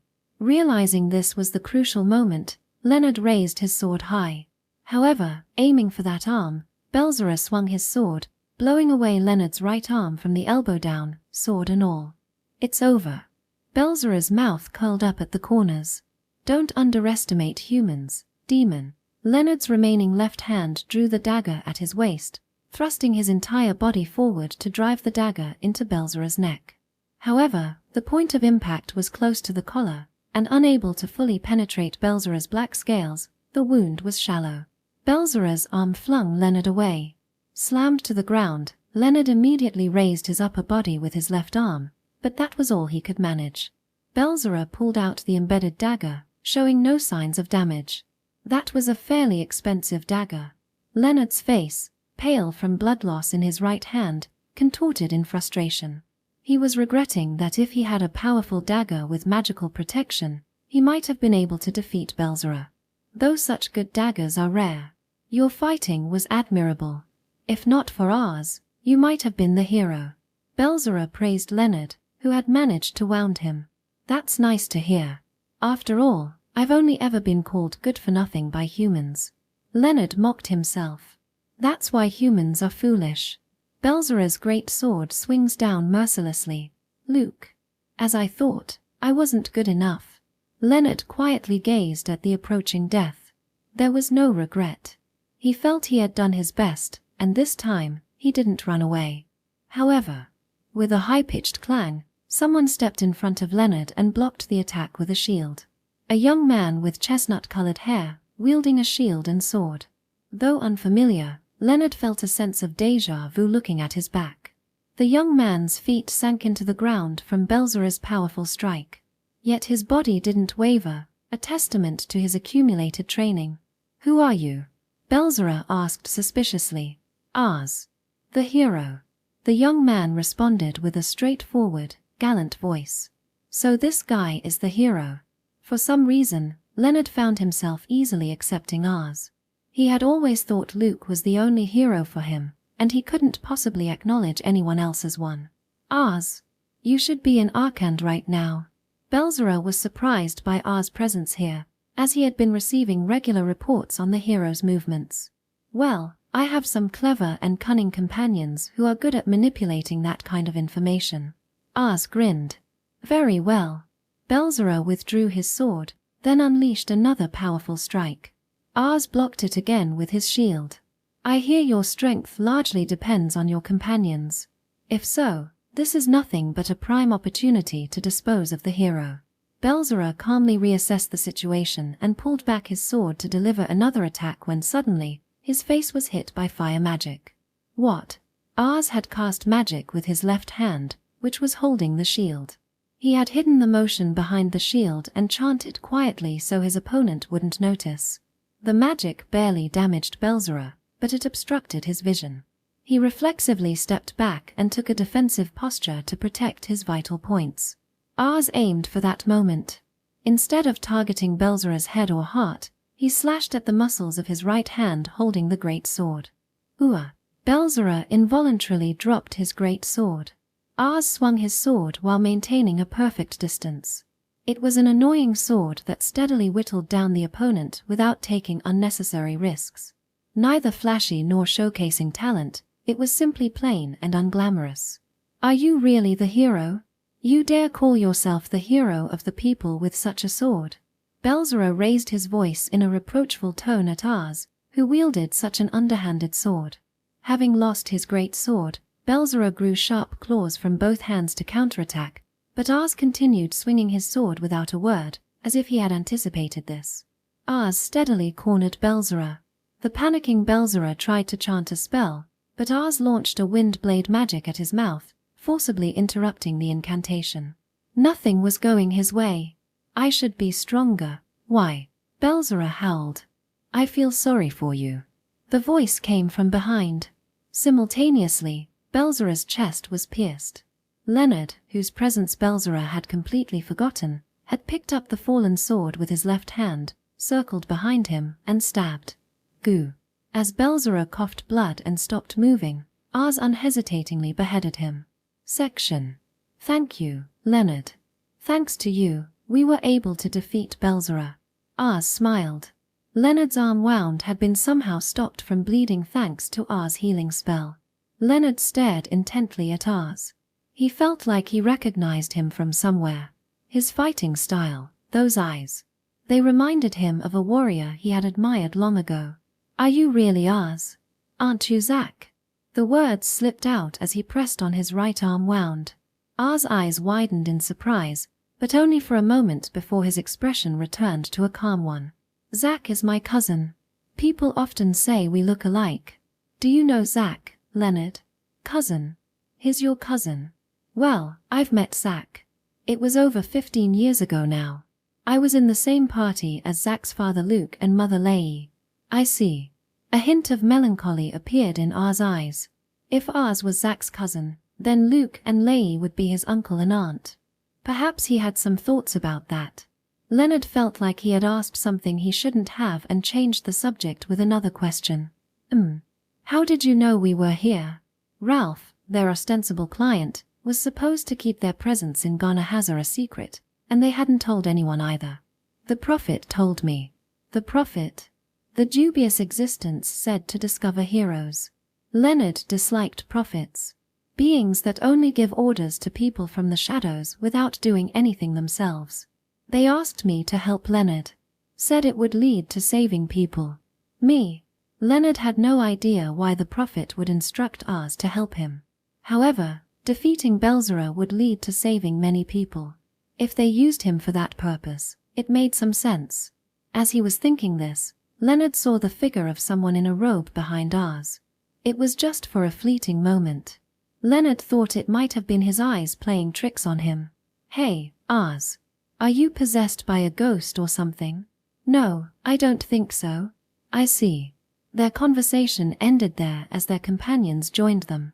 Leonard's right arm, which had been blown off, was restored by Maria's magic.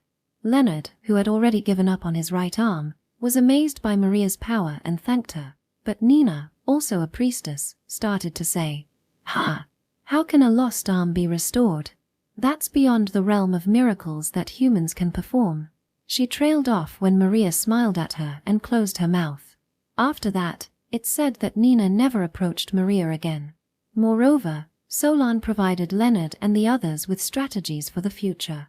Solon was aware of Ralph's organization and had been devising a plan to destroy it by utilizing Belzera's death. "How do you know so much about what's going to happen? It's a bit creepy." Sophia was a little put off by the far-sighted suggestions. Solon looked slightly hurt by her reaction. Fse and Leon got excited discussing spear and sword techniques, and eventually started sparring, much to the exasperation of their companions. "Aren't you guys going back to town?" Leonard finally asked Ars. "I'm the hero, you know.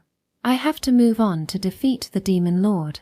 And now that Belzera, who was commanding the Demon Lord's army, is dead, we might be able to penetrate deeper into the Demon Lord's territory." Ars answered as if it were obvious. While Belzera was a powerful demon, he was appointed as a commander for his organizational skills rather than his strength. Demons were assigned roles based on their individual talents rather than power alone. There were still many demons more powerful than Belzera. Being a hero sounds like a tough job. Have you accepted such a fate with understanding, Ars? Leonard shrugged and made his usual quip. Leon and the others frowned a bit at those words, but Ars smiled. Understanding, huh? I wonder. To be honest, even now I'm not sure if I'm really the hero.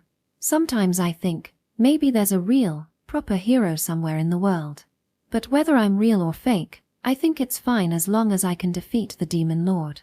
It's certainly tough, but I believe that's my role. Role?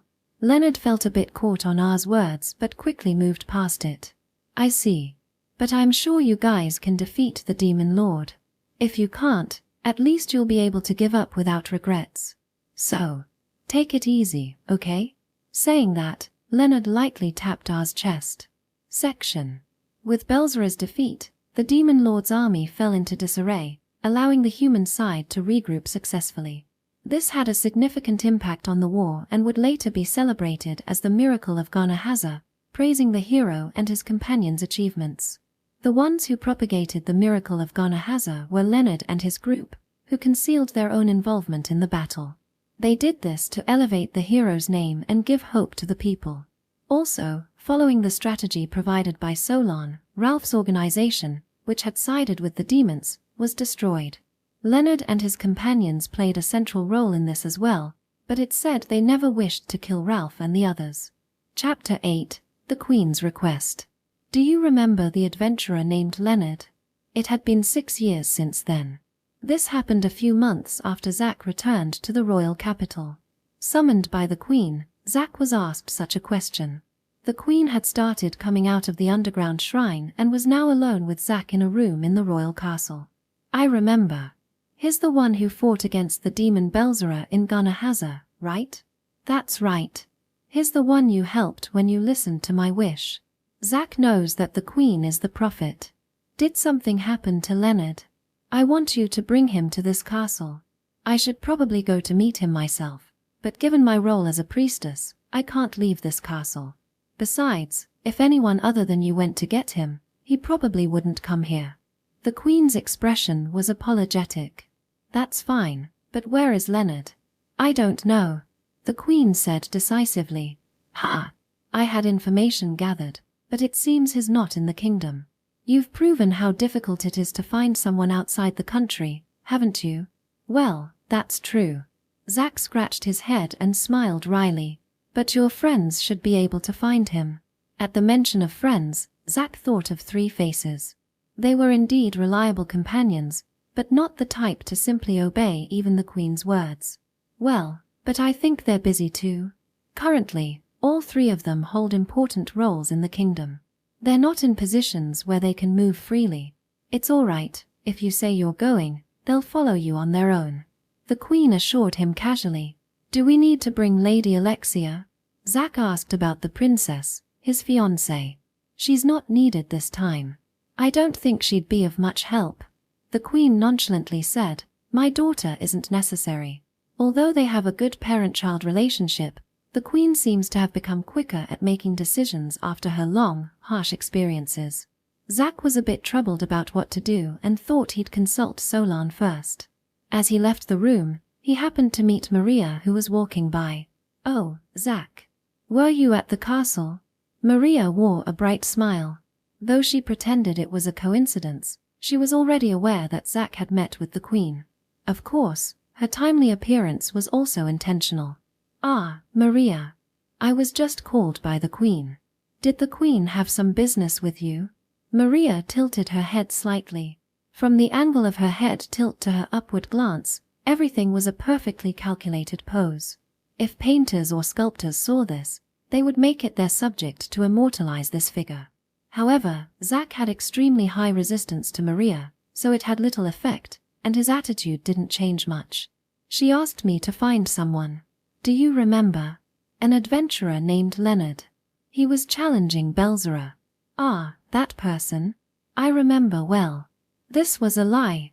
Maria had completely forgotten about Leonard, but she was desperately trying to recall the memory in her mind. "So, if you're looking for Lord Leonard, I think I could be of help. But don't you have work as a bishop, Maria?" "Oh, that's fine. Recently, the young people have been working hard, so I don't have much work to do. It's almost a bit lonely." Maria lowered her head and dropped her shoulders. Of course, this was also a lie. The church's work was under Maria's control, and she had created a system so dependent on her that it couldn't function without her. "Is that so?" Of course, Zack knew Maria's true nature, so he didn't take her words at face value, but he did feel, if that's the case, maybe I could ask for her help. "Well, I might ask you for something later, so I'll be counting on you then." "Yes, please rely on me." With that, Zack left.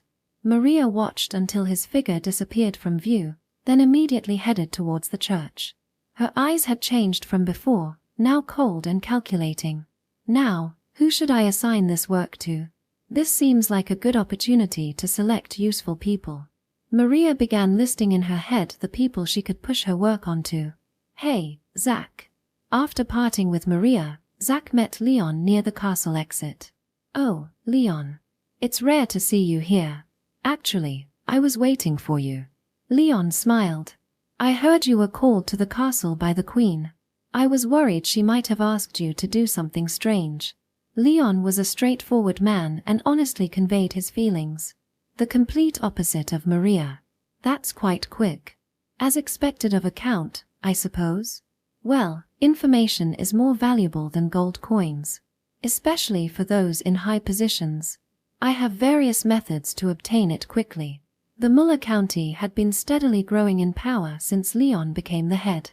This was largely due to Leon's skills, which had grown through various experiences during the journey to defeat the Demon King. According to Leon, with people like Solan and Maria in the world, we can't afford to be careless. "So what did the Queen say?" "Of course, only tell me what you can, but if there's anything I can help with, I will." Zack's face brightened at Leon's frank attitude. "You really are a reliable guy. She asked me to find someone. Do you remember an adventurer named Leonard?" "Ah, Leonard. Of course I remember. The miracle of ghaza is officially credited to us, but in reality, it was largely due to Leonard and his group's efforts. If they hadn't defeated Belzera then, there would have been many more human casualties. They could be called the unsung heroes." Leon, now a count, appreciated Leonard and his group, unlike before. "The Queen wants me to find Leonard and bring him here, probably to give him a reward, but it seems he's not in the kingdom. She wants me to look for him since I don't have much else to do. It might be a bit late, but it's not bad to properly recognize someone's efforts."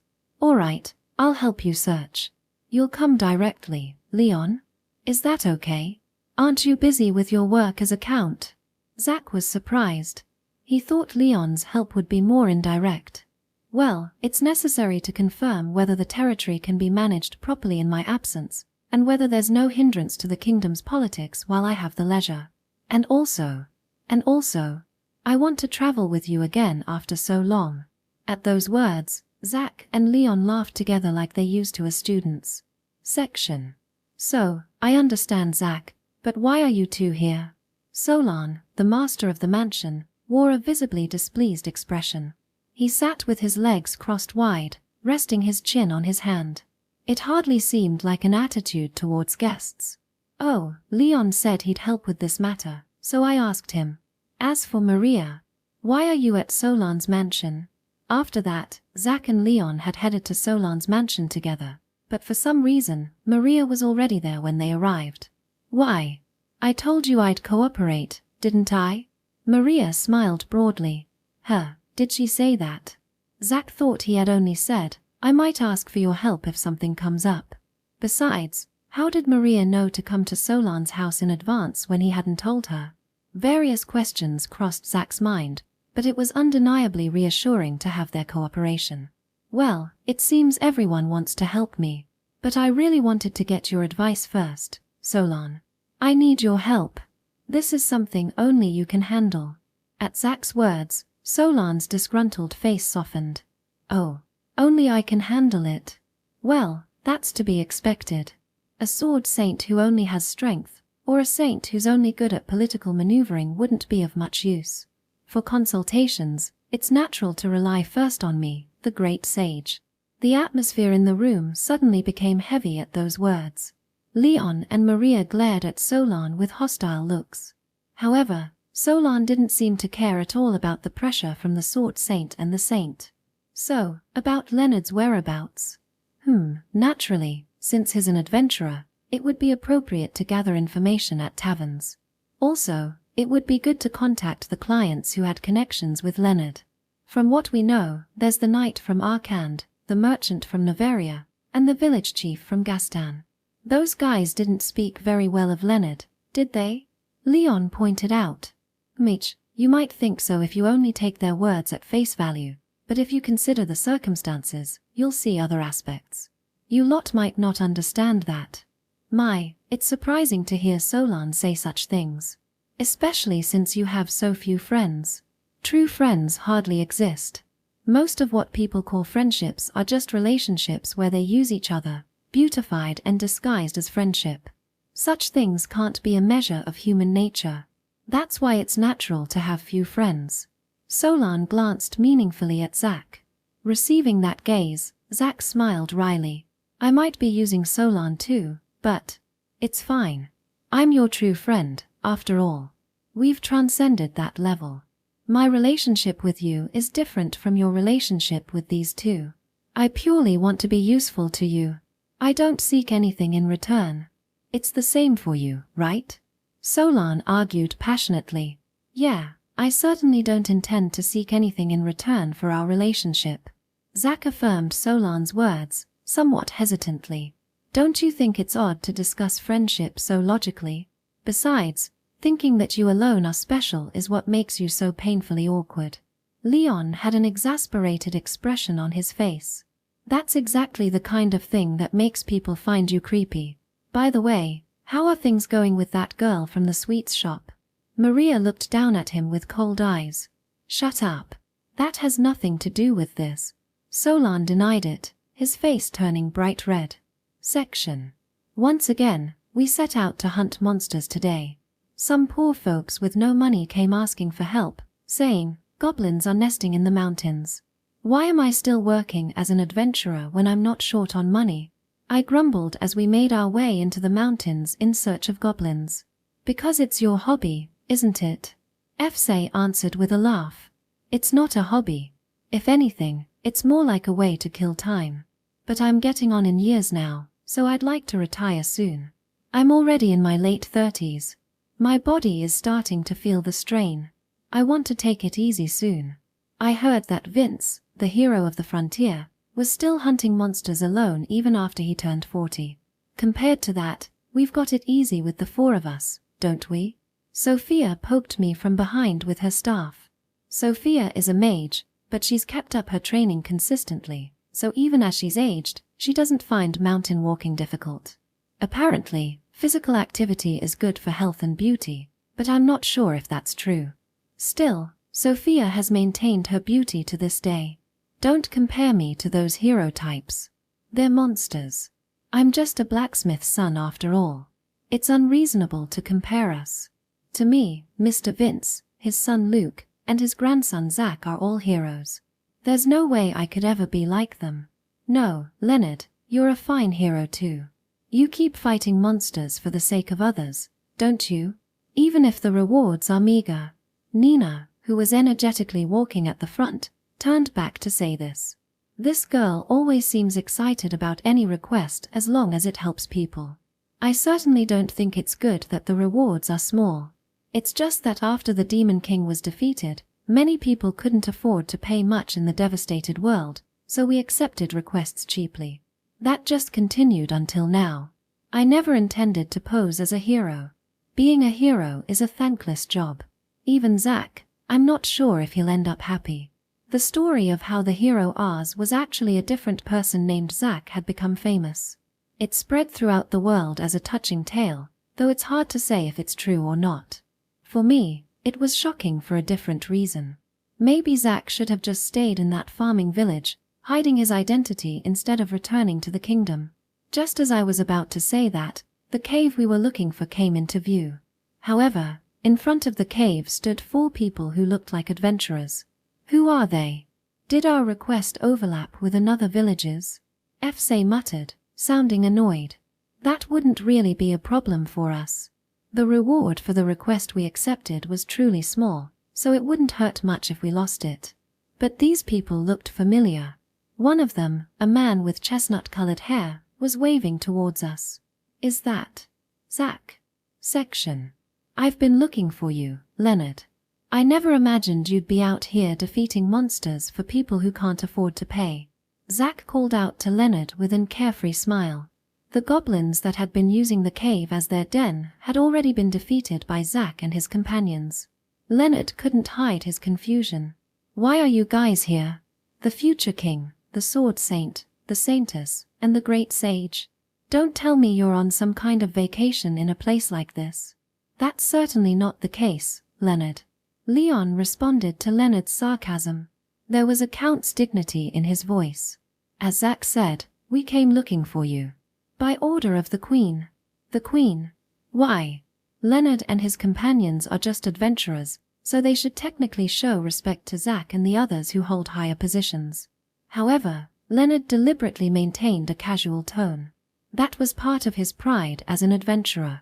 The Queen wishes to reward those who made significant contributions in the fight against the Demon King's army. Please do come. Maria smiled. Her expression was soft, but there was an undeniable pressure behind it. Nina unconsciously took a step back. It seemed she still couldn't shake off her fear of Maria. Contributions?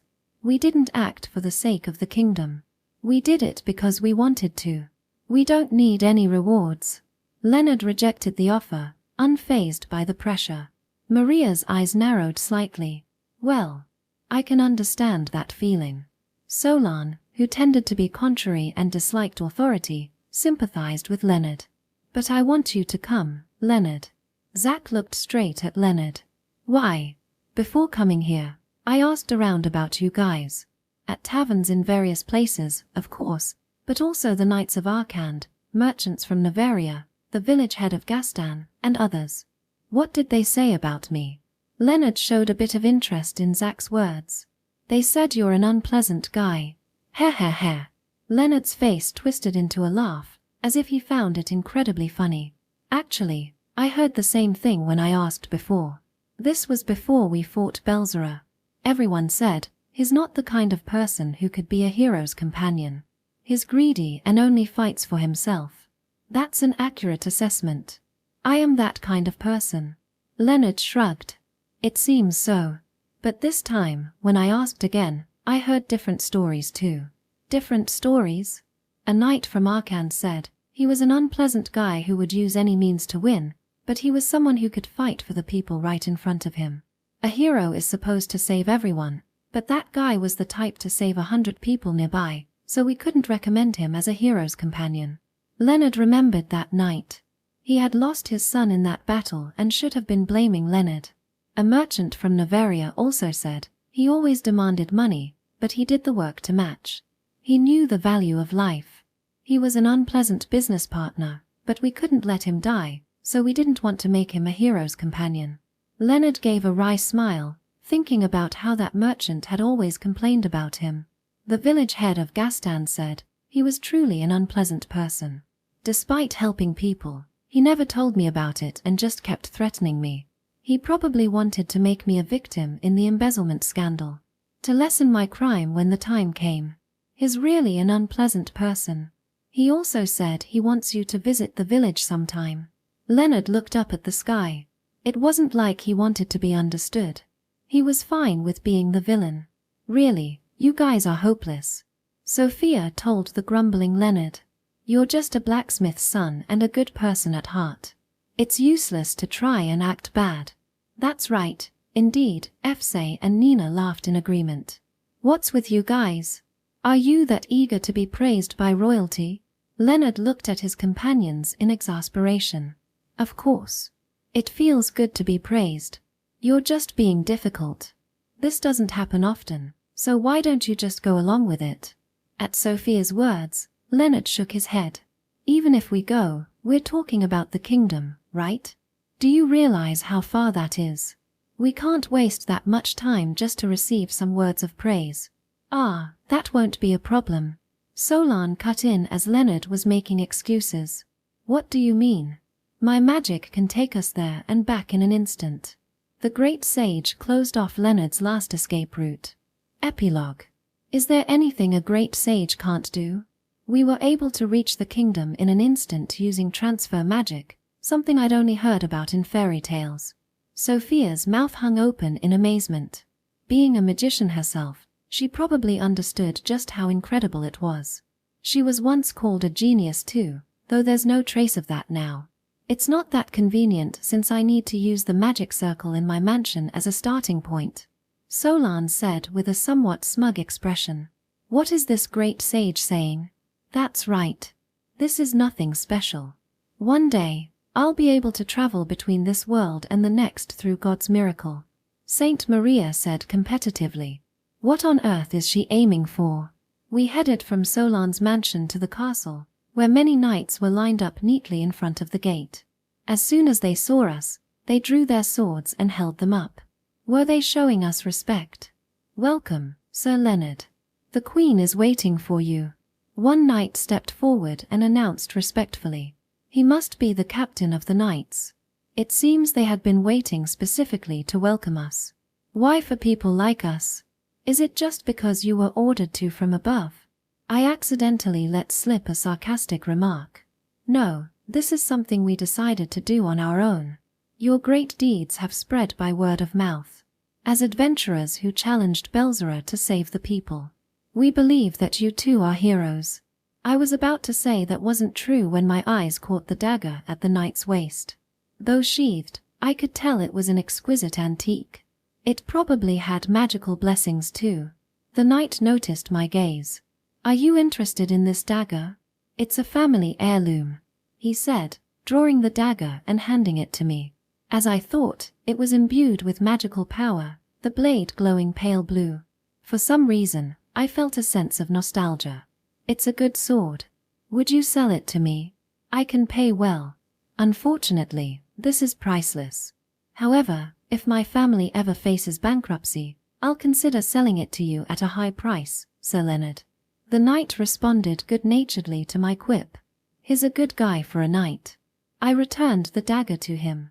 What's your name? I'm Carmine, sir.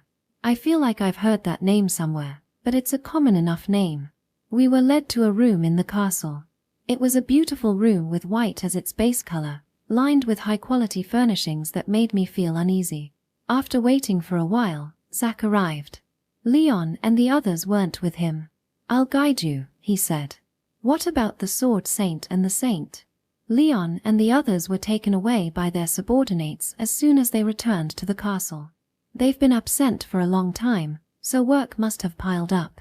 Solan was held back by his disciples at the mansion too. Zach was smiling. We slowly walked down a long, white corridor. Strangely, there were hardly any people around. The back of the hero walking ahead reminded me of that person. I thought they didn't look much alike, but there was indeed some resemblance. Zach. I called out without thinking. Zach stopped and turned around. His face wore a gentle smile. Ah, they really are parent and child. They look alike. I've had something I needed to tell you for a long time. I should have said it much earlier. I should have sought you out to tell you. But when I first met you and you said you were ours, I felt relieved. I thought, I'm glad it's not Zach. Zach silently waited for me to continue. I wonder what expressions Sophia and the others behind me were making. You see, I ran away 20 years ago. I abandoned your father and mother, who were my comrades, and ran. I got scared before the battle even started and ran away. I clenched my fist so hard it almost bled. I'm really just a hopeless coward. I'm not the kind of person who deserves praise from others. What I've done is just an imitation of your father, Luke. No, I think he would have done it much better, but still, I've just been doing what I thought Luke would do, this to the best of my ability. I didn't particularly want to help people. I just did it trying to be a substitute for Luke. So I can't accept praise. I'm a fake. Just before meeting the Queen, I finally poured out my true feelings. Now, of all times. Talk about the worst timing. But I couldn't help saying it. Zach was still quietly smiling. Leonard, you're here now. That's good enough. No one can tell what's fake or real. Probably not even God. A hint of melancholy appeared in Zach's eyes. Even I have things I've abandoned. There's no such thing as a person without sin. Ah, that's right. This guy was a hero. He must have shouldered and abandoned far more than someone like me. He must have many regrets too. Those must still be tormenting Zach even now. I'm not the only one still trapped by the past. Somehow, I felt like a knot inside me was starting to unravel. Shall we go? The Queen must be waiting, Zach gently urged, as if nothing had happened. The room we were led to was an imposing place. It wasn't the same place the king used for audiences, but it was still quite large. At the far end stood a woman who seemed to be the Queen. Beautiful flowing golden hair and azure eyes. Dressed in white clothing without much ornate decoration, which rather accentuated her beauty, or rather, her divine aura. Is this what they call the aura of royalty? Next to her was a slightly younger woman with a similar face. Probably the princess. Strangely, there was no one else. No attendants were present. We were urged to approach the Queen. I should probably kneel at some point, but I didn't know such etiquette.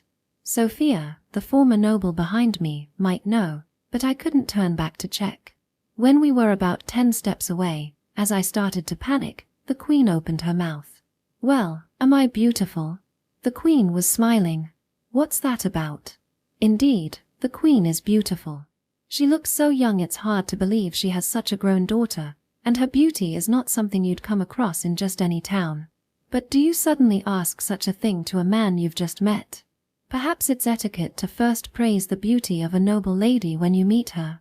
But even the princess next to her was looking at the Queen with a surprised expression. So this Queen is asking a strange question after all. Either way, I don't like it. Zach said you must and brought me here, but I hate nobles and royalty. They should be fighting at the forefront when monsters attack, but they're always just giving orders from the back. I was thinking of turning on my heel and leaving, glaring at the Queen. The Queen met my gaze head on, still smiling. No, that face isn't just smiling. She's desperately trying to maintain that expression, but she's nervous. She even looks like she might cry at any moment. Why? Why is she making such a face? I don't really understand, but should I just say you are beautiful for now? Various words swirled around in my head, and the words that came out of my mouth were ones I hadn't expected myself. Yes, you really are beautiful. Worth risking my life for. Extra short story, a certain day. Leon's day starts early. As he takes pride in being a sword saint before being a count, he can't skip his daily sword practice. He rises with the sun and swings his sword as if to shake off the sleepiness. As his body awakens, he begins to trace several forms. Some are traditional forms that have existed for ages, while others are new ones he created himself. Neither is better or worse. What's important is keeping his body ready to move gracefully at any time. After thoroughly loosening up his body, Leon takes his breakfast while receiving various reports from his retainers.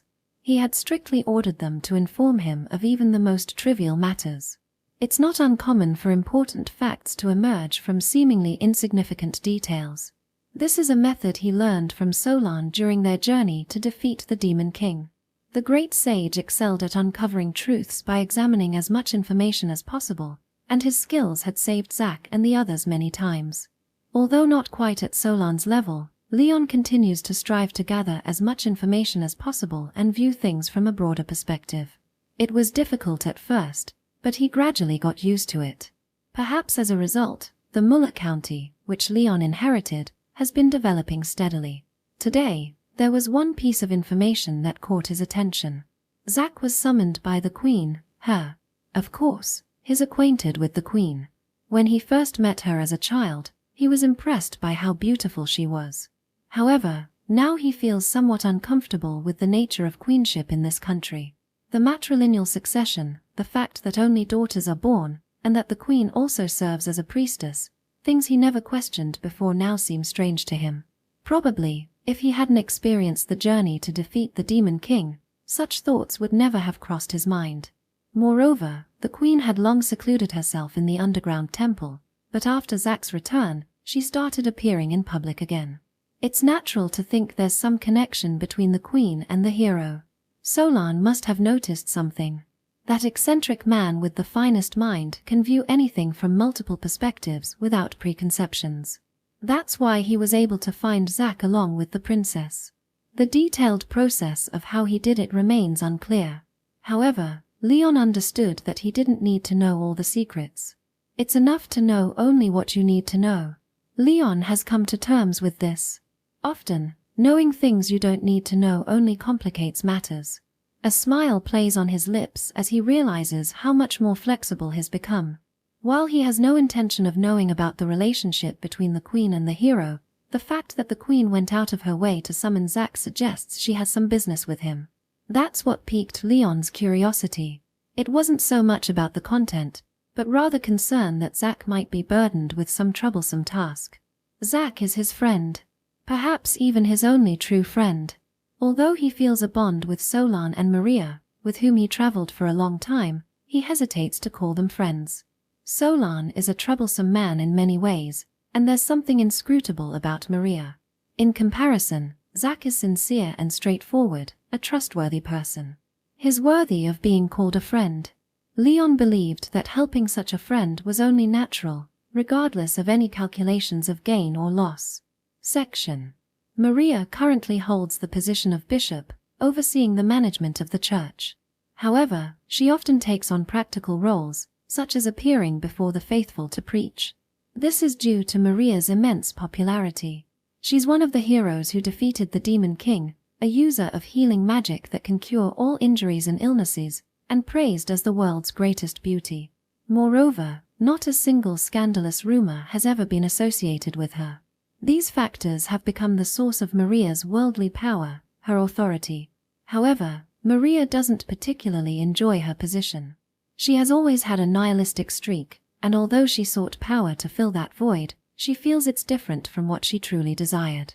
Probably, if she wanted something now, she could obtain most things. But she has no interest in most of those things.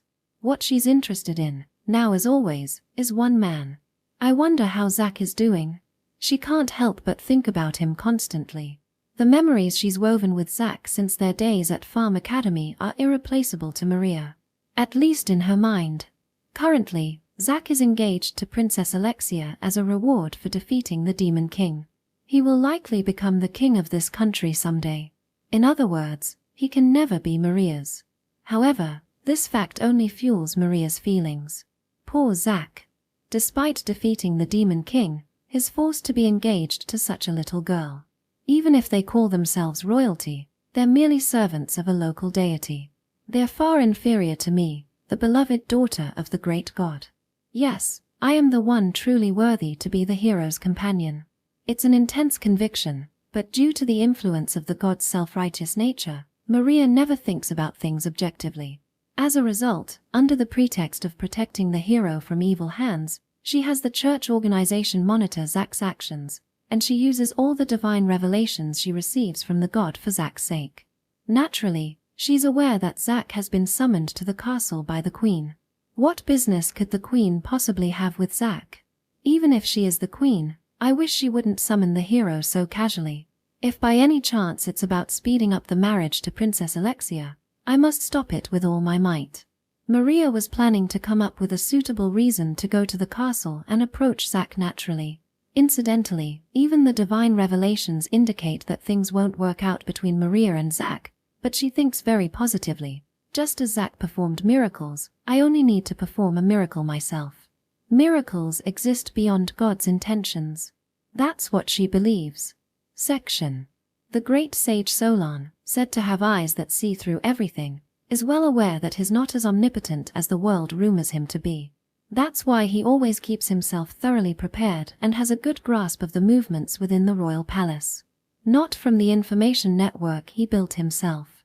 He skims only the necessary information from the networks created by Leon and Maria. Achieving results with minimal effort, this too is the power of a sage. So Zach has been summoned by the queen, right? He doesn't know the content of the summons.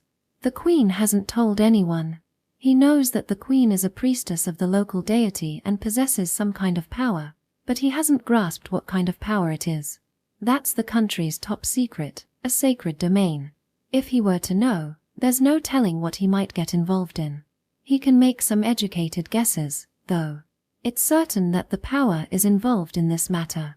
If so, it's highly likely that it's related to what they encountered during their journey to defeat the Demon King.